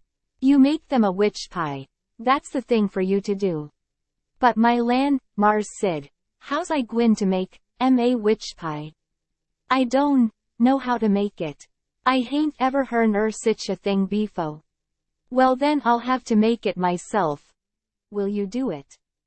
Honey, will you? I'll whoosh up de ground, und, yo, foot. I will. All right, I'll do it, seeing it's you, and you've been good to us and showed us the runaway nigger. But you got to be mighty careful. When we come around, you turn your back, and then whatever we've put in the pan, don't you let on you see it at all. And don't you look when Jim unloads the pan. Something might happen, I don't know what. And above all, don't you handle the witch things. Handle, Mars Sid? What is you a talkin' bout? I wouldn't laid a weight my finger on not for $10,000 billion, I wouldn't. Chapter 37. The Last Shirt. Mooning around. Sailing orders. The witch pie. That was all fixed. So then we went away and went to the rubbish pile in the backyard, where they keep the old boots, and rags, and pieces of bottles, and wore out tin things, and all such truck, and scratched around and found an old tin washpan, and stopped up the holes as well as we could. To bake the pie in, and took it down cellar and stole it full of flour and started for breakfast, and found a couple of shingle nails that Tom said would be handy for a prisoner to scrabble his name and sorrows on the dungeon walls with, and dropped one of them in Aunt Sally's apron pocket which was hanging on a chair, and t'other we stuck in the band of Uncle Silas's hat, which was on the bureau, because we heard the children say their pa and ma was going to the runaway nigger's house this morning. And then went to breakfast, and Tom dropped the pewter spoon in Uncle Silas's coat pocket, and Aunt Sally wasn't come yet, so we had to wait a little while. And when she come she was hot and red and cross, and couldn't hardly wait for the blessing, and then she went to sluicing out coffee with one hand and cracking the handiest child's head with her thimble with the other, and says, "I've hunted high and I've hunted low. And it does beat all what has become of your other shirt." My heart fell down amongst my lungs and livers and things, and a hard piece of corn crust started down my throat after it and got met on the road with a cough, and was shot across the table, and took one of the children in the eye and curled him up like a fishing worm, and let a cry out of him the size of a war whoop, and Tom he turned kinder blue around the gills. And it all amounted to a considerable state of things for about a quarter of a minute or as much as that, and I would have sold out for half price if there was a bidder. But after that we was all right again. It was the sudden surprise of it that knocked us so kind of cold. Uncle Silas he says, "It's most uncommon curious, I can't understand it. I know perfectly well I took it off, because you hain't got but one on. Just listen at the man. I know you took it off, and know it by a better way than your wool-gathering memory, too, because it was on the clothesline yesterday. I see it there myself. But it's gone, that's the long and the short of it, and you'll just have to change to a red flannel one till I can get time to make a new one. And it'll be the third I've made in 2 years. It just keeps a body on the jump to keep you in shirts, and whatever you do manage to do with all is more'n I can make out. A body, d'ye think you would learn to take some sort of care of 'em at your time of life? I know it, Sally, and I do try all I can. But it oughtn't to be altogether my fault, because, you know, I don't see them nor have nothing to do with them except when they're on me. And I don't believe I've ever lost one of them off of me. Well, it ain't your fault if you haven't, Silas. You'd 'a done it if you could, I reckon. And the shirt ain't all that's gone, nuther. There's a spoon gone, and that ain't all. There was 10, and now there's only 9. The calf got the shirt, I reckon, but the calf never took the spoon, that's certain. Why, what else is gone, Sally? There's 6 candles gone, that's what. The rats coulda got the candles, and I reckon they did. I wonder they don't walk off with the whole place. The way you're always going to stop their holes and don't do it. And if they weren't fools they'd sleep in your hair, Silas. You'd never find it out. But you can't lay the spoon on the rats, and that I know. Well, Sally, I'm in fault, and I acknowledge it. I've been remiss. But I won't let tomorrow go by without stopping up them holes. Oh, I wouldn't hurry. Next year, I'll do. Matilda Angelina Araminta Phelps. Whack comes the thimble, and the child snatches her claws out of the sugar bowl without fooling around any. Just then the nigger woman steps onto the passage. And says, "Mrs. Day's a sheet gone. A sheet gone. Well, for the land's sake. I'll stop up them holes today," says Uncle Silas, looking sorrowful. "Oh, do shut up. Suppose the rats took the sheet? Where's it gone, Liza? Claw to goodness I hain't no notion. Miss Sally, she was on de clothesline yistiddy, but she done gone. She ain't da no mo, now. I reckon the world is coming to an end. I never see the beat of it in all my born days. A shirt, and a sheet, and a spoon, and 6 can. Missus comes a young yaller wench. Day's a brass candlestick missin'. Clear out from here, you hussy, or I'll take a skillet to ye." Well, she was just a biling. I begun to lay for a chance. I reckoned I would sneak out and go for the woods till the weather moderated. She kept a raging right along, running her insurrection all by herself, and everybody else mighty meek and quiet, and at last Uncle Silas, looking kind of foolish, fishes up that spoon out of his pocket. She stopped, with her mouth open and her hands up, and as for me, I wished I was in Jerusalem or somewheres. But not long, because she says, "It's just as I expected. So you had it in your pocket all the time, and like as not you've got the other things there, too. How'd it get there?" "I really don't know, Sally," he says, kind of apologizing, "or you know I would tell. I was studying over my text in Acts 17 before breakfast, and I reckon I put it in there, not noticing, meaning to put my testament in, and it must be so, because my testament ain't in, but I'll go and see. And if the testament is where I had it, I'll know I didn't put it in, and that will show that I laid the testament down and took up the spoon, and, oh, for the land's sake, give a body a rest. Go long now, the whole kit and biling of ye, and don't come nigh me again till I've got back my peace of mind." I'd a heard her if she'd a said it to herself, let alone speaking it out. And I'd a got up and obeyed her if I'd a been dead. As we was passing through the setting room, the old man he took up his hat, and the shingle nail fell out on the floor, and he just merely picked it up and laid it on the mantel shelf, and never said nothing, and went out. Tom see him do it, and remembered about the spoon, and says, "Well, it ain't no use to send things by him no more, he ain't reliable." Then he says, "But he done us a good turn with the spoon, anyway, without knowing it, and so we'll go and do him one without him knowing it. Stop up his rat holes. There was a noble good lot of them down cellar, and it took us a whole hour, but we done the job tight and good and shipshape." Then we heard steps on the stairs, and blowed out our light and hid.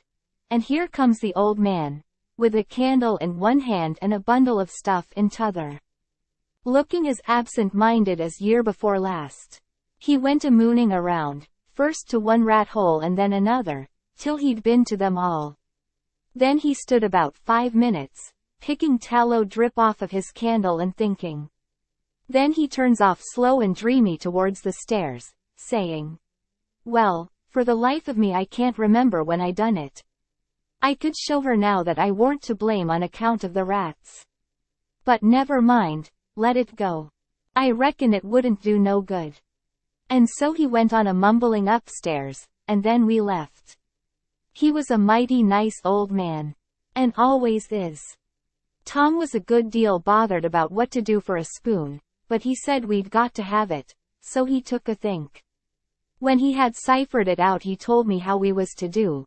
Then we went and waited around the spoon basket till we see Aunt Sally coming, and then Tom went to counting the spoons and laying them out to one side. And I slid one of them up my sleeve, and Tom says, "Why, Aunt Sally, there ain't but 9 spoons yet." She says, "Go 'long to your play, and don't bother me. I know better, I counted 'em myself." "Well, I've counted them twice, Auntie, and I can't make but 9. She looked out of all patience. But of course she come to count, anybody would. I declare to gracious there ain't but 9. She says, "Why, what in the world? Plague take the things. I'll count again." So I slipped back the one I had, and when she got done counting, she says, "Hang the troublesome rubbage, there's 10 now." And she looked huffy and bothered both. But Tom says, "Why, Auntie, I don't think there's 10. You numbskull, didn't you see me count, I know, but..." "Well, I'll count, again." So I smouched one, and they come out 9, same as the other time. Well, she was in a tearing way, just a trembling all over, she was so mad. But she counted and counted till she got that addled she'd start to count in the basket for a spoon sometimes. And so, 3 times they come out right, and 3 times they come out wrong. Then she grabbed up the basket and slammed it across the house and knocked the cat galley west. And she said, "Clear out and let her have some peace, and if we come bothering around her again betwixt that and dinner she'd skin us." So we had the odd spoon, and dropped it in her apron pocket whilst she was a-giving us our sailing orders, and Jim got it all right, along with her shingle nail, before noon. We was very well satisfied with this business, and Tom allowed it was worth twice the trouble it took, because he said now she couldn't ever count them spoons twice alike again to save her life, and wouldn't believe she'd counted them right if she did, and said that after she'd about counted her head off for the next 3 days he judged she'd give it up and offer to kill anybody that wanted her to ever count them anymore. So we put the sheet back on the line that night, and stole one out of her closet, and kept on putting it back and stealing it again for a couple of days till she didn't know how many sheets she had anymore, and she didn't care, and warn't a-going to bullyrag the rest of her soul out about it, and wouldn't count them again not to save her life. She'd ruth or die first. So we was all right now, as to the shirt and the sheet and the spoon and the candles. By the help of the calf and the rats and the mixed-up counting, and as to the candlestick, it warn't no consequence, it would blow over by and by. But that pie was a job. We had no end of trouble with that pie. We fixed it up away down in the woods, and cooked it there, and we got it done at last, and very satisfactory, too. But not all in one day. And we had to use up 3 washpans full of flour before we got through, and we got burnt pretty much all over in places, and eyes put out with the smoke, because, you see, we didn't want nothing but a crust, and we couldn't prop it up right, and she would always cave in. But of course we thought of the right way at last, which was to cook the latter, too, in the pie. So then we laid in with Jim the second night, and tore up the sheet all in little strings and twisted them together, and long before daylight we had a lovely rope that you could hung a person with. We let on it took 9 months to make it. And in the forenoon we took it down to the woods, but it wouldn't go into the pie. Being made of a whole sheet, that way, there was rope enough for 40 pies if we'd wanted them, and plenty left over for soup, or sausage, or anything you choose. We could had a whole dinner. But we didn't need it. All we needed was just enough for the pie, and so we throwed the rest away. We didn't cook none of the pies in the wash pan, afraid the solder would melt. But Uncle Silas he had a noble brass warming pan which he thought considerable of, because it belonged to one of his ancestors with a long wooden handle that come over from England with William the Conqueror in the Mayflower or one of them early ships, and was hid away up garret with a lot of other old pots and things that was valuable, not on account of being any account, because they warn't, but on account of them being relicts, you know. And we snaked her out, private, and took her down there, but she failed on the first pies, because we didn't know how, but she come up smiling on the last one. We took and lined her with dough, and set her in the coals, and loaded her up with rag rope, and put on a dough roof, and shut down the lid, and put hot embers on top, and stood off 5 foot, with the long handle, cool and comfortable, and in 15 minutes she turned out a pie that was a satisfaction to look at. But the person that ate it would want to fetch a couple of cags of toothpicks along, for if that rope ladder wouldn't cramp him down to business I don't know nothing what I'm talking about, and lay him in enough stomach ache to last him till next time, too. Nat didn't look when we put the witch pie in Jim's pan. And we put the 3 tin plates in the bottom of the pan under the victuals. And so Jim got everything all right. And as soon as he was by himself he busted into the pie and hid the rope ladder inside of his straw tick, and scratched some marks on a tin plate and throwed it out of the window hole. Chapter 38. The Coat of Arms. A skilled superintendent. Unpleasant glory. A tearful subject. Making them pens was a distressed tough job, and so was the saw. And Jim allowed the inscription was going to be the toughest of all. That's the one which the prisoner has to scrabble on the wall. But he had to have it. Tom said he'd got to. There warn't no case of a state prisoner not scrabbling his inscription to leave behind. And his coat of arms. Look at Lady Jane Grey, he says. Look at Guilford Dudley. Look at old Northumberland. Why, Huck, suppose it is considerable trouble. What you going to do? How you going to get around it? Jim's got to do his inscription and coat of arms. They all do. Jim says. Why, Mars Tom, I hain't got no coat o' arm. I hain't got nuffin but dish or ol' shirt. And you knows I got to keep de journal on dat. Oh, you don't understand, Jim. A coat of arms is very different. Well, I says. Jim's right, anyway, when he says he ain't got no coat of arms, because he hain't. I reckon I knowed that, Tom says, but you bet he'll have one before he goes out of this. Because he's going out right. And there ain't going to be no flaws in his record. So whilst me and Jim filed away at the pens on a brickbat apiece, Jim a making hyson out of the brass and I making mine out of the spoon, Tom set to work to think out the coat of arms. By and by he said he'd struck so many good ones he didn't hardly know which to take, but there was one which he reckoned he'd decide on. He says, on the scutcheon we'll have a bend or in the dexter base.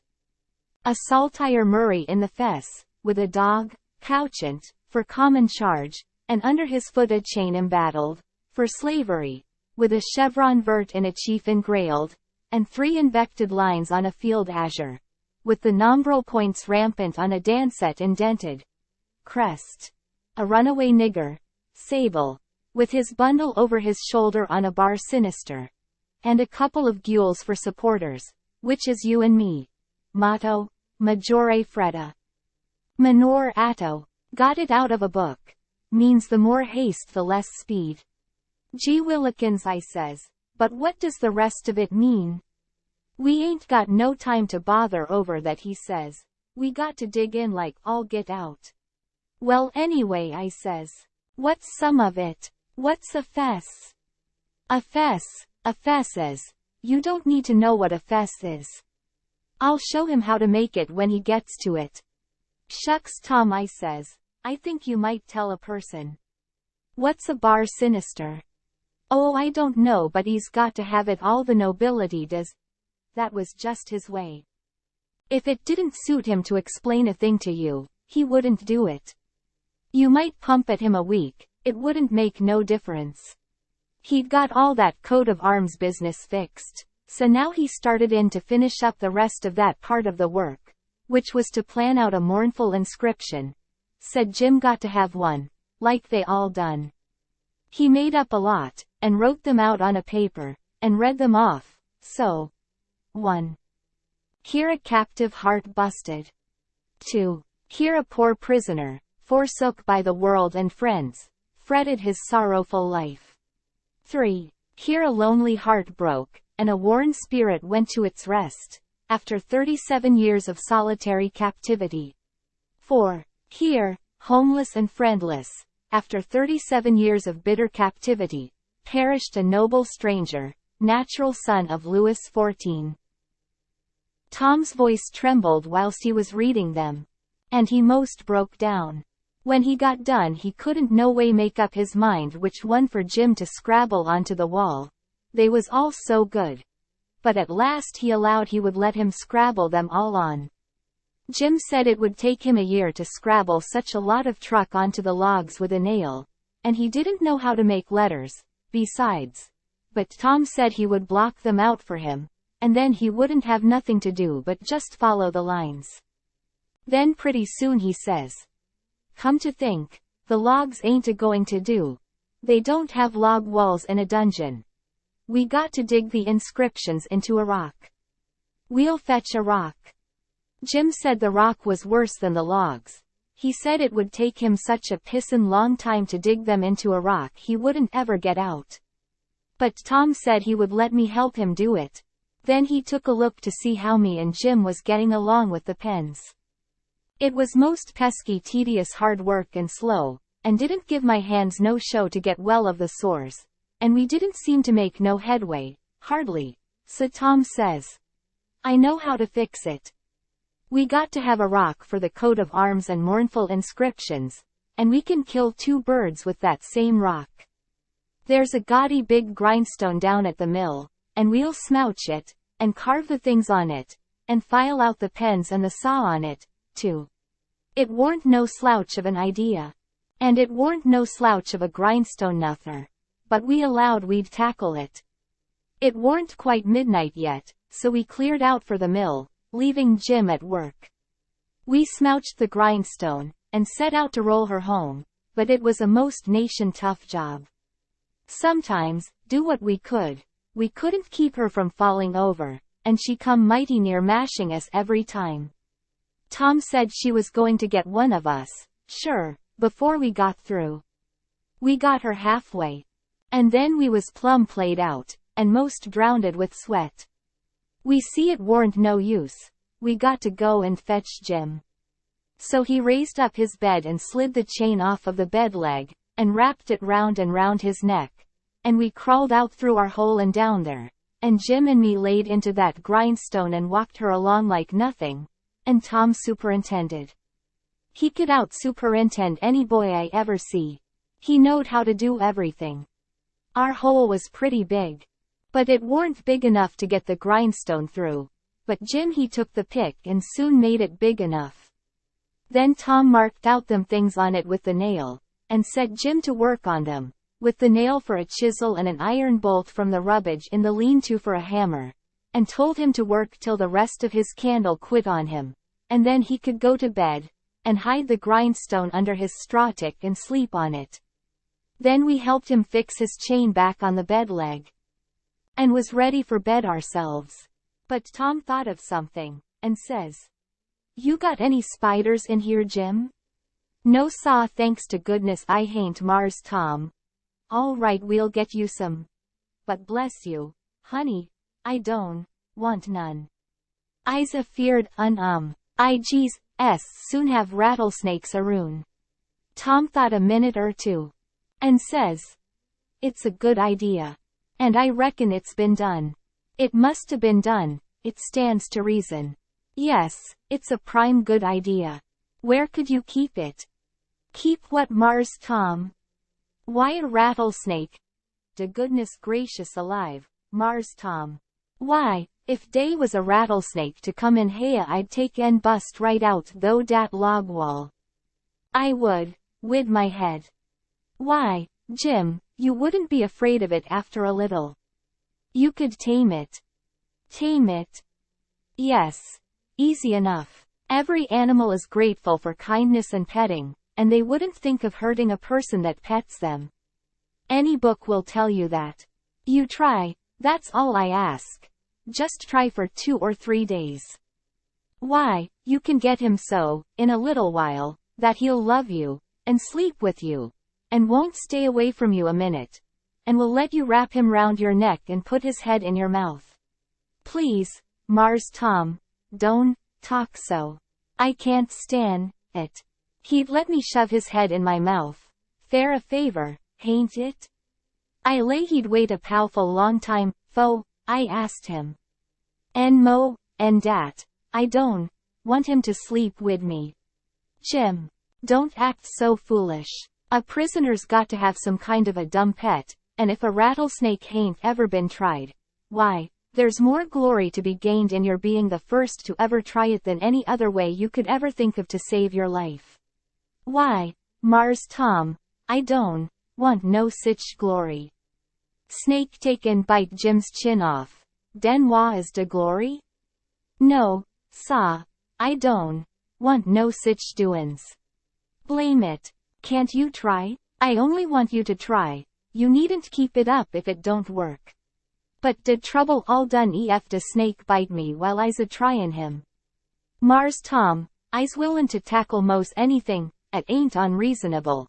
But ef you and Huck fetches a rattlesnake in haya for me to tame, I's gwin to leave, dat's sure. Well, then, let it go, if you're so bull-headed about it. We can get you some garter snakes. And you can tie some buttons on their tails, and let on their rattlesnakes, and I reckon that, LL have to do. I can stand, dem, Mars Tom, but blame, ef I could get along without I tell you dat. I never knowed befo' T was so much bother and trouble to be a prisoner.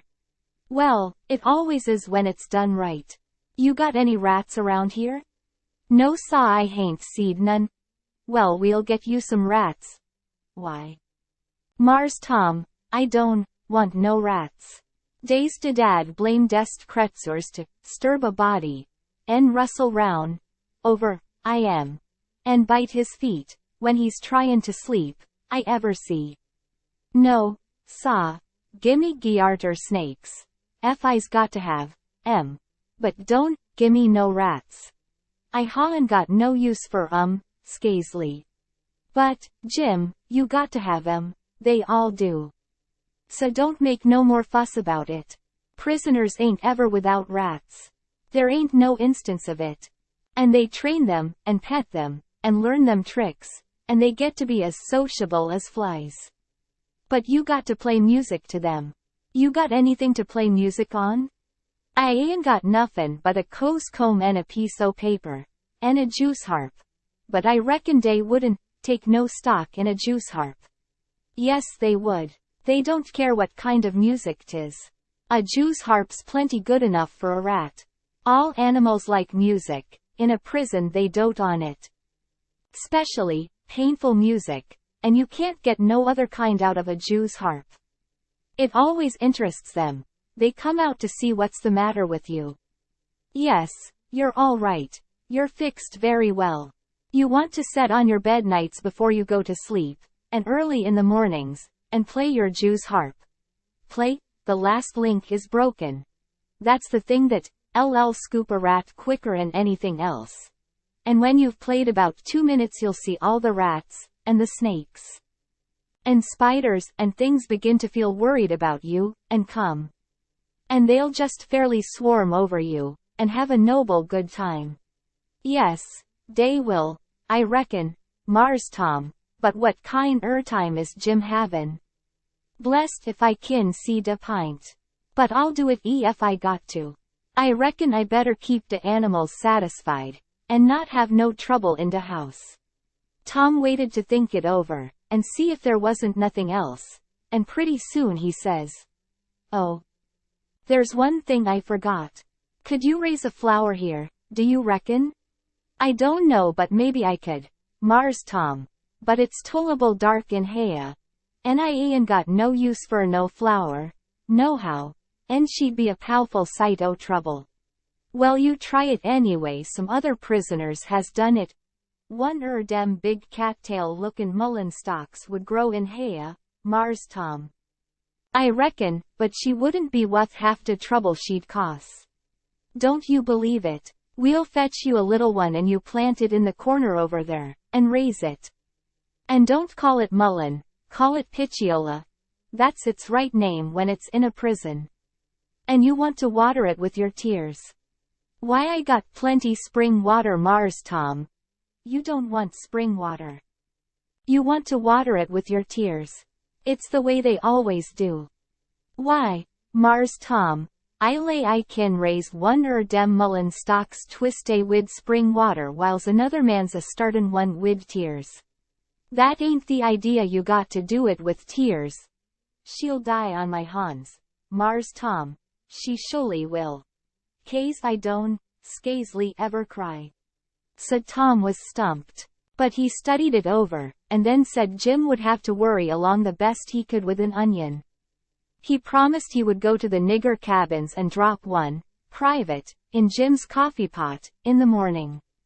Jim said he would soon have Chewbacca in his coffee, and found so much fault with it, and with the work and bother of raising the mullen, and Jews harping the rats, and petting and flattering up the snakes and spiders and things, on top of all the other work he had to do on pens, and inscriptions, and journals, and things, which made it more trouble and worry and responsibility to be a prisoner than anything he ever undertook, that Tom most lost all patience with him, and said he was just loaded down with more gaudy chances than a prisoner ever had in the world to make a name for himself, and yet he didn't know enough to appreciate them, and they was just about wasted on him. Said Jim he was sorry, and said he wouldn't behave so no more. And then me and Tom shoved for bed. Chapter 39. Rats. Lively bed. Fellows. The straw dummy.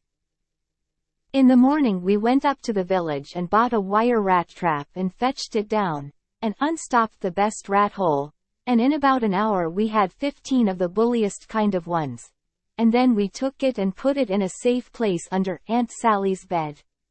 But while we was gone for spiders, little Thomas Franklin Benjamin Jefferson Alexander Phelps found it there, and opened the door of it to see if the rats would come out, and they did. And Aunt Sally she come in, and when we got back she was a-standing on top of the bed raising Cain, and the rats was doing what they could to keep off the dull times for her.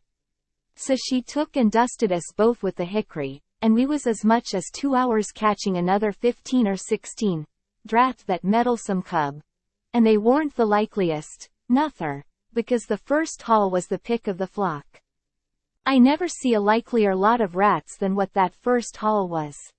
We got a splendid stock of sorted spiders, and bugs, and frogs, and caterpillars, and one thing or another. And we like to got a hornet's nest, but we didn't. The family was at home. We didn't give it right up, but stayed with them as long as we could, because we allowed we'd tire them out or they'd got to tire us out, and they done it. Then we got Ollicumpain and rubbed on the places, and was pretty near all right again, but couldn't set down convenient. And so we went for the snakes, and grabbed a couple of dozen garters and house snakes, and put them in a bag, and put it in our room, and by that time it was supper time, and a rattling good honest day's work. And hungry? Oh, no, I reckon not. And there weren't a blessed snake up there when we went back. We didn't half tie the sack, and they worked out somehow, and left. But it didn't matter much, because they was still on the premises somewheres. So we judged we could get some of them again.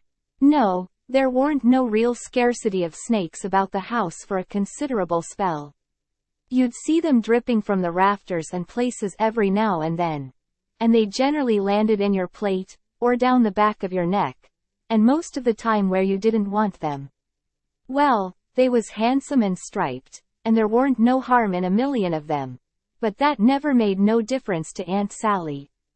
She despised snakes, be the breed what they might, and she couldn't stand them no way you could fix it. And every time one of them flopped down on her, it didn't make no difference what she was doing.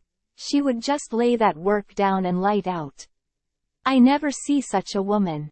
And you could hear her whoop to Jericho. You couldn't get her to take a holt of one of them with the tongs.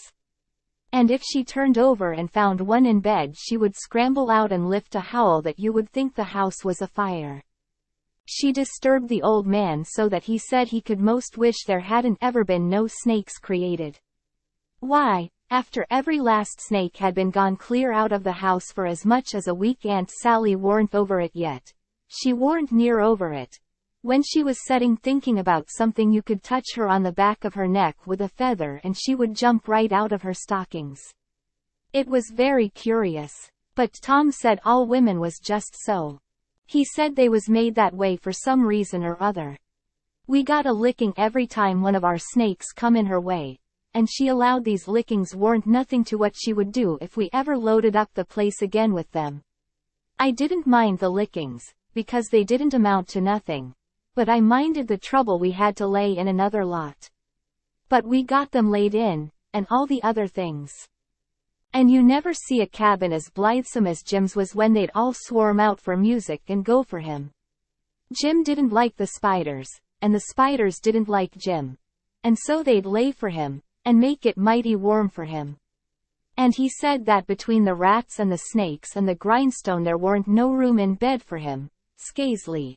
And when there was, a body couldn't sleep, it was so lively, and it was always lively, he said, because they never all slept at one time, but took turn about, so when the snakes was asleep the rats was on deck, and when the rats turned in the snakes come on watch, so he always had one gang under him, in his way, and t'other gang having a circus over him, and if he got up to hunt a new place the spiders would take a chance at him as he crossed over. He said if he ever got out this time he wouldn't ever be a prisoner again, not for a salary. Well, by the end of 3 weeks everything was in pretty good shape. The shirt was sent in early, in a pie, and every time a rat bit Jim he would get up and write a little in his journal whilst the ink was fresh. The pens was made, the inscriptions and so on was all carved on the grindstone. The bed leg was sawed in two, and we had ate up the sawdust, and it give us a most amazing stomach ache. We reckoned we was all going to die, but didn't. It was the most undigestible sawdust I ever see. And Tom said the same. But as I was saying, we'd got all the work done now, at last. And we was all pretty much fagged out, too, but mainly Jim. The old man had wrote a couple of times to the plantation below Orleans to come and get their runaway nigger, but hadn't got no answer, because there weren't no such plantation. So he allowed he would advertise Jim in the St. Louis and New Orleans papers. And when he mentioned the St. Louis ones it give me the cold shivers. And I see we hadn't no time to lose. So Tom said, now for the anonymous letters. What's them? I says. Warnings to the people that something is up. Sometimes it's done one way, sometimes another. But there's always somebody spying around that gives notice to the governor of the castle. When Louis XVI was going to light out of the Tuileries, a servant girl done it. It's a very good way. And so is the anonymous letters. We'll use them both. And it's usual for the prisoner's mother to change clothes with him, and she stays in, and he slides out in her clothes. We'll do that, too. But looky here, Tom, what do we want to warn anybody for that something's up? Let them find it out for themselves. It's their lookout. Yes, I know, but you can't depend on them. It's the way they've acted from the very start, left us to do everything. They're so confiding and mullet-headed they don't take notice of nothing at all. So if we don't give them notice there won't be nobody nor nothing to interfere with us, and so after all our hard work and trouble this escape, go off perfectly flat. Won't amount to nothing, won't be nothing to it. Well as for me Tom that's the way I'd like. Shucks, he says. And looked disgusted. So I says. But I ain't going to make no complaint. Any way that suits you suits me. What you going to do about the servant girl? You'll beat her. You slide in the middle of the night, and hook that yaller girl's frock. Why, Tom, that'll make trouble next morning, because, of course, she probably hain't got any but that one. I know, but you don't want it but 15 minutes, to carry the anonymous letter and shove it under the front door. All right, then, I'll do it, but I could carry it just as handy in my own togs. You wouldn't look like a servant girl then would you? No but there won't be nobody to see what I look like anyway. That ain't got nothing to do with it. The thing for us to do is just to do our duty, and not worry about whether anybody sees us do it or not. Hain't you got no principle at all? All right, I ain't saying nothing, I'm the servant girl. Who's Jim's mother? I'm his mother. I'll hook a gown from Aunt Sally. Well then you'll have to stay in the cabin when me and Jim leaves. Not much. I'll stuff Jim's clothes full of straw and lay it on his bed to represent his mother in disguise. and Jim, take the nigger woman's gown off of me and wear it, and we'll all evade together. When a prisoner of style escapes, it's called an evasion. It's always called so when a king escapes, for instance. And the same with a king's son. It don't make no difference whether he's a natural one or an unnatural one. Said Tom. He wrote the anonymous letter. And I smouched the yaller wench's frock that night, and put it on, and shoved it under the front door, the way Tom told me to. It said, "Beware, trouble is brewing. Keep a sharp lookout. Unknown friend." Next night we stuck a picture, which Tom drawed in blood, of a skull and crossbones on the front door. And next night another one of a coffin on the back door. I never see a family in such a sweat. They couldn't have been worse scared if the place had been full of ghosts laying for them behind everything and under the beds and shivering through the air. If a door banged, Aunt Sally she jumped and said ouch. If anything fell, she jumped and said ouch. If you happened to touch her, when she weren't noticing, she done the same. She couldn't face no way and be satisfied, because she allowed there was something behind her every time. So she was always a whirling around sudden, and saying ouch, and before she'd got 2/3 around she'd whirl back again. And say it again, and she was afraid to go to bed, but she dasn't set up. So the thing was working very well, Tom said. He said he never see a thing work more satisfactory. He said it showed it was done right. So he said, now for the grand bulge. So the very next morning at the streak of dawn we got another letter ready, and was wondering what we better do with it, because we heard them say at supper they was going to have a nigger on watch at both doors all night. Tom he went down the lightning rod to spy around, and the nigger at the back door was asleep, and he stuck it in the back of his neck and come back. This letter said, "Don't betray me. I wish to be your friend. There is a desperate gang of cutthroats from over in the Indian Territory going to steal your runaway nigger tonight, and they have been trying to scare you so as you will stay in the house and not bother them. I am one of the gang, but have got religion and wish to quit it and lead an honest life again. And will betray the hellish design. They will sneak down from northwards, along the fence, at midnight exact, with a false key, and go in the nigger's cabin to get him. I am to be off a piece and blow a tin horn if I see any danger. But stead of that I will be like a sheep soon as they get in and not blow at all. Then whilst they are getting his chains loose, you slip there and lock them in, and can kill them at your leisure. Don't do anything but just the way I am telling you. If you do they will suspicion something and raise whoop jamboree-hoo. I do not wish any reward but to know I have done the right thing. Unknown friend." Chapter 40. Fishing. The Vigilance Committee. A lively run. Jim advises a doctor. We was feeling pretty good after breakfast, and took my canoe and went over the river a-fishing, with a lunch, and had a good time, and took a look at the raft and found her all right, and got home late to supper, and found them in such a sweat and worry they didn't know which end they was standing on. And made us go right off to bed the minute we was done supper, and wouldn't tell us what the trouble was, and never let on a word about the new letter, but didn't need to, because we knowed as much about it as anybody did. And as soon as we was half upstairs and her back was turned we slid for the cellar cupboard and loaded up a good lunch and took it up to our room and went to bed, and got up about 11:30, and Tom put on Aunt Sally's dress that he stole and was going to start with the lunch.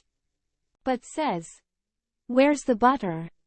I laid out a hunk of it, I says, on a piece of a corn pone. "Well, you left it laid out then. It ain't here.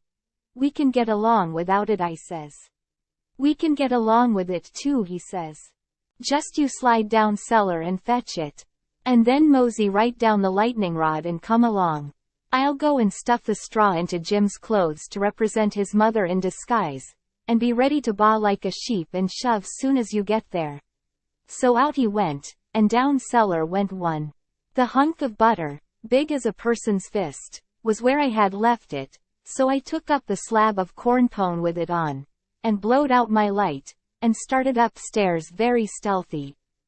And got up to the main floor all right. But here comes Aunt Sally with a candle, and I clapped the truck in my hat, and clapped my hat on my head, and the next second she see me, and she says, "You been down cellar?" "Yes'm." "What you been doing down there?" "Nothin'." "Nothin'." "No'm." "Well then, what possessed you to go down there this time of night?" "I don't know, Em." "You don't know? Don't answer me that way. Tom, I want to know what you been doing down there." "I hain't been doing a single thing, Aunt Sally. I hope to gracious if I have." I reckoned she'd let me go now, and as a general thing she would. But I suppose there was so many strange things going on she was just in a sweat about every little thing that warn't yardstick straight. So she says, very decided, "You just march into that setting room and stay there till I come. You been up to something you no business to, and I lay I'll find out what it is before I'm done with you." So she went away as I opened the door and walked into the setting room. My, but there was a crowd there. 15 farmers, and every one of them had a gun. I was most powerful sick, and slunk to a chair and sat down. They was setting around, some of them talking a little, in a low voice, and all of them fidgety and uneasy, but trying to look like they weren't. But I knowed they was, because they was always taking off their hats, and putting them on, and scratching their heads, and changing their seats, and fumbling with their buttons. I warn't easy myself, but I didn't take my hat off, all the same. I did wish Aunt Sally would come, and get done with me, and lick me, if she wanted to, and let me get away and tell Tom how we'd overdone this thing, and what a thundering hornet's nest we'd got ourselves into, so we could stop fooling around straight off. And clear out with Jim before these rips got out of patience and come for us. At last she come and begun to ask me questions, but I couldn't answer them straight. I didn't know which end of me was up.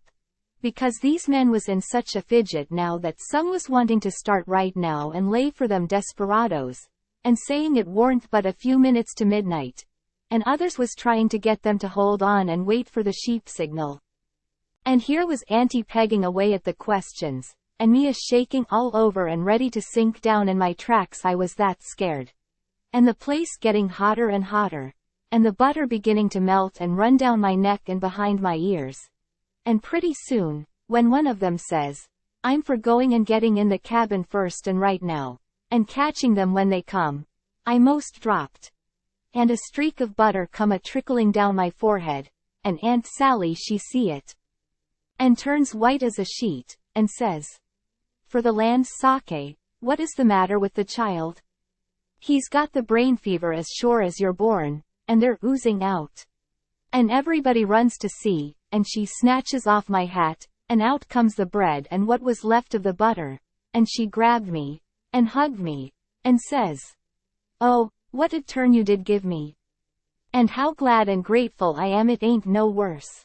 For luck's against us, and it never rains but it pours, and when I see that truck I thought we'd lost you, for I knowed by the color and all it was just like your brains would be if.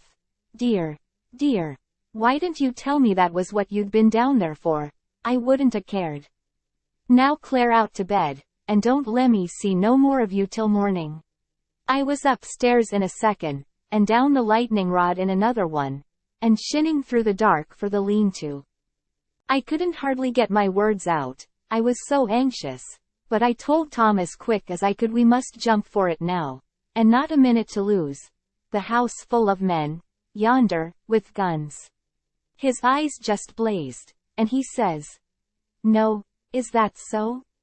Ain't it bully? Why, Huck, if it was to do over again, I bet I could fetch 200. If we could put it off till—" "Hurry, hurry," I says. "Where's Jim?" "Right at your elbow. If you reach out your arm you can touch him. He's dressed, and everything's ready. Now we'll slide out and give the sheep signal." But then we heard the tramp of men coming to the door, and heard them begin to fumble with the padlock, and heard a man say, "I told you we'd be too soon. They haven't come. The door is locked." Here, I'll lock some of you into the cabin, and you lay for 'em in the dark and kill 'em when they come. And the rest scatter around a piece, and listen if you can hear 'em coming. So in they come, but couldn't see us in the dark, and most trod on us whilst we was hustling to get under the bed. But we got under all right, and out through the hole, swift but soft, Jim first, me next, and Tom last, which was according to Tom's orders. Now we was in the lean-to, and heard trampings close by outside. So we crept to the door, and Tom stopped us there and put his eye to the crack, but couldn't make out nothing, it was so dark, and whispered and said he would listen for the steps to get further, and when he nudged us Jim must glide out first, and him last. So he set his ear to the crack and listened, and listened, and listened, and the steps a-scraping around out there all the time. And at last he nudged us, and we slid out, and stooped down.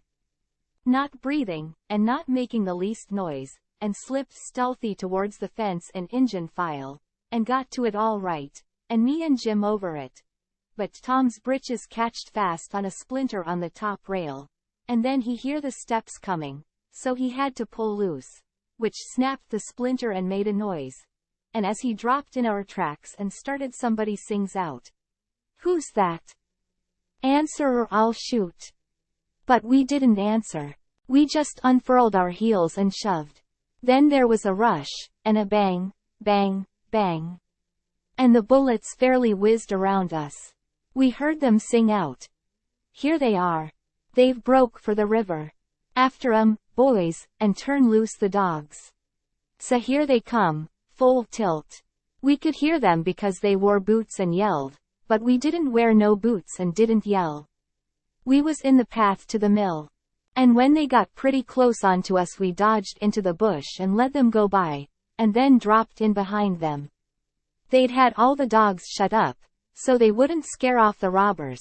But by this time somebody had let them loose, and here they come, making powwow enough for a million. But they was our dogs. So we stopped in our tracks till they catched up, and when they see it warn't nobody but us, and no excitement to offer them, they only just said howdy, and tore right ahead towards the shouting and clattering, and then we up steam again, and whizzed along after them till we was nearly to the mill, and then struck up through the bush to where my canoe was tied, and hopped in and pulled for dear life towards the middle of the river, but didn't make no more noise than we was obliged to. Then we struck out, easy and comfortable, for the island where my raft was, and we could hear them yelling and barking at each other all up and down the bank. Till we was so far away the sounds got dim and died out. And when we stepped onto the raft I says, "Now, old Jim, you're a free man again, and I bet you won't ever be a slave no more. And a mighty good job it was, too, Huck. It, oo's planned beautiful, and it, oo's done beautiful, and dey ain't nobody kin get up a plan dat's mo mixed up and splendid dan what dat one was." We was all glad as we could be. But Tom was the gladdest of all because he had a bullet in the calf of his leg. When me and Jim heard that we didn't feel so brash as what we did before. It was hurting him considerable, and bleeding. So we laid him in the wigwam and tore up one of the Duke's shirts for to bandage him. But he says, "Gimme the rags. I can do it myself.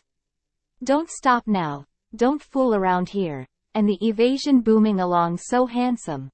Man the sweeps, and set her loose. Boys, we done it elegant, deed we did. I wish we'd a had the handling of Louis 16. There wouldn't have been no son of St. Louis. Ascend to heaven. Wrote down in his biography. No, sir, we'd a whooped him over the border. That's what we'd a done with him, and done it just as slick as nothing at all, too. Man the sweeps. Man the sweeps. But me and Jim was consulting, and thinking. And after we'd thought a minute, I says, "Say it, Jim." So he says, "Well, den, dis is de way it look to me, Huck. Ef it was him dat, oo's bein' sot free, and one de boys was to get shot, would he say, 'Go on and save me'? "Nemine bout a doctor fur to save dis one? Is dat like Mars Tom Sawyer? Would he say dat? You bet he wouldn't." "Well, den, is Jim give nay to say it?" "No, saw. I don't budge a step outen dis place. Doubt a doctor. Not if it's 40 year." I knowed he was white inside, and I reckoned he'd say what he did say. So it was all right now. And I told Tom I was a-going for a doctor. He raised considerable row about it, but me and Jim stuck to it and wouldn't budge. So he was for crawling out and setting the raft loose himself. But we wouldn't let him. Then he give us a piece of his mind, but it didn't do no good. So when he sees me getting the canoe ready, he says, "Well, then, if you're bound to go, I'll tell you the way to do when you get to the village. Shut the door and blindfold the doctor tight and fast, and make him swear to be silent as the grave, and put a purse full of gold in his hand, and then take and lead him all around the back alleys and everywheres in the dark, and then fetch him here in the canoe, in a roundabout way amongst the islands, and search him and take his chalk away from him, and don't give it back to him till you get him back to the village, or else he will chalk this raft so he can find it again. It's the way they all do." So I said I would, and left, and Jim was to hide in the woods when he see the doctor coming till he was gone again. Chapter 41. The Doctor. Uncle Silas. Sister Hotchkiss. Aunt Sally in trouble. The doctor was an old man. A very nice, kind-looking old man when I got him up. I told him me and my brother was over on Spanish Island hunting yesterday afternoon, and camped on a piece of a raft we found, and about midnight he must-a kicked his gun in his dreams, for it went off and shot him in the leg. And we wanted him to go over there and fix it and not say nothing about it, nor let anybody know, because we wanted to come home this evening and surprise the folks. "Who is your folks?" he says. "The Phelpses down yonder." "Oh," he says. And after a minute, he says, "How'd you say he got shot?" "He had a dream," I says. "And it shot him." "Singular dream," he says. So he lit up his lantern, and got his saddlebags, and we started. But when he sees the canoe he didn't like the look of her. Said she was big enough for one, but didn't look pretty safe for two. I says, "Oh, you needn't be afeared, sir, she carried the three of us easy enough." "What three?"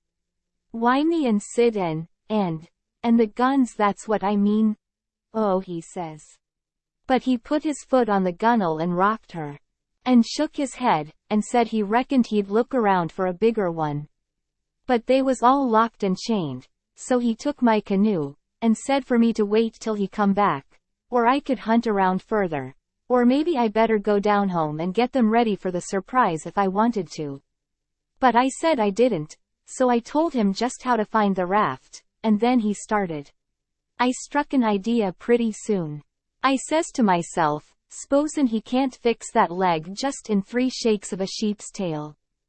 As the saying is, s'posen it takes him 3 or 4 days. What are we going to do? Lay around there till he lets the cat out of the bag? No, sir. I know what I'll do. I'll wait, and when he comes back if he says he's got to go any more I'll get down there, too, if I swim. And we'll take and tie him, and keep him, and shove out down the river, and when Tom's done with him we'll give him what it's worth, or all we got, and then let him get ashore." So then I crept into a lumber pile to get some sleep. And next time I waked up the sun was away up over my head. I shot out and went for the doctor's house, but they told me he'd gone away in the night some time or other, and warn't back yet. Well, thinks I, that looks powerful bad for Tom, and I'll dig out for the island right off. So away I shoved, and turned the corner, and nearly rammed my head into Uncle Silas's stomach. He says, "Why, Tom, where you been all this time, you rascal?" "I hain't been nowheres," I says. "Only just hunting for the runaway nigger, me and Sid." "Why, wherever did you go?" He says, "Your aunt's been mighty uneasy." "She needn't," I says. because we was all right. We followed the men and the dogs, but they outrun us, and we lost them. But we thought we heard them on the water, so we got a canoe and took out after them and crossed over. But couldn't find nothing of them, so we cruised along up shore till we got kind of tired and beat out, and tied up the canoe and went to sleep, and never waked up till about an hour ago. Then we paddled over here to hear the news, and Sid's at the post office to see what he can hear, and I'm a branching out to get something to eat for us, and then we're going home. So then we went to the post office to get Sid. But just as I suspicioned, he weren't there. So the old man he got a letter out of the office, and we waited a while longer, but Sid didn't come. So the old man said, "Come along, let Sid foot it home, or canoe it," when he got done fooling around, but we would ride. I couldn't get him to let me stay and wait for Sid, and he said there weren't no use in it, and I must come along, and let Aunt Sally see we was all right. When we got home Aunt Sally was that glad to see me she laughed and cried both. And hugged me, and give me one of them lickings of hern that don't amount to shucks, and said she'd serve Sid the same when he come. And the place was plumb full of farmers and farmers' wives, to dinner, and such another clack a body never heard. Old Mrs. Hotchkiss was the worst. Her tongue was a-going all the time. She says, "Well, Sister Phelps, I've ransacked that air cabin over, and I believe the nigger was crazy." I says to Sister Damrell, "Didn't I, Sister Damrell? See, he's crazy, see, them's the very words I said." "You all hearn me, he's crazy, S1. Everything shows it, S1. Look at that air grindstone, see.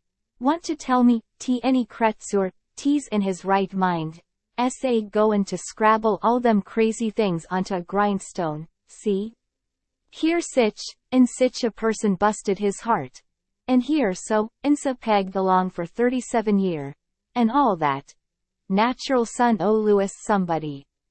And sich everlastin' rubbage. He's plumb crazy, see, it's what I says in the fust place, it's what I says in the middle, and it's what I says last, and all the time.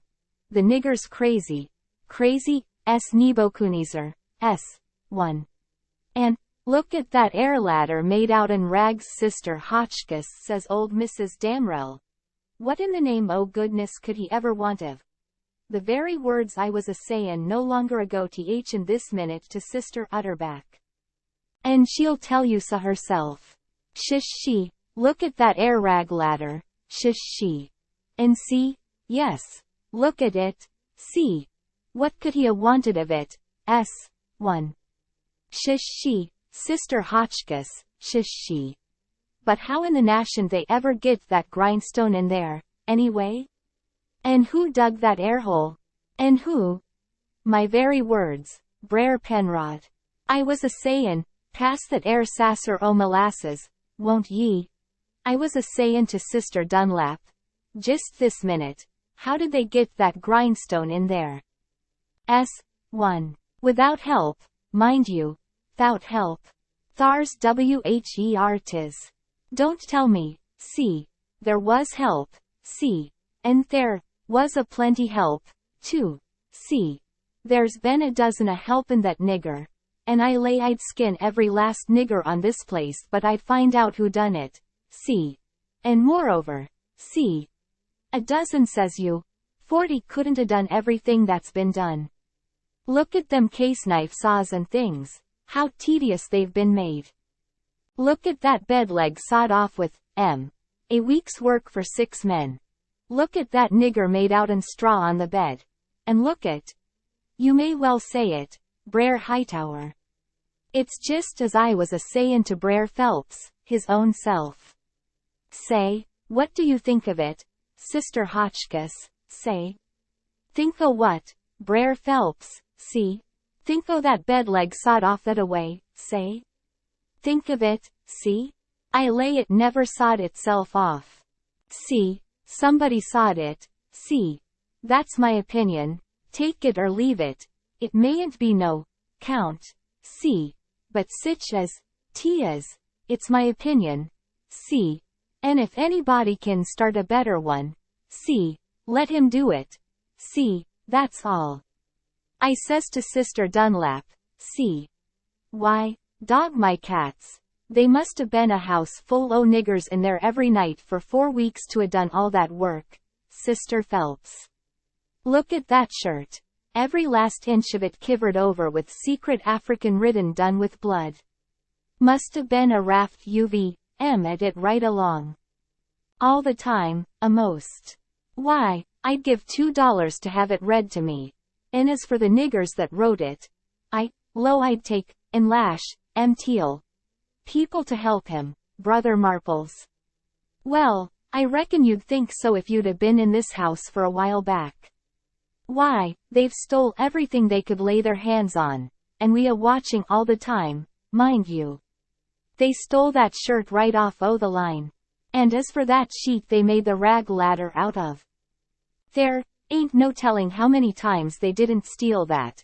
And flour, and candles, and candlesticks, and spoons, and the old warming pan, and most 1,000 things that I disremember now, and my new calico dress, and me and Silas and my Sid and Tom on the constant watch day and night, as I was a-telling you, and not a one of us could catch hide nor hair nor sight nor sound of them. And here at the last minute, lo and behold you.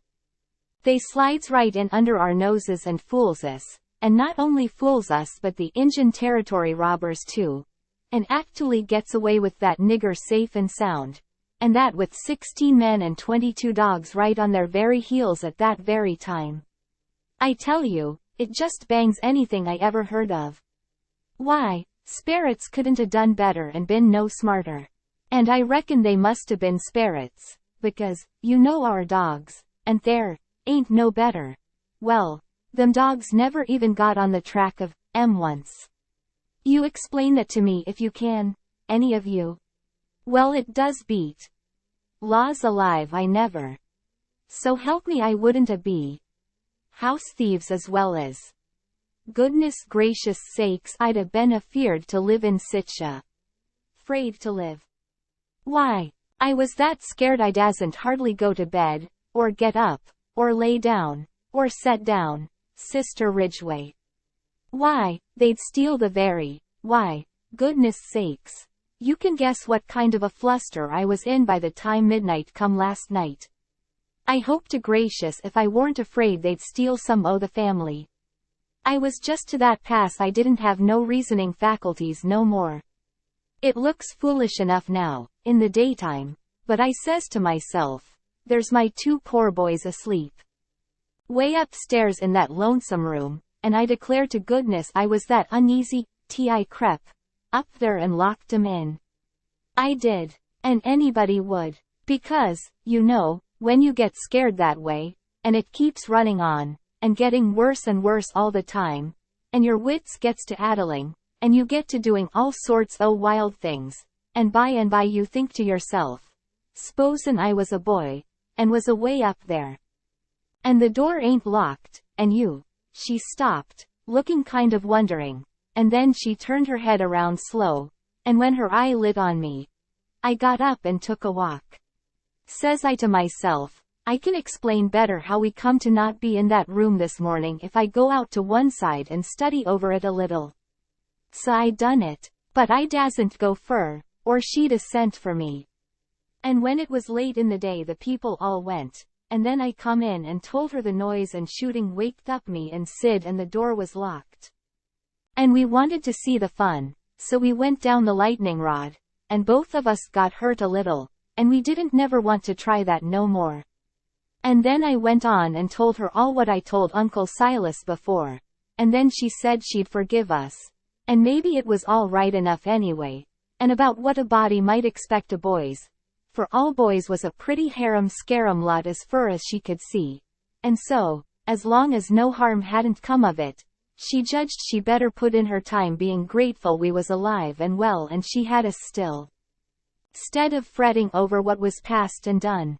So then she kissed me, and patted me on the head, and dropped into a kind of a brown study, and pretty soon jumps up, and says, "Why, laws a mercy, It's most night, and Sid not come yet. What has become of that boy? I see my chance, so I skips up and says, I'll run right up to town and get him, I says. No you won't, she says. You'll stay right where you are. One's enough to be lost at a time. If he ain't here to supper, your uncle, LL go. Well, he warn't there to supper, so right after supper uncle went. He come back about 10 a little bit uneasy, hadn't run across Tom's track. Aunt Sally was a good deal uneasy, but Uncle Silas he said there warn't no occasion to be. Boys will be boys, he said, and you'll see this one turn up in the morning all sound and right. So she had to be satisfied. But she said she'd set up for him a while anyway, and keep a light burning so he could see it. And then when I went up to bed she come up with me and fetched her candle, and tucked me in, and mothered me so good I felt mean, and like I couldn't look her in the face. And she sat down on the bed and talked with me a long time, and said what a splendid boy Sid was, and didn't seem to want to ever stop talking about him. And kept asking me every now and then if I reckoned he coulda got lost, or hurt, or maybe drowned, and might be laying at this minute somewheres suffering or dead, and she not by him to help him. And so the tears would drip down silent, and I would tell her that Sid was all right, and would be home in the morning, sure, and she would squeeze my hand, or maybe kiss me, and tell me to say it again, and keep on saying it, because it done her good. And she was in so much trouble. And when she was going away she looked down in my eyes so steady and gentle, and says, The door ain't going to be locked, Tom, and there's the window and the rod. But you'll be good, won't you? And you won't go? For my sake. Laws knows I wanted to go bad enough to see about Tom, and was all intending to go. But after that I wouldn't a went, not for kingdoms. But she was on my mind and Tom was on my mind. So I slept very restless. And twice I went down the rod away in the night, and slipped around front, and see her setting there by her candle in the window with her eyes towards the road and the tears in them. And I wished I could do something for her, but I couldn't, only to swear that I wouldn't never do nothing to grieve her any more. And the third time I waked up at dawn, and slid down, and she was there yet, and her candle was most out. And her old gray head was resting on her hand, and she was asleep.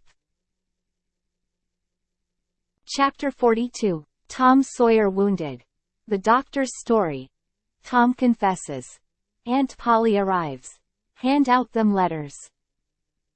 The old man was uptown again before breakfast, but couldn't get no track of Tom, and both of them sat at the table thinking, and not saying nothing, and looking mournful, and their coffee getting cold, and not eating anything. And by the old man says, Did I give you the letter? What letter? The one I got yesterday out of the post office. No, you didn't give me no letter. Well, I must have forgot it. So he rummaged his pockets. And then went off somewheres where he had laid it down, and fetched it, and give it to her. She says, Why, it's from St. Petersburg. It's from Sis. I allowed another walk would do me good, but I couldn't stir. But before she could break it open she dropped it and run, for she see something. And so did one. One T was Tom Sawyer on a mattress, and that old doctor. And Jim, in her calico dress, with his hands tied behind him, and a lot of people. I hid the letter behind the first thing that come handy, and rushed. She flung herself at Tom, crying, and says, Oh, he's dead, I know he's dead. And Tom he turned his head a little, and muttered something or other, which showed he warn't in his right mind. Then she flung up her hands, and says, He's alive, thank God. And that's enough. And she snatched a kiss of him, and flew for the house to get the bed ready, and scattering orders right and left at the niggers and everybody else, as fast as her tongue could go, every jump of the way.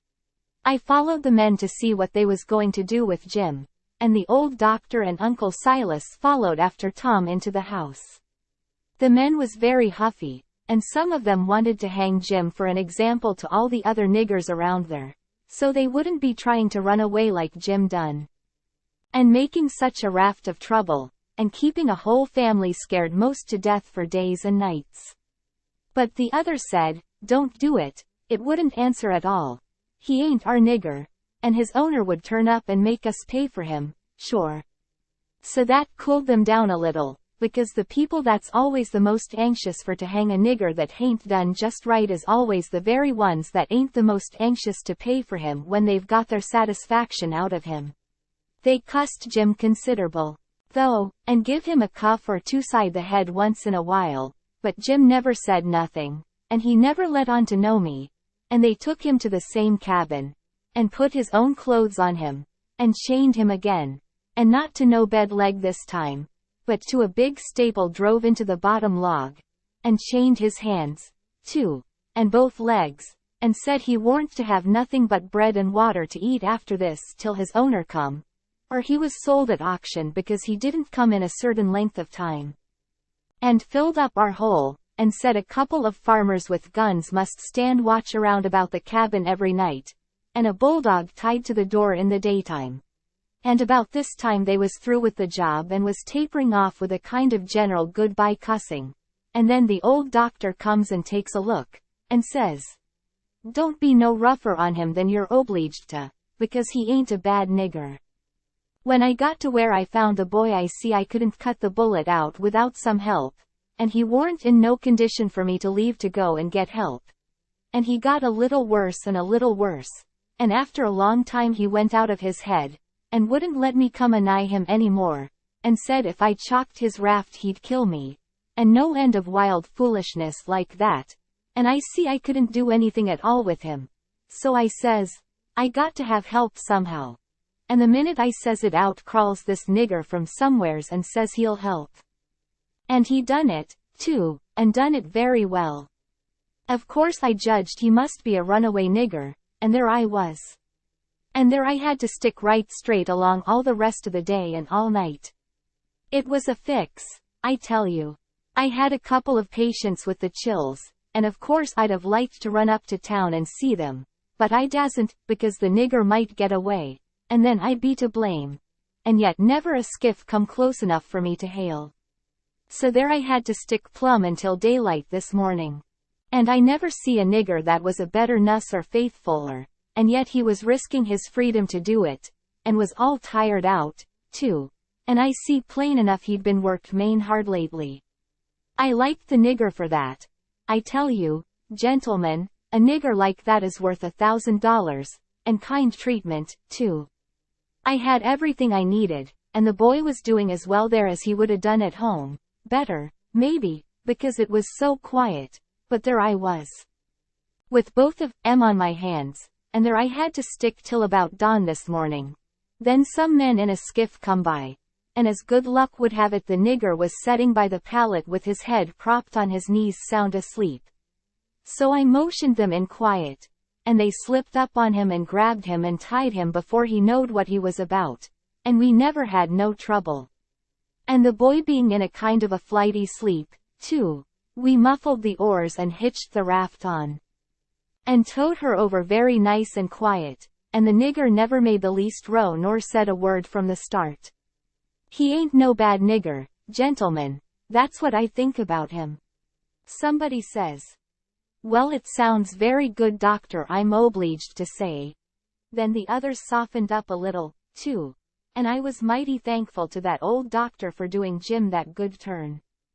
And I was glad it was according to my judgment of him, too, because I thought he had a good heart in him and was a good man the first time I see him. Then they all agreed that Jim had acted very well, and was deserving to have some notice took of it, and reward. So every one of them promised, right out and hearty, that they wouldn't cuss him no more. Then they come out and locked him up. I hoped they was going to say he could have one or two of the chains took off, because they was rotten heavy, or could have meat and greens with his bread and water. But they didn't think of it, and I reckoned it warn't best for me to mix in.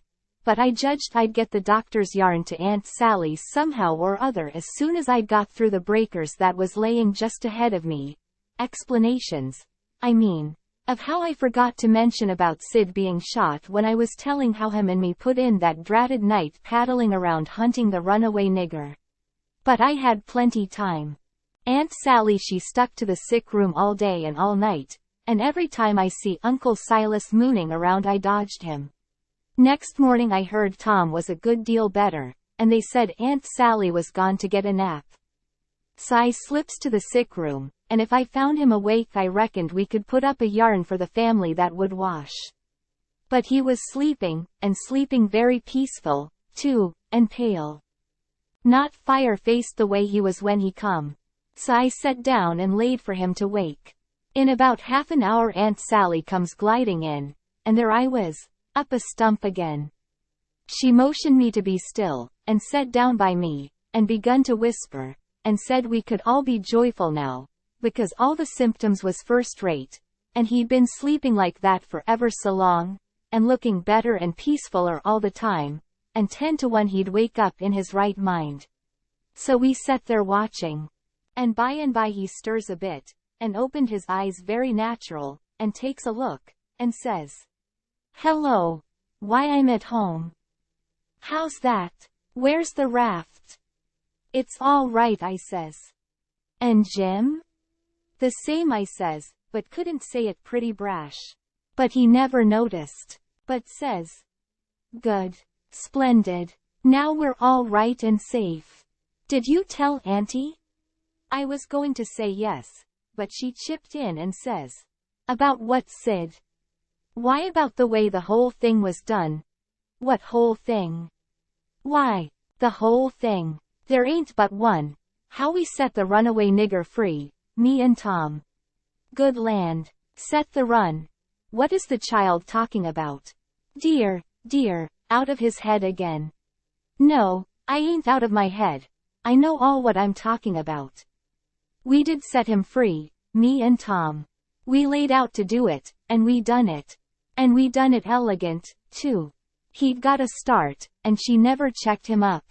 Just set and stared, and let him clip along, and I see it warn't no use for me to put in. Why, Auntie, it cost us a power of work. Weeks of it, hours and hours, every night, whilst you was all asleep. And we had to steal candles, and the sheet, and the shirt, and your dress, and spoons, and tin plates, and case knives, and the warming pan, and the grindstone, and flour, and just no end of things, and you can't think what work it was to make the saws, and pens, and inscriptions. And one thing or another, and you can't think half the fun it was.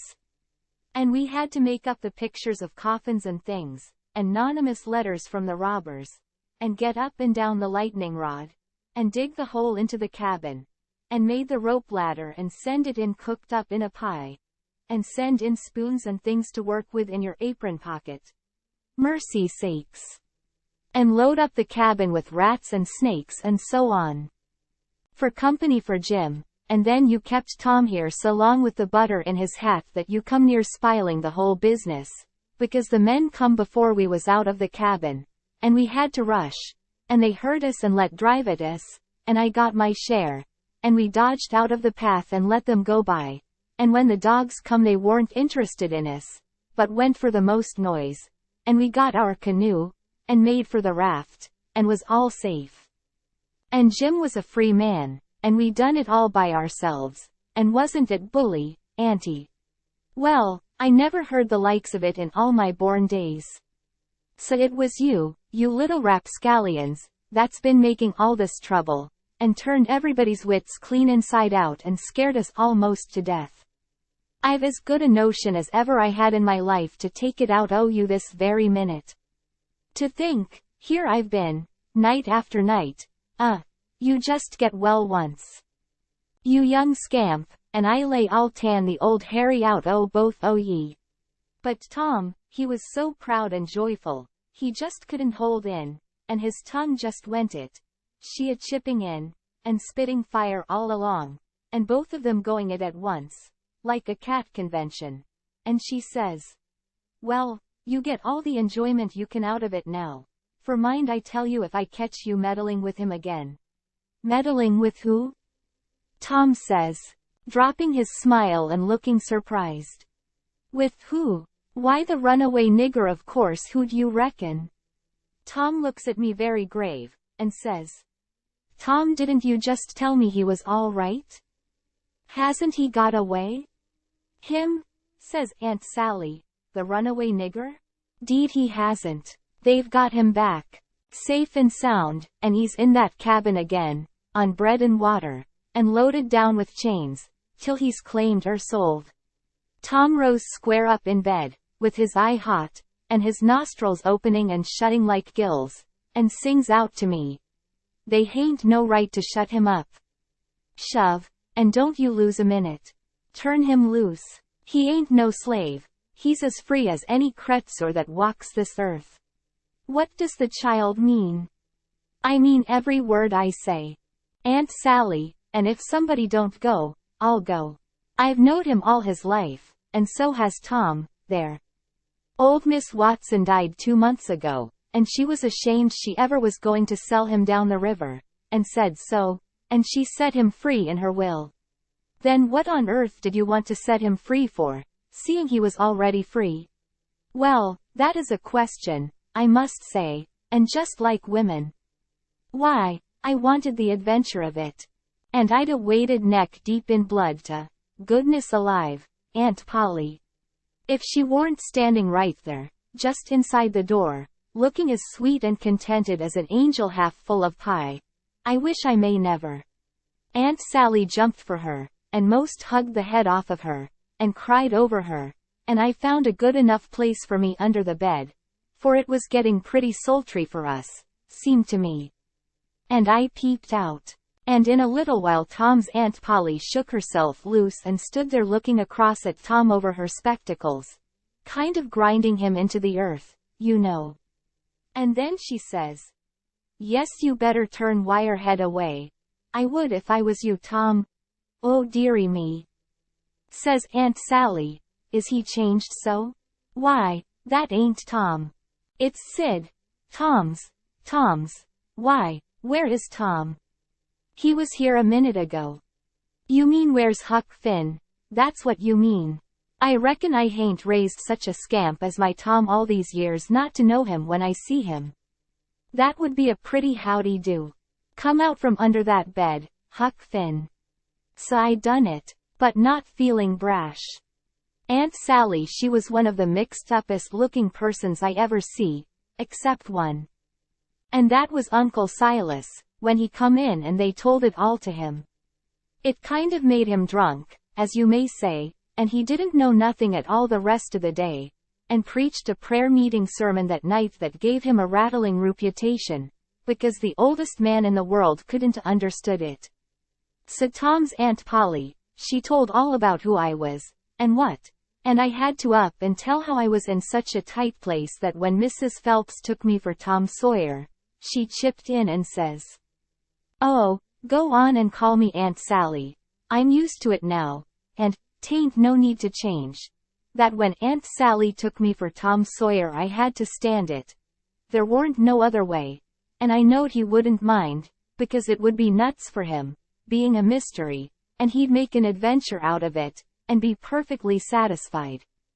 And so it turned out, and he let on to be Sid, and made things as soft as he could for me. And his Aunt Polly, she said Tom was right about old Miss Watson setting Jim free in her will.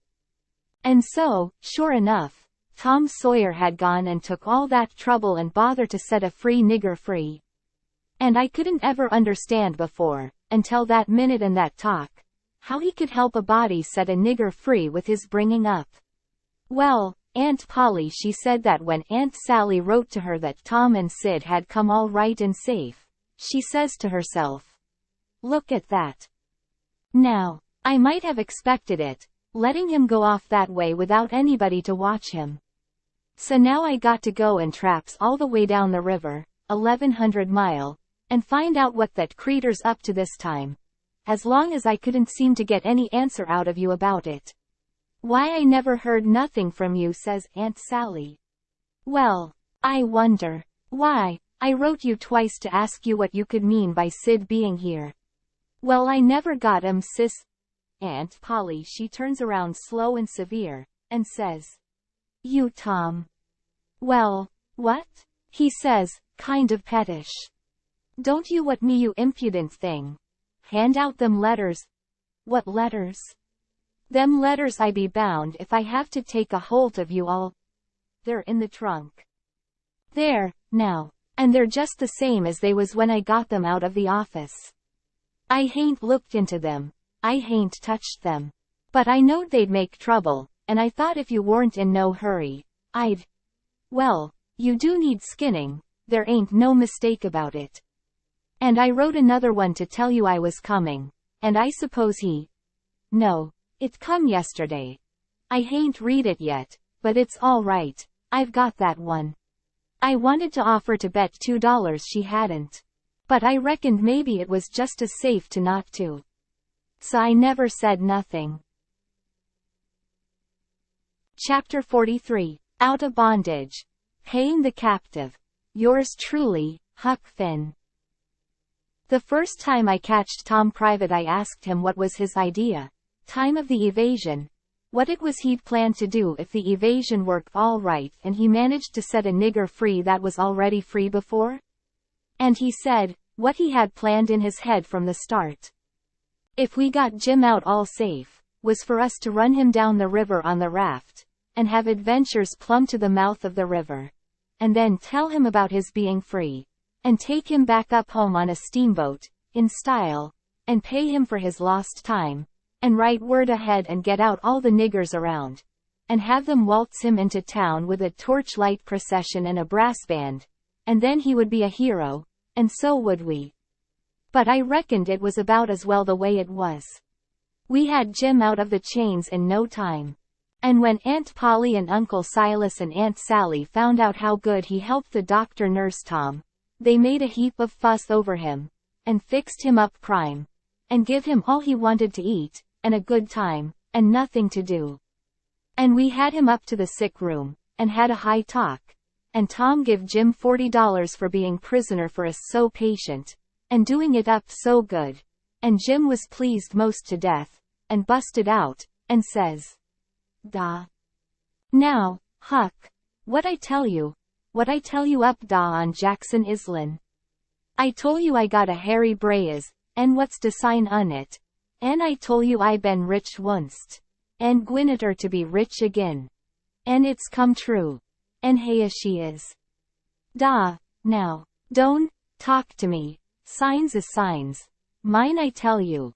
And I know G's, well, and I, oo's gwinneter be rich again as I's a stanin' heya dis minute." And then Tom he talked along, and says, "Le's all three slide out of here one of these nights and get an outfit. And go for howling adventures amongst the Injuns, over in the territory, for a couple of weeks or two." And I says, "All right, that suits me, but I ain't got no money for to buy the outfit, and I reckon I couldn't get none from home, because it's likely Pap's been back before now, and got it all away from Judge Thatcher and drunk it up." "No he hain't," Tom says. "It's all there yet, $6,000 and more. And your Pap hain't ever been back since. Hadn't when I come away, anyhow." Jim says, kind of solemn, "He ain't a comin' back no mo, Huck." I says, "Why Jim?" "Nemmine why Huck, but he ain't comin' back no mo." But I kept at him. So at last he says, "Don't you 'member de house dat was floatin' down de river? And dey was a man in da, kivered up, and I went in and unkivered him and didn't let you come in? Well, den, you kin get yo money when you wants it, kase dat was him. Tom's most well now, and got his bullet around his neck on a watch guard for a watch, and is always seeing what time it is. And so there ain't nothing more to write about, and I am rotten glad of it, because if I'd a knowed what a trouble it was to make a book I wouldn't a tackled it. And ain't a going to no more. But I reckon I got to light out for the territory ahead of the rest, because Aunt Sally she's going to adopt me and civilize me, and I can't stand it. I been there before." The end. Yours truly, Huck Finn. Thanks for listening. Please subscribe to channel The Classic Narrator for future release.